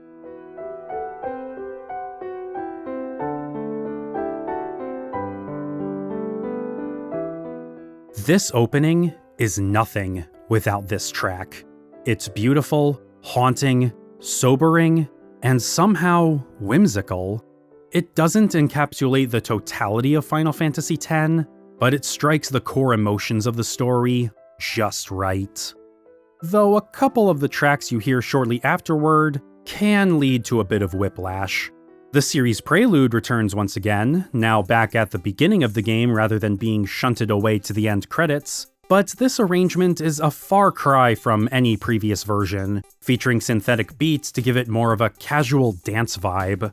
It's only ever heard in the opening scene outside Tidus' houseboat, and according to synth programmer Keiji Kawamori, is supposed to make the player feel like they themselves are in Xanarkand.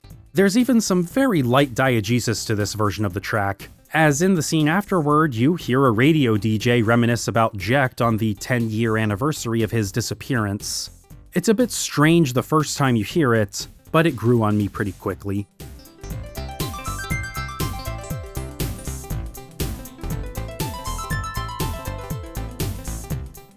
The real tonal whiplash comes shortly after, during the game's first FMV.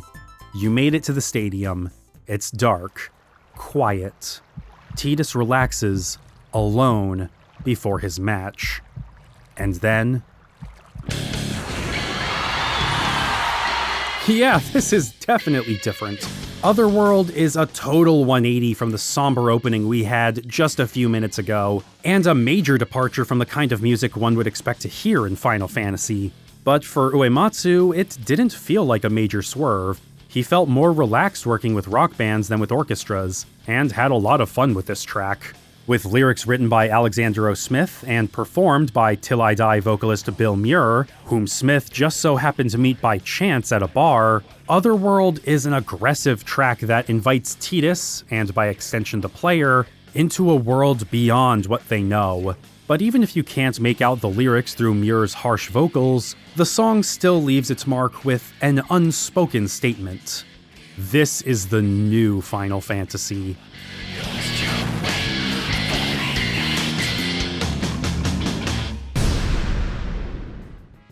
I could go on about other miscellaneous tracks that Uematsu composed for the game, like the battle theme, which isn't my favorite in the series, though I do like the ebb and flow of its bombastic energy.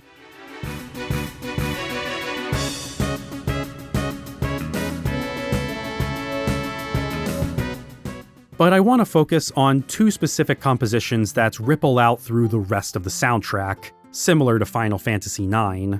At this point, it was basically expected for a new, numbered Final Fantasy game to have a big vocal theme made for it. 8 had Eyes on Me with Fei Wong, 9 had Melodies of Life sung by Emiko Shiratori, and 10 would have Suteki Da Ne, or Isn't It Wonderful, performed by Japanese folk singer Rikku.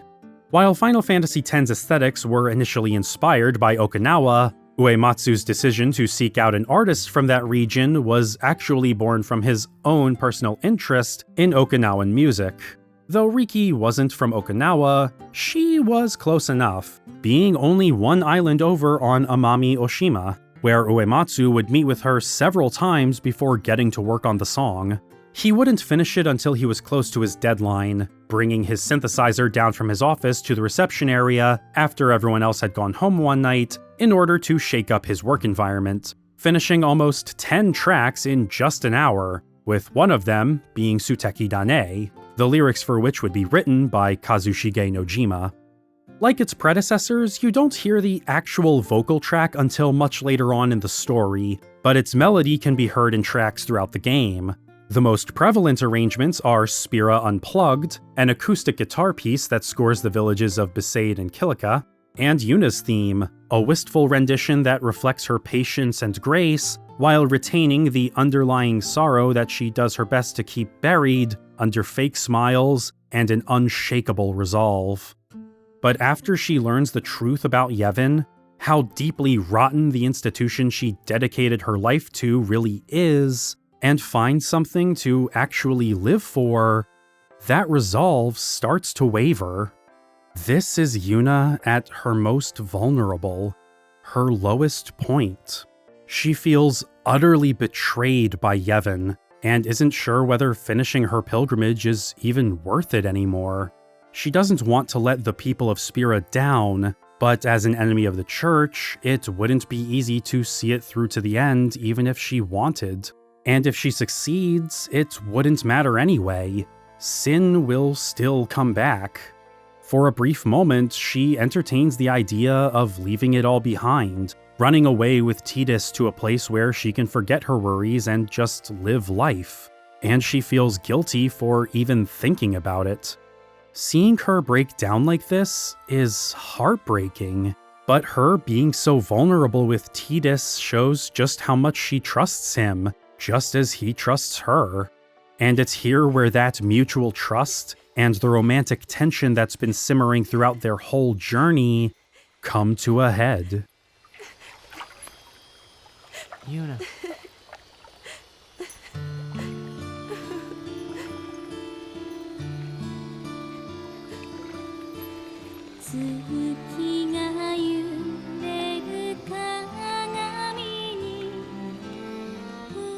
This FMV is everything it needed to be.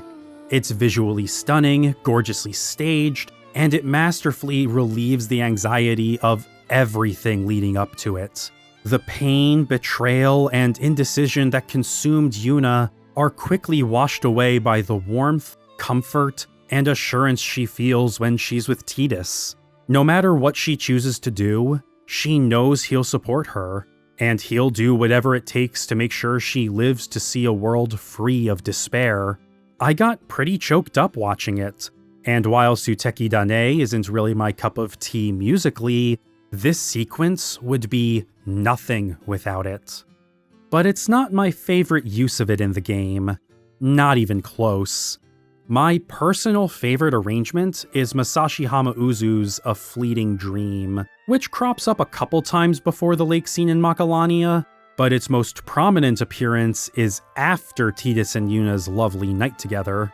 It plays as you make your final approach toward the Xanarkand Dome, even playing during random encounters along the way. There's a grandiose sort of inevitability and finality to it. It just feels right for this to be the track that plays as you reach the end of the journey, with only the vaguest promise of salvation keeping you going. It's not triumphant, it's sad, but in the moment, there's seemingly no other way.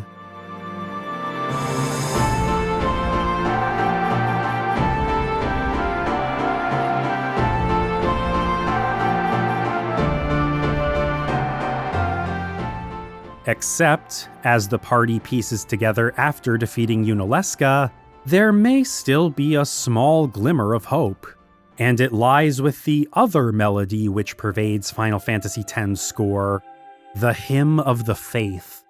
It can be heard at every temple in Spira. Wherever there's a faith, you'll hear them singing it. While Uematsu came up with the melody, the lyrics, vocals, and various arrangements were all handled by Hamauzu, who comes from a vocal background. There are about a dozen versions heard throughout the game, most of which are sung by the individual faith, but it holds a religious significance to Yevon, being touted as a song that calms the spirits of the dead. In reality, though, the hymn actually comes from Xanarkand, and was sung in opposition of Bevelle during the war. It began to spread beyond Xanarkand to others who despised the clergy, such as the Albed, and eventually the church had to lift their ban on it because of how widespread it had become. But as they did so, they began to spread the lie about it soothing the dead, and turned this revisionist history into scripture. It's diabolical, really. While Xanarkand still lives on through the hymn, like Michin says, this epitaph was co-opted by their mortal enemies, and its original meaning and origins were practically erased. Practically nobody in Spira knows that the hymn was originally a rallying cry against Bevelle, but after 1,000 years, it will, in a way, become just that once again. Tidus isn't the only outsider who recognizes the hymn. Jecht does too. Even now, as Sin, the hymn soothes him. Whenever he hears it, Sin becomes docile. The party saw this up close underneath Lake Macalania. It took them a while to realize it, but they were standing on top of Sin's head after falling from above. But the beast didn't react or do much of anything until after the faith in the nearby temple stopped singing. Jecht is still in there somewhere, holding on to just enough of himself to recognize the hymn. If they can somehow get all of Spira to sing it together, all at once, then maybe Sin could be indisposed just long enough for everyone to enter through its mouth, make their way inside, and defeat you, Yevon, thus destroying Sin for good. It's a risky plan, but also an inventive one. It not only makes use of a persistent element of the world that previously just seemed like flavor, but also plays to Jecht's own personal soft spot. This whole time we've been told that he's Sin, and here and there we get fleeting moments where he seems to be able to exert his own will, but this plan only works specifically because of him. While he's always been important to the story, until now the line between Jecht the plot device and Jecht the character has been a bit blurry. The plan to use the hymn leans on Jecht as a character, as it's dependent on his personal affinity for it. The plan does ultimately work, at the cost of some damage to Bevelle during the scuffle, karmic punishment if you ask me, but disabling Sin is only the first step. All that's left is for the Fahrenheit to cross the threshold, and for the party to take the fight to Yevon himself. But not without a tense reunion or two along the way.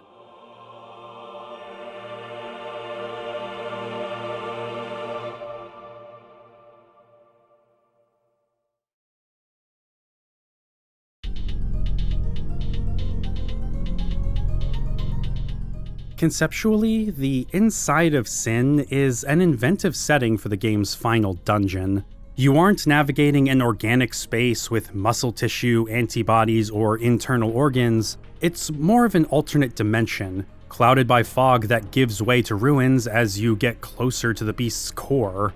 The layout isn't all that interesting, though. The only real obstacles are the enemies you fight in here, who are pretty tough and thankfully provide some decent experience.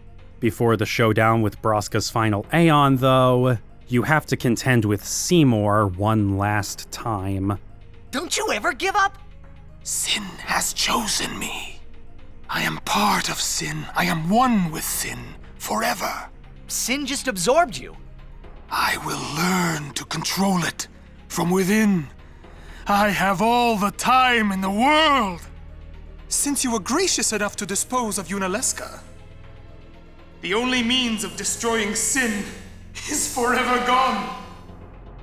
Now nothing can stop us! When and how he got absorbed into Sin isn't explained, but I can believe he was ambitious enough to have found a way. The fight itself is a bit complicated and can be overwhelming with how he can cast 4 spells per turn, with those spells being determined by the parts of the 4 discs that are pointing behind him, but I already had Nirvana and Holy for Yuna, so he went down pretty easily for me. And so finally, Yuna is able to perform Ascending to put Seymour's spirit to rest, once and for all. Good riddance. In the end, Seymour really was just a speed bump on the way to the true fight at the center of Sin. After gathering up some last-minute experience and goodies at the nucleus, you end up someplace familiar. Tidus was here before, after Zanarkand was destroyed. It's where he was kept while Jecht brought him to Spira. And now it's where father and son reunite after 10 years, with all the complicated emotions that come with it. You got tall, but you're all bones. You eating right, boy? You've really grown. Yeah, but you're still bigger. Well, I am Sin, you know.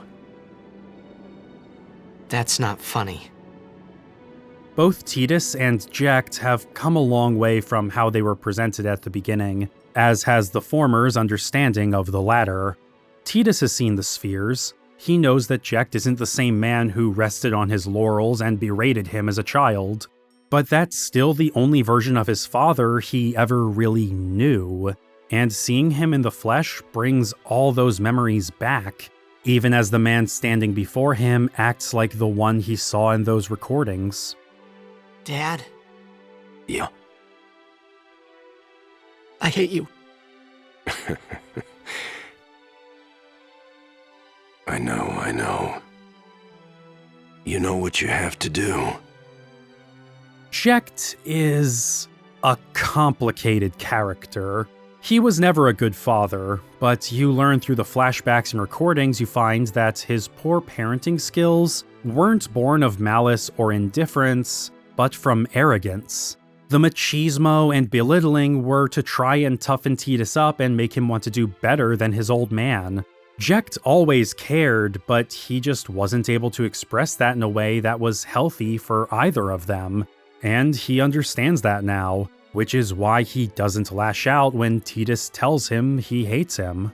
More than anything, though, he's proud to see that his son did grow up to be strong, just like he wanted. But it's not about pride anymore. It's about doing what needs to be done.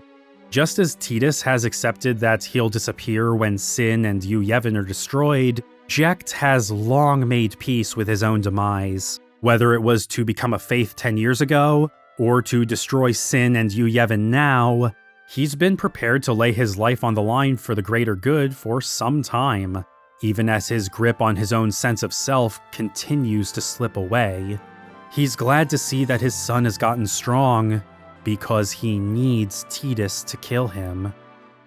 I can't hear the hymn so well anymore. Pretty soon I'm gonna be Sin, completely. I'm glad you're here now.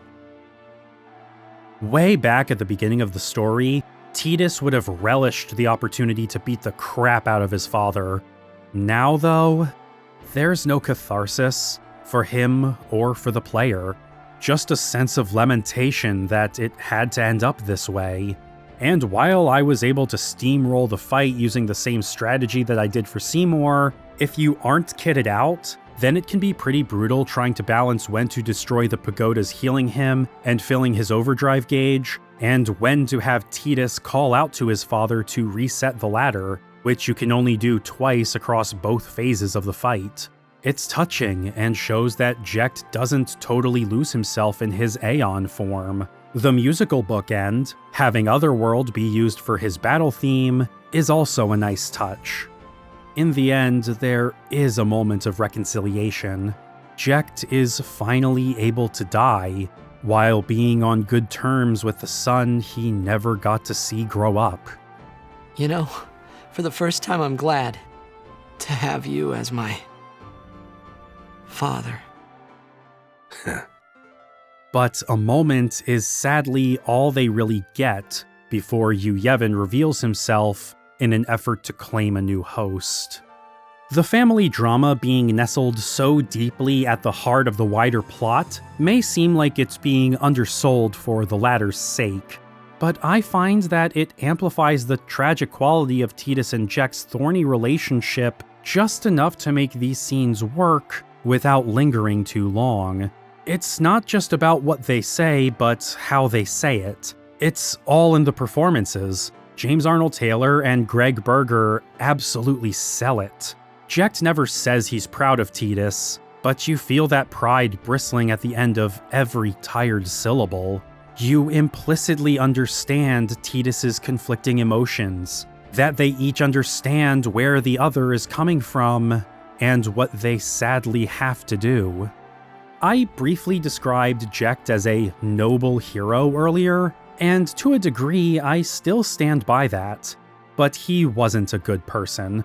Yet I can't fully condemn him, because he was genuinely pulling himself together before he, Braska, and Auron made it to Zanarkand. As gruff as he was with Tidus, he did care about him, and wanted him to be taken care of when he knew he wasn't going to be able to see him again. He knew he made mistakes and couldn't fix everything, but when the chips were down, he did try to do the right thing and make amends wherever possible. Jecht is a messy character, but that's what makes him feel that much more believable. But there's still one last foe to defeat. Jecht may have been Sin, but he wasn't what made the beast. His Aeon form made a suitably grandiose final boss for gameplay purposes, but afterward you have to contend with Yevon, as he frantically tries to assume control of a new host. One by one, you summon every one of your Aeons, and as soon as you do, Yevon latches onto them, twisting and corrupting them in order to recreate Sin once more. Because Yuna doesn't have the same bond with them as she would have with a final Aeon, however, this hostile takeover doesn't kill her. The solution has presented itself. Slay the Aeons you used throughout your journey, rob Yevon of any opportunities to regrow Sin, and put the faith to rest. The fights against your Aeons and then Yevon himself are trivial. In fact, you have auto life automatically applied to the whole party for the latter, so it's impossible to fail. But they're not here to challenge the player. They're here for dramatic effect. As dragged out as they can feel thanks to the summoning and takeover animations, this whole sequence feels much more satisfying as a playable section of the game than it probably would have were they just cutscenes. You have to put the faith to rest by defeating the Aeons you have used and relied on. It's necessary and they want you to do it, but that doesn't make it any easier. Same goes for fighting you, Yevon, because you know that Tidus, the player character, will disappear, and he finally tells the others that this will happen just before the final battle. But you quickly realize something from the moment you Yevon appears, and it's solidified once you actually fight him head-on. He's gone. Completely. He's not even a sentient being anymore, just a spiritual parasite. How apt that he looks like a big tick. There's a tragic element to his story that I don't think many people realize. In his attempts to preserve the memory of his home, he ended up destroying the real Zanarkand, condemning its people to tirelessly project an idealized version of it for 1,000 years, and lost his own humanity and sense of self to the beast he conjured to defend it. You Yevon, the man, died a long, long time ago, and while he is a distinct entity from Sin, the two are so intrinsically linked that the line between them is practically non-existent. This is a mercy killing, freeing Spira from Sin's wrath, you Yevon from his own self-inflicted damnation, and the Faith from their eternal dreaming.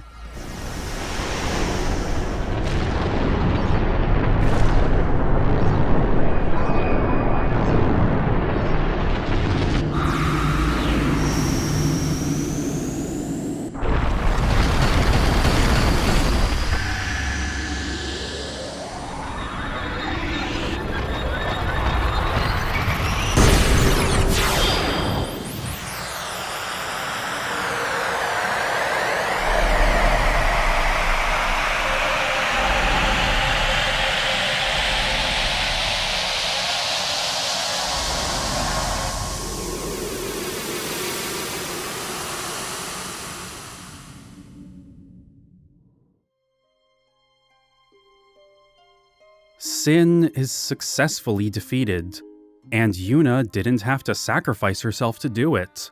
But as she begins the final sending, she hesitates. Auron would be sent to the far plane too, but he's not worried. It's been long enough. This is your world now. It's a good send-off for Auron. He kept his promise to Jecht and ensured that the cycle was finally broken. He never had any plans of sticking around afterward. Unlike Micah and Seymour, his judgment and persistence weren't motivated by vanity or desire. His story ended 10 years ago, but he wanted to ensure that everyone else's had a chance to truly begin. Now that his business is done, Auron is finally at peace. But he's not the only one ready to go. With you Yevon slain and the Faith free from their never-ending sleep, their dreaming has come to an end. And it's time for Tidus to say goodbye. Oh no. No, don't you do this to me again. Don't you dare. No, come on, man, no. Oh, come on, man, even Wakka's crying. Look at him. Wakka's crying. All right, let's just keep it together. I got through Final Fantasy IX's ending. I can get through this. There is no attempt at obfuscating this inevitability from the player. You are told in advance that this was going to happen. At no point are you given even the smallest ray of hope that they can get around this. Just like Auron, Tidus accepts his fate with grace. It's Yuna that can't let go, paralyzed by the cruel reality of actually getting to live to see a world free of sin, but without the person who inspired her to keep going when all seemed lost. But it's only thanks to him, now that his story's over, that hers can truly begin. And now that they have precious little time left, Yuna bundles up her feelings for him and everything he's done into a single, succinct statement. I love you. At least, That's what she says in the dub. In the original Japanese version, she said, "Arigato." Thank you. To Western players, this would seem underwhelming. After all, this is the culmination of Tidus and Yuna's romance. We saw them kiss and have their metaphorical and symbolic consummation of these affections at the lake. So to end it all with an unambiguous declaration of love would feel more fitting than a mere thank you, wouldn't it? But wouldn't that also mean that the dub betrayed the original intentions and cultural origins of the Japanese version? Well, it depends on whether you're talking about the literal meaning or the emotional and cultural meaning. Alexander O. Smith has been open about why he changed the line for the English version, noting that arigato and I love you may have very different literal meanings, but can have similar impacts in their respective languages. The deciding factor, however, was that Western players would expect such a declaration, even if it wasn't in line with Japanese cultural ideas of romantic expression. The lip movements just so happened to match as well. But this wasn't a rogue operation. He did ask Kazushige Nojima for permission to make this change, and Nojima not only agreed to it, but was interested to hear people eventually discuss the merits of each version of the scene. I'm firmly on the side of I love you being the better line, but I'm also coming at this from a very biased cultural perspective, even if I'm not trying to. That being said, I'm obviously not alone in this, and I don't mean that because most English-speaking players are probably in my corner. In his Final Fantasy X video from April 2023, Brando SP, now Brando EXP, who lives in Japan and is fluent in the language, brought up this change to Japanese people between the ages of 20 and 50 and asked for their opinions about it. And apparently, every single one of them felt that the change to I love you was better than the original. Anecdotal, I know, and the weight of his claim does shrink a bit when considering that he doesn't give an exact number of people he asked about it, but it's still noteworthy. In any case, Yuna bears her heart to Tidus one last time before he leaps from the airship. As he fades away for good, he sees the spirits of Braska, Auron, and Jecht appear before him, and he high-fives his old man before finally ceasing to exist. All of that pain and resentment have faded with him.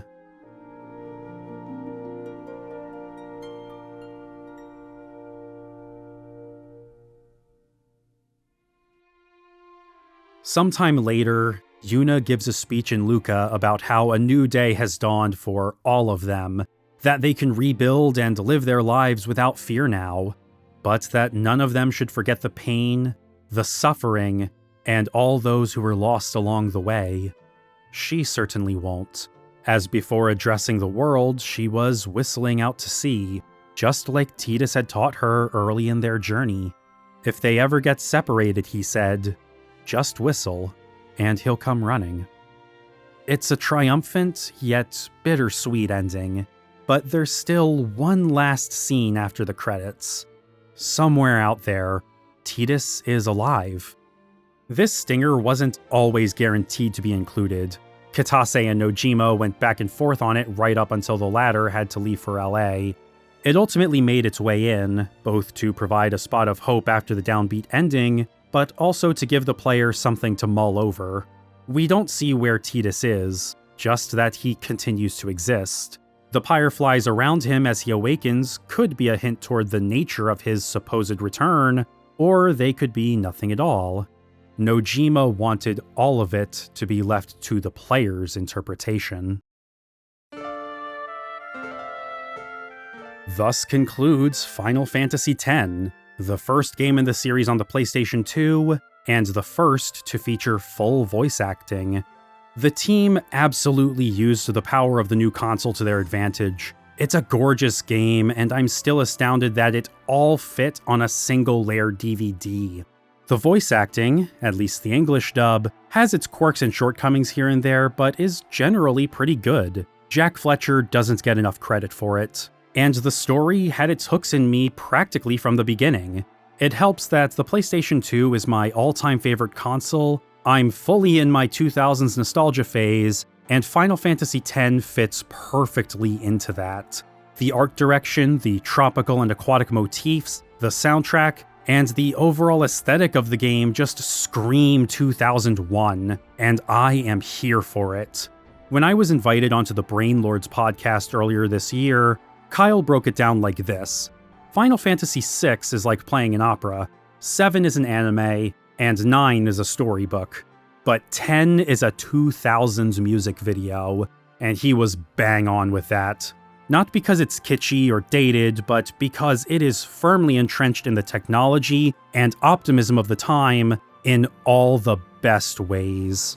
After finishing my first playthrough, I immediately held it right alongside 6, 7, and 9 as one of my favorites. But with each subsequent playthrough, I find myself liking it just a little bit less. The linearity doesn't bother me, but the first 10 hours or so feel like a bit of a slog, as I feel like I'm given less room to breathe. I like all the characters, but love very few of them. The CTB system, while a fun blend of classic turn-based and strategy RPGs, is held back by simple rock-paper-scissors interactions that can make random encounters feel more dull than usual. The sphere grid is an interesting concept for customizing party members, but its structure is too rigid for most of the game. And of course, there's the post-game. The excessive, grindy, unsatisfying post-game. I've gone on about it enough, but suffice it to say that it did hamper my enjoyment a bit. Not too much, since it was all optional, but enough that I can't ignore it. I never want to touch Final Fantasy X's post-game ever again. I'm not sure if I still love Final Fantasy X like I did after finishing my first playthrough, but I do at least really like it. The simplicity of its combat and the narrow structure may be a bit eye-rolling to me in spots, but that's probably because I've done more than one playthrough at this point. They didn't bother me nearly as much on the first go-around, and for that reason I have no problems recommending it to people who have never played the series but want to give it a shot. The initial fish-out-of-water premise means that exposition doesn't feel ham-fisted, the gameplay is simple but intuitive for newcomers to the genre, it has a more modern presentation which can be appealing to new or younger players, and the story and themes are as strong as they were back in 2001.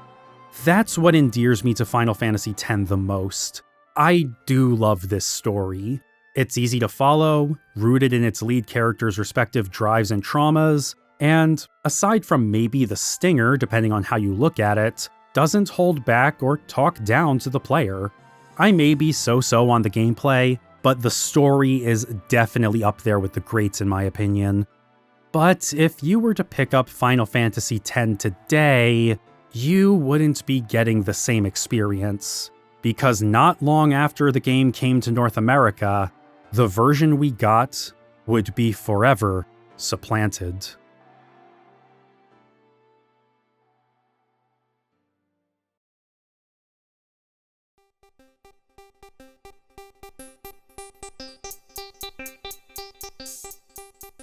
On January 31st, 2002, Final Fantasy X International would be released in Japan, featuring several new features and balance tweaks across the game. Chief among these were the implementation of the English dub in place of the original Japanese voiceover, hence the subtitle, a handful of new abilities and equipment customizations, and a new expert sphere grid.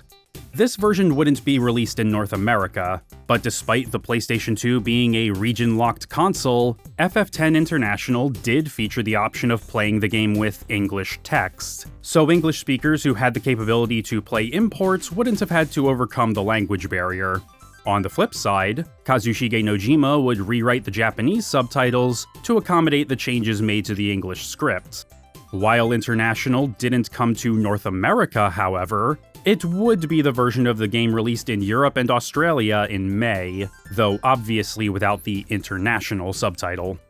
Unless you play with the expert sphere grid, most of this version feels unchanged from the original release. You've really got to pay attention to notice most of the changes. The new sphere extracting abilities feel kind of redundant. Quick Hit got nerfed, now costing more MP and being less advantageous overall. The damage formula for Auron's Celestial Weapon was nerfed too, now being about half as strong. The Ribbon ability is now able to be added to armor using a whopping 99 Dark Matter, which is a ludicrous cost, but very, very worth it. Full Break combines the Force stat breaking abilities into one for 99 MP and can be insanely useful. The overdrives for Anima and the Mega Sisters now hit multiple times, but each hit has lower damage values than previously, but in exchange they do now have a higher damage ceiling. Yojimbo also got buffed, with his motivation rising much faster and his compatibility starting at a higher value.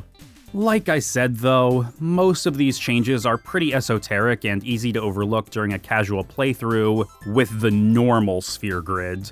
For my playthrough, I used the new Expert Sphere grid, which not only has a completely different layout, but starts everyone at the center, allowing you to build out your party with fewer initial restrictions. Their grids also pass and weave through each other much more often and with fewer key spheres needed to jump between them, meaning that you can get a little more creative with everyone's builds if you really want. I didn't go too crazy though, opting to keep Lulu, Yuna, and Rikku more or less on their specific paths with few deviations, and setting Tidus, Wakka, and Kimahri on Auron's section of the grid in order to bolster their strength. The Expert Sphere grid makes the early game a bit more interesting in some ways, since you may be giving up some of a character's special abilities in favor of focusing on a specific stat or two, but by the time you reach the end of the game, everything starts feeling more like it would if you had stuck with the original grid. That, and when you get into the post-game, everyone still ends up with the same plethora of skills and spells, just with different equipment and overdrives. There are also fewer nodes than on the standard grid, so while you can still max out everyone's stats, you need to be a bit more careful about filling in empty nodes to avoid redundancy. Clearing low-value nodes and optimizing how you replace them and fill empty spots becomes a much more involved process if you're trying to max out more than 3 party members. As the name suggests, this grid is not for new players. But if you've already played through Final Fantasy X before, and want to shake things up a bit, I recommend giving it a shot. Well, now that that's all done, and I refuse to do the monster arena or any more post-game stuff than I wanted to, I guess it's time to capture some B-roll just walking through all of Spira with no encounters. Let's go back to Besaid Village. Have I mentioned how pretty this game is? The graphics may not have been altered from the original release, but you know what? They still look really... Wait, what's this? I don't remember there being a cutscene when you come back here. Who's this guy? What's his deal? Infidel! What? Prepare to charge! What?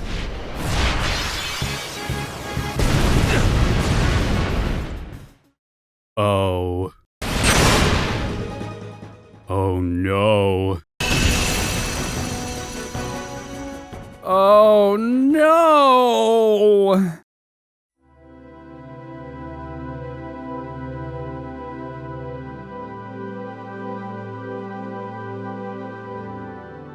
I had forgotten about the Dark Aeons. That's right.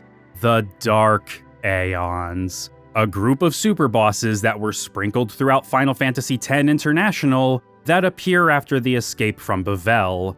Not only are they roadblocks to going back and doing certain side quests if you missed them, but they're on a similar level as the bosses you fight in the monster arena, if not stronger than most of them.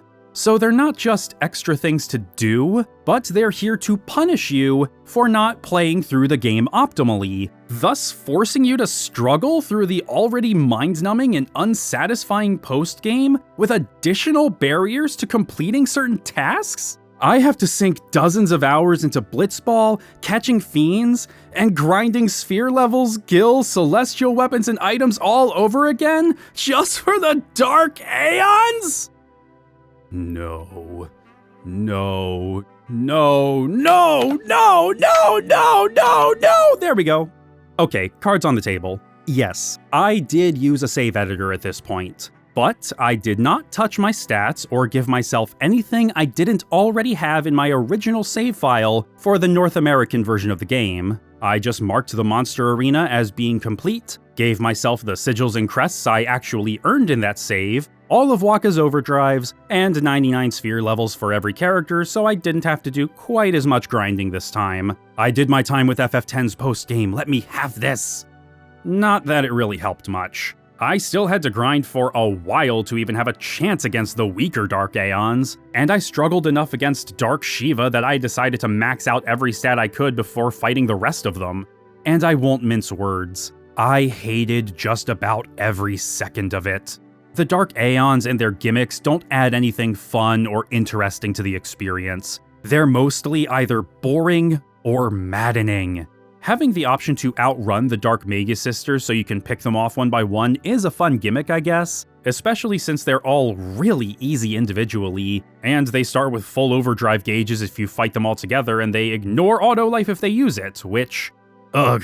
Dark Yojimbo does the same thing with his overdrive, by the way, and it's no less annoying.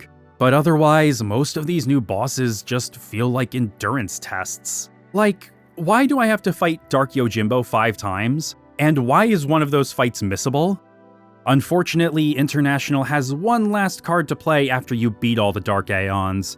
After the last one falls, you're presented with a cutscene showing the ultimate super boss, Penance, rising from the gorge beneath the Calmlands. It's accessible only from the Fahrenheit, has 12 million HP, and is the most difficult and complex fight in the entire game. I gotta say, I like how its name plays into the game's themes, but because its presence isn't really given any sort of explanation outside of video game logic, it's just sort of an, oh, that's neat kind of thing for me.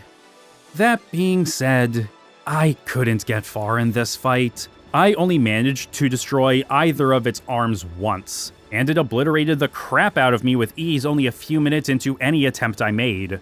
I did look up some strategies, and they all required that I use armor with abilities that would require grinding a ton more items in Gil, which would take at least another dozen or so hours, and no, I refuse. Sure, I could just use the save editor again to give myself armor with the exact abilities I need for this fight, but that would be a hollow victory. Frankly, going through the effort of getting the optimal abilities would still lead to a hollow victory in my opinion. I have put far too much time into Final Fantasy X's postgame, even when accounting for the one shortcut I took, and I am exhausted. I'm taking the L on this. I don't care anymore. Penance is the crown jewel of Final Fantasy X International's agonizing post-game editions, which come together to make the whole post-game experience that much more insufferable. These new super bosses make me loathe this version of the game. I cannot, in good conscience, recommend it, even for those with a completionist mindset. Especially for those with a completionist mindset. And for those who do not heed my words, well, don't say I didn't warn you. Final Fantasy X's platform lineage doesn't end there, however. In 2011, during a voiceover session for the then-upcoming Final Fantasy Type 0, Tetsuya Nomura and associate producer Hideki Imaizumi realized that one of the actors they had in the booth that day had also been a cast member for Final Fantasy X a decade earlier. In fact, there were at least 4 members of FF10's principal Japanese cast who would also be in Type 0. Upon realizing this, the 3 of them all thought it would be nice if they could do something to celebrate the game's 10th anniversary, leading Nomura to begin negotiating with company management to remaster Final Fantasy X for the occasion. They gave the green light for Square Enix's first production department, the department responsible for development of Final Fantasy and Kingdom Hearts, to start the project, but they were too tied up working on Type 0, Final Fantasy XIII-2, and Kingdom Hearts Dream Drop Distance to devote time to remastering Final Fantasy X. Despite this, the remaster would be officially announced at the Tokyo Game Show that September. While most of the original above-the-line development staff supervised the remaster, most of the work would actually be handled by the Shanghai-based studio Virtuous, whose output had mostly been licensed games and portable and standard definition conversions of Xbox 360 and PlayStation 3 titles. Programmers within Square Enix were largely focused on salvaging whatever data they could from the PS2 version of the game and recreating what couldn't be recovered, as a significant portion of the original development data and assets were not preserved. It wouldn't be until December 26th, 2013, that the Final Fantasy X HD remaster would be released in Japan for the PlayStation 3 and PS Vita, and in March 2014 for other territories. This was actually the very first version of the game I played back when I was a freshman in college. I heard about it a few days before its release, learned it was only $40, bought it the day it came out, and quickly fell in love with it. Although I didn't get to finish it. I only got as far as the Xanarkand Caves before life got in the way and I stopped playing, which is a shame because now I know I was actually really close to finishing it. But in hindsight, it was probably for the best that this wasn't the first version of FF10 I beat, because it's arguably the worst version of the game. Setting aside that it's based on the international version, finally allowing fans in North America to officially play what's considered the definitive edition of the game, the remaster has had work done to adapt the presentation for widescreen displays. Menu backdrops have been completely redone, some shots have been reframed to accommodate the wider aspect ratio, and the FMVs, have been cropped, cutting visual information from the top and bottom of the frame for the sake of filling a modern TV. It changes their composition in a way that makes them feel too tight and claustrophobic. No matter how tastefully the crop was applied, they were never meant to be seen this way, and for that reason alone, I simply can't abide by it on principle. The presentational changes go beyond the framing, however. Most of the soundtrack was rearranged as well, with music director Keiji Kawamori bringing in all three of the original composers to revisit their work from the PS2 version, along with a handful of other arrangers. The results are mixed. Some tracks feel a bit too over the top. Some hardly even feel like the original. I may have heard these versions first, but I hardly remembered any of them until revisiting them for this video. I'm not a fan, for the most part. One of the only tracks that had stuck out in my mind for the past decade plus was the battle theme, which was rearranged by Nobuo Uematsu himself, alongside Tsutomu Narita. For quite a while, this version made the original sound a bit hollow by comparison to my ears, but listening to it now, after hearing the original version hundreds and hundreds of times, while I don't hate it, it's honestly a bit excessive.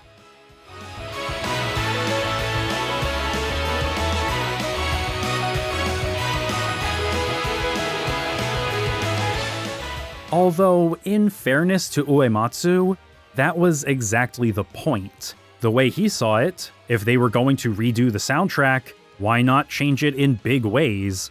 Masashi Hamauzu, on the other hand, felt that Final Fantasy X was already great, and that the soundtrack didn't need to be dramatically overhauled, but he also admitted that airing too close to their original work wouldn't be as interesting. When speaking with Polygon's Alexa Ray Correa about his work on the HD version, he specifically singled out the theme for Besaid as a piece he wanted to evolve, while retaining the original's tone. And I'm sorry, sir, but this just does not hit the same. It sounds too airy and ethereal, not the same kind of tranquil feeling I get from the original.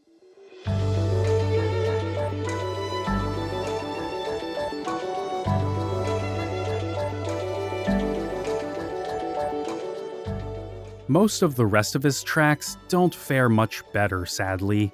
The guitar in the Blitzball theme doesn't have the same punch to it as before. The new Thunder Plains theme somehow sounds even less fitting to me than the original, and the drums on Assault overpower the strings and brass.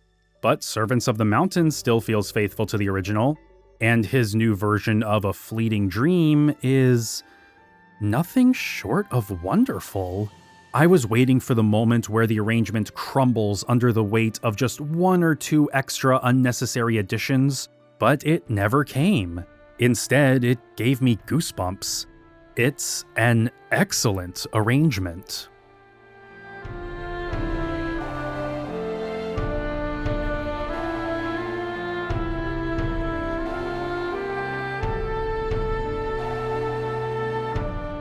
While there are no comments from Junya Nakano in Korea's article, I would be remiss not to give him his due for the remaster too. His arrangements came out pretty alright overall. There's not much to note as far as big or egregious changes go, aside from maybe Luca's theme. It sounds really good and in keeping with the spirit of the original version, until the bridge about a minute in, where he starts to lay on the horns, and they just take me out of it.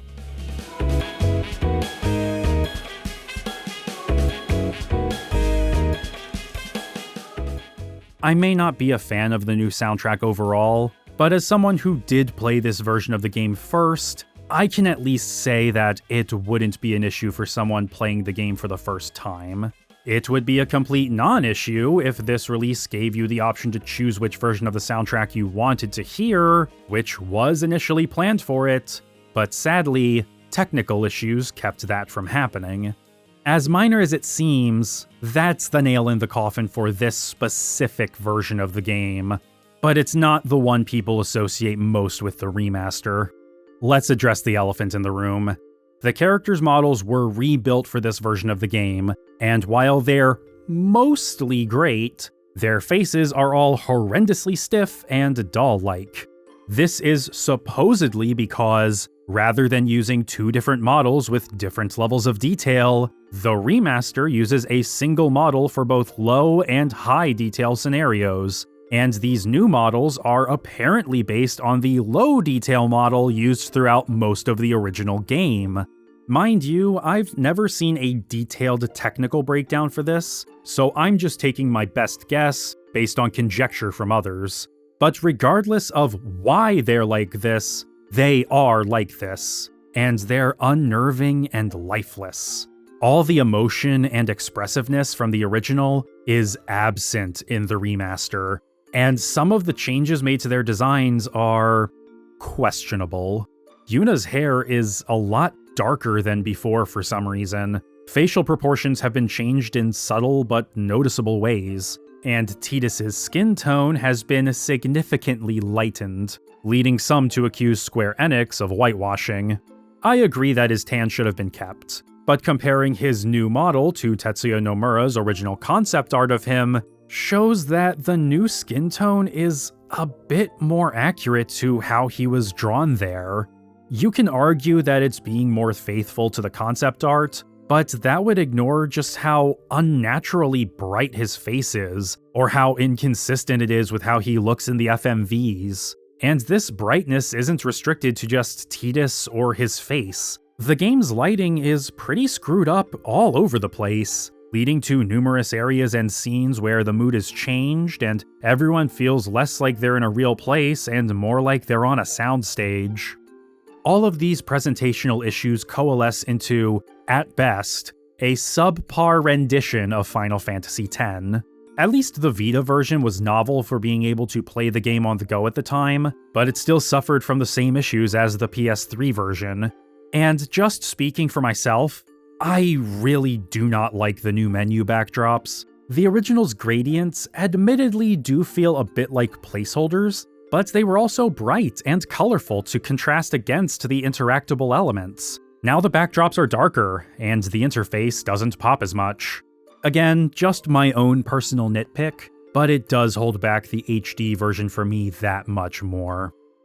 The Final Fantasy X HD remaster would be re-released for the PlayStation 4 in all territories in May 2015, sporting some modest graphical upgrades over the PS3 version, in addition to a soundtrack toggle, and all subsequent ports would be based on this version.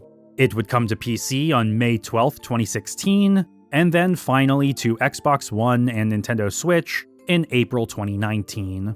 Each of these later versions has their own technical hiccups and shortcomings, like some minor audio issues on the Xbox version, but we're going to be focusing more on the PC version, which features several cheats and boosters packed right in with a press of the escape key, as well as an autosave feature.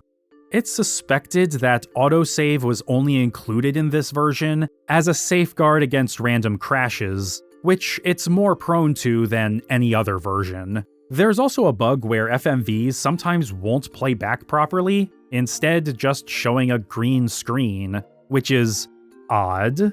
But of course, the biggest draw of the PC version, outside of being playable on the Steam Deck, is mods. There are mods out there to restore the original PS2 faces, for example, but sadly I was unable to install any of them because I can't download Special K for some reason. I just get a secure connection failure every time, no matter which browser I use. Oh well.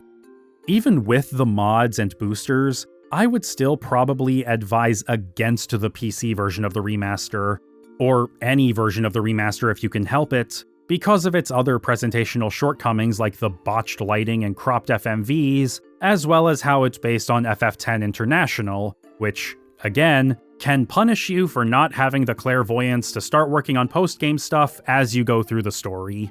To me, the original North American PS2 version is the way to go. Sure, you don't get the expert sphere grid or the buffed up versions of certain Aeons, but you do get the original faces without needing to mod the game, and the ability to go anywhere during the endgame without getting ganked by a super boss.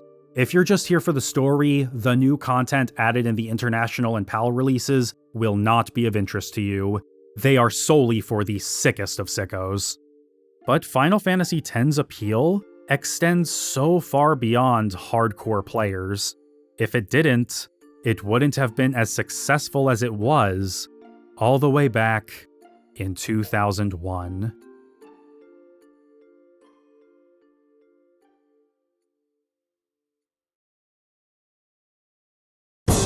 Final Fantasy X is gorgeous and grand. Absolutely mind-blowing. Enthralling gameplay. Simply incredible. This is what PlayStation 2 is all about. Yuna! Don't believe a word till you play it. I've done it. Final Fantasy X, rated T for teen, only on PlayStation 2. Swear soft.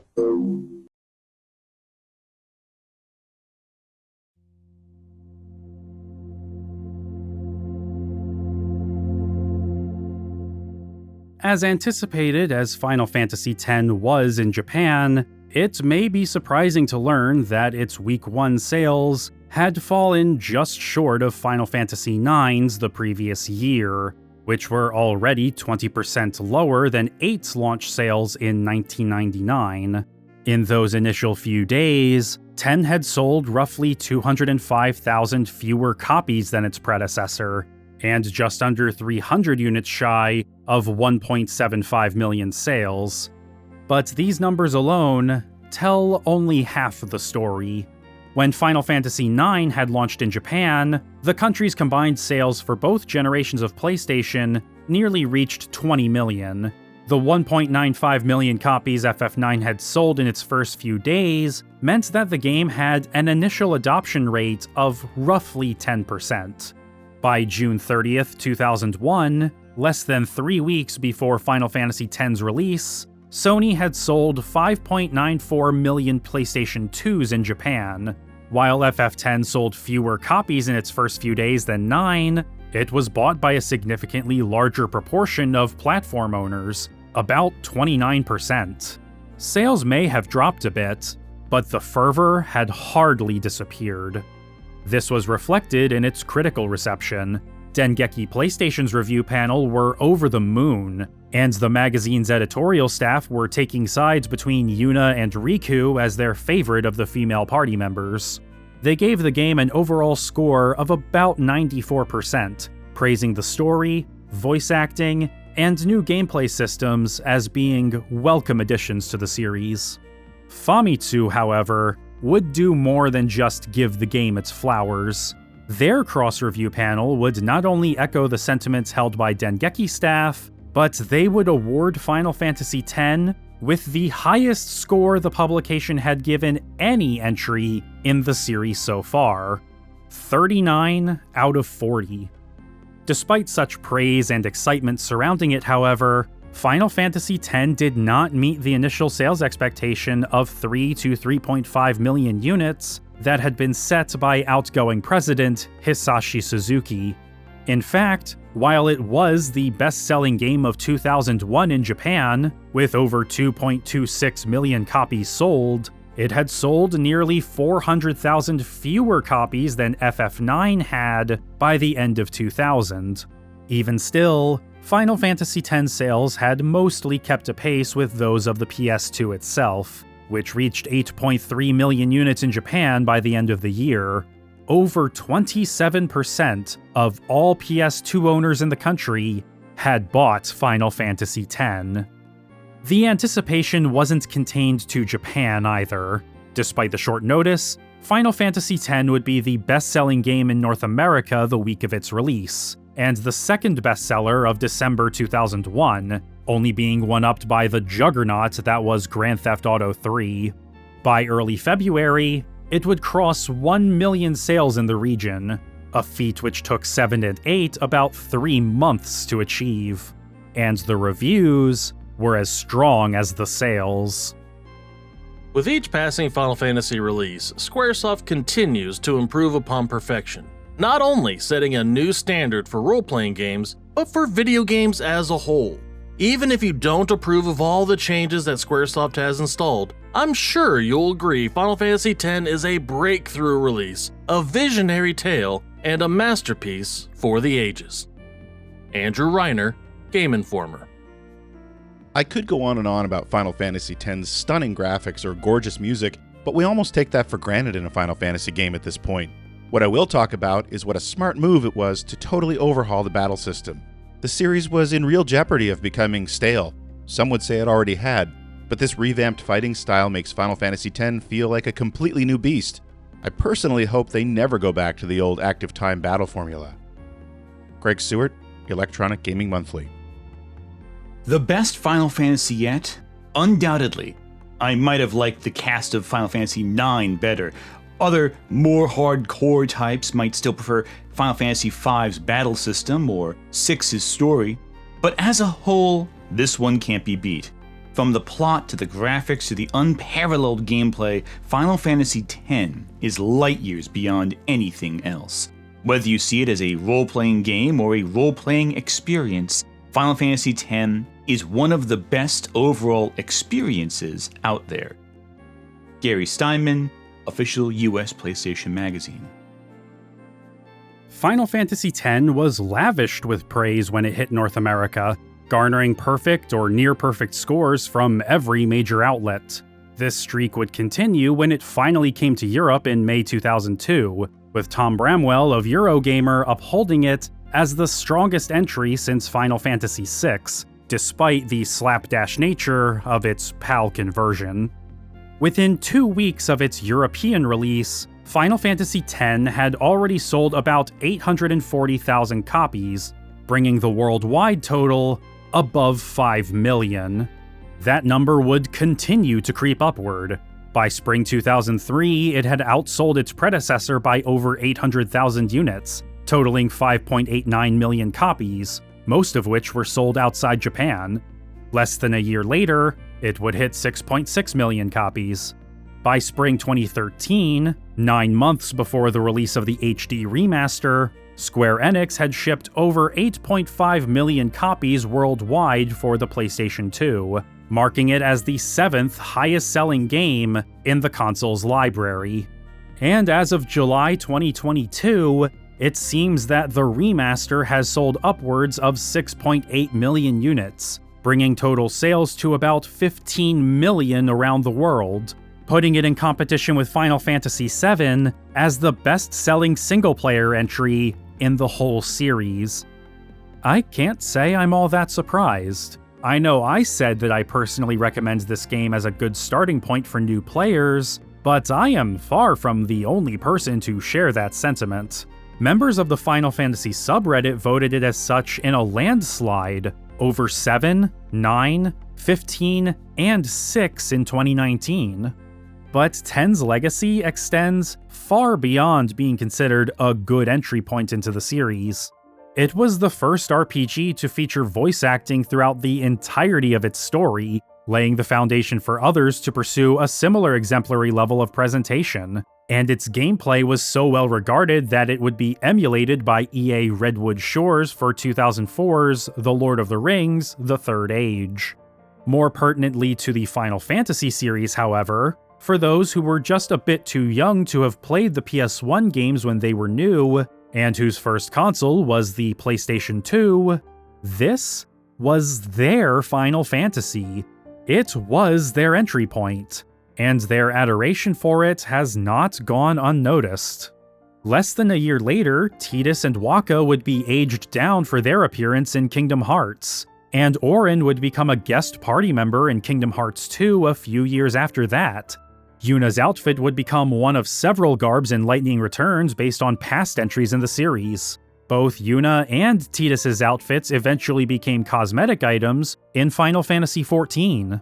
And outside of works produced by Square Enix, as part of the Universes Beyond Final Fantasy expansion for Magic the Gathering in 2025, Final Fantasy X would not only be well represented in the standard set and the Through the Ages bonus sheet, complete with a reprint of Rhystic Study featuring that iconic lake scene, but it would also be one of 4 games in the series to have an entire pre-constructed commander deck dedicated to it, alongside Final Fantasy VI, VII, and XIV. If that isn't an indicator of how beloved FF10 is, then I don't know what is. Actually, we can go further. Final Fantasy X would launch Masakazu Morita's career as a prolific voice actor, going on to voice countless characters in video games and anime, most notably Ichigo Kurosaki in Bleach, Marco the Phoenix in One Piece, and Whis in Dragon Ball Super. Arguably, this is also true for James Arnold Taylor, who started getting a lot more work as a voice actor after the game's North American release. Since Final Fantasy X, he's been the voice of Ratchet from the second Ratchet & Clank game onward, became the official voice of prequel-era Obi-Wan Kenobi in Star Wars video games and animated media like The Clone Wars, Harry Osborn in Spectacular Spider-Man, Johnny Test, and assorted characters in various shows on right-wing media conglomerate The Daily Wire's kid-focused streaming service Bentkey. Oof. In March 2021, NHK published the results of a poll asking Japanese fans which games and characters in the series were their favorites. FF7's Cloud may have been the top pick for the latter, but just below him was Yuna, with Tidus pulling in at the number 7 spot. But in a stunning reversal, Final Fantasy X would top the poll for best game in the series, with 7 being forced to settle for second place. And in 2023, it was adapted into a kabuki stage play at the IHI Stage Around Tokyo Theater, being performed between March and April. The love for FF10 isn't contained solely to Japan, though. In 2018, Game Informer would publish a list of the 300 greatest games of all time as voted by their readers, where Final Fantasy X came in at a commendable 33rd place, with only 6 and 7 placing higher. In the magazine's own list of the 100 best RPGs, assembled by the editorial staff and published earlier that same year, it would land in a similar spot, at number 35, though the 1st, 4th, 7th, and 6th games would all place above it. Even when looking only at the series itself, Final Fantasy X is consistently held in high esteem. Just a small sampling of listicles ranking which games in the franchise are the best shows that it rarely dips below the number 5 spot. And in May 2025, IGN would even proclaim it as the best game in the series. But as pervasive as this love for the game is, and for how many people do consider it to be their favorite or the best overall, such sentiments are far from universal. Final Fantasy X is absolutely a watershed entry, though not in a completely positive way for some. While many people adore it for its characters, Tidus and Yuna's romance, the approachable gameplay, and resonant themes, many other fans who had been with the series since the PS1 and earlier find it to be too simple, melodramatic, and beset with aesthetic elements they find unbecoming. The voice acting, particularly the English dub, has been a point of contention since day one for how hampered it is by technical issues, even if its critics aren't aware of them. The laughing scene, as discussed earlier, is often bandied about as the example of why the dub is supposedly bad, with the game's most stubborn detractors refusing to cede any ground when the scene is placed in its proper context. Blitzball is often derided as the worst minigame in the whole series. Complaints of how unlikable and obnoxious Tidus can be are common. Scrutiny of the game's linearity has been ongoing for nearly 25 years, with further debate being ignited after Final Fantasy XIII came under fire for similar reasons nearly a decade later. And the post-game is almost universally agreed to be one of the worst in the series for the absurd amount of grinding, disproportionate level of challenge in getting the celestial weapons, and massive time sink required to attain full completion. And this sentiment has only intensified now that the HD remaster is the most accessible version of the game to play. Whether Final Fantasy X was the last game of the Golden Age or the beginning of its decline depends on who you ask. Either way, it certainly left its mark. Whether through cosplay, covers of its soundtrack, or the countless memes that have spawned from its dub, the love and appreciation that most people have for Final Fantasy X is palpable. In hindsight, there's something poetic about its ending. How Tidus, a representative of a forgotten past, fades away to give Yuna hope for an uncertain future. It's a microcosm of the series itself. Because while Final Fantasy did have a rich history prior to 10, it was one which they couldn't lean on forever. Kitase, Nojima, Tsuchida, and everyone else involved were ready to try new things to push the series forward. And while it took a little bit of time for its sales to catch up to its predecessor, Final Fantasy X was ultimately a major success. And because of that, the future of the series was looking bright.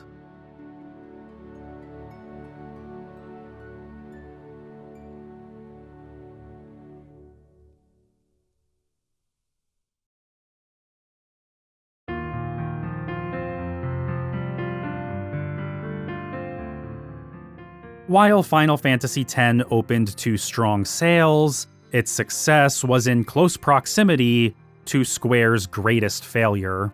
The spirits within didn't bankrupt the company. In fact, Final Fantasy X had sold well enough out of the gate to make up for the film's losses. But it cast their future in uncertainty. Game development costs were projected to keep rising, especially with Final Fantasy XI being an MMO that required constant server maintenance and ongoing development. And while Square was in talks to merge with longtime rival Enix to combat these costs, the movie's failure put all of that on indefinite hold. Confidence in Square's long-term solvency was shaken. Final Fantasy X would ultimately prove to be their salvation, but not in a way that anyone would have thought. When the international version of the game was released in Japan in January 2002, bundled with it was a bonus DVD packed with voice actor interviews, music videos, and trailers for upcoming games, similar to the original release. But there was one other bonus feature that was of particular interest. A 14-minute mini-movie set 2 years after the game's ending, where Yuna finds a sphere that appears to show that Tidus is still alive. Fans responded positively to this little tease, and so the die was cast. In an effort to conserve on development costs and to capitalize on the series' most recent success, Final Fantasy X would be the first game in the series to receive a direct sequel.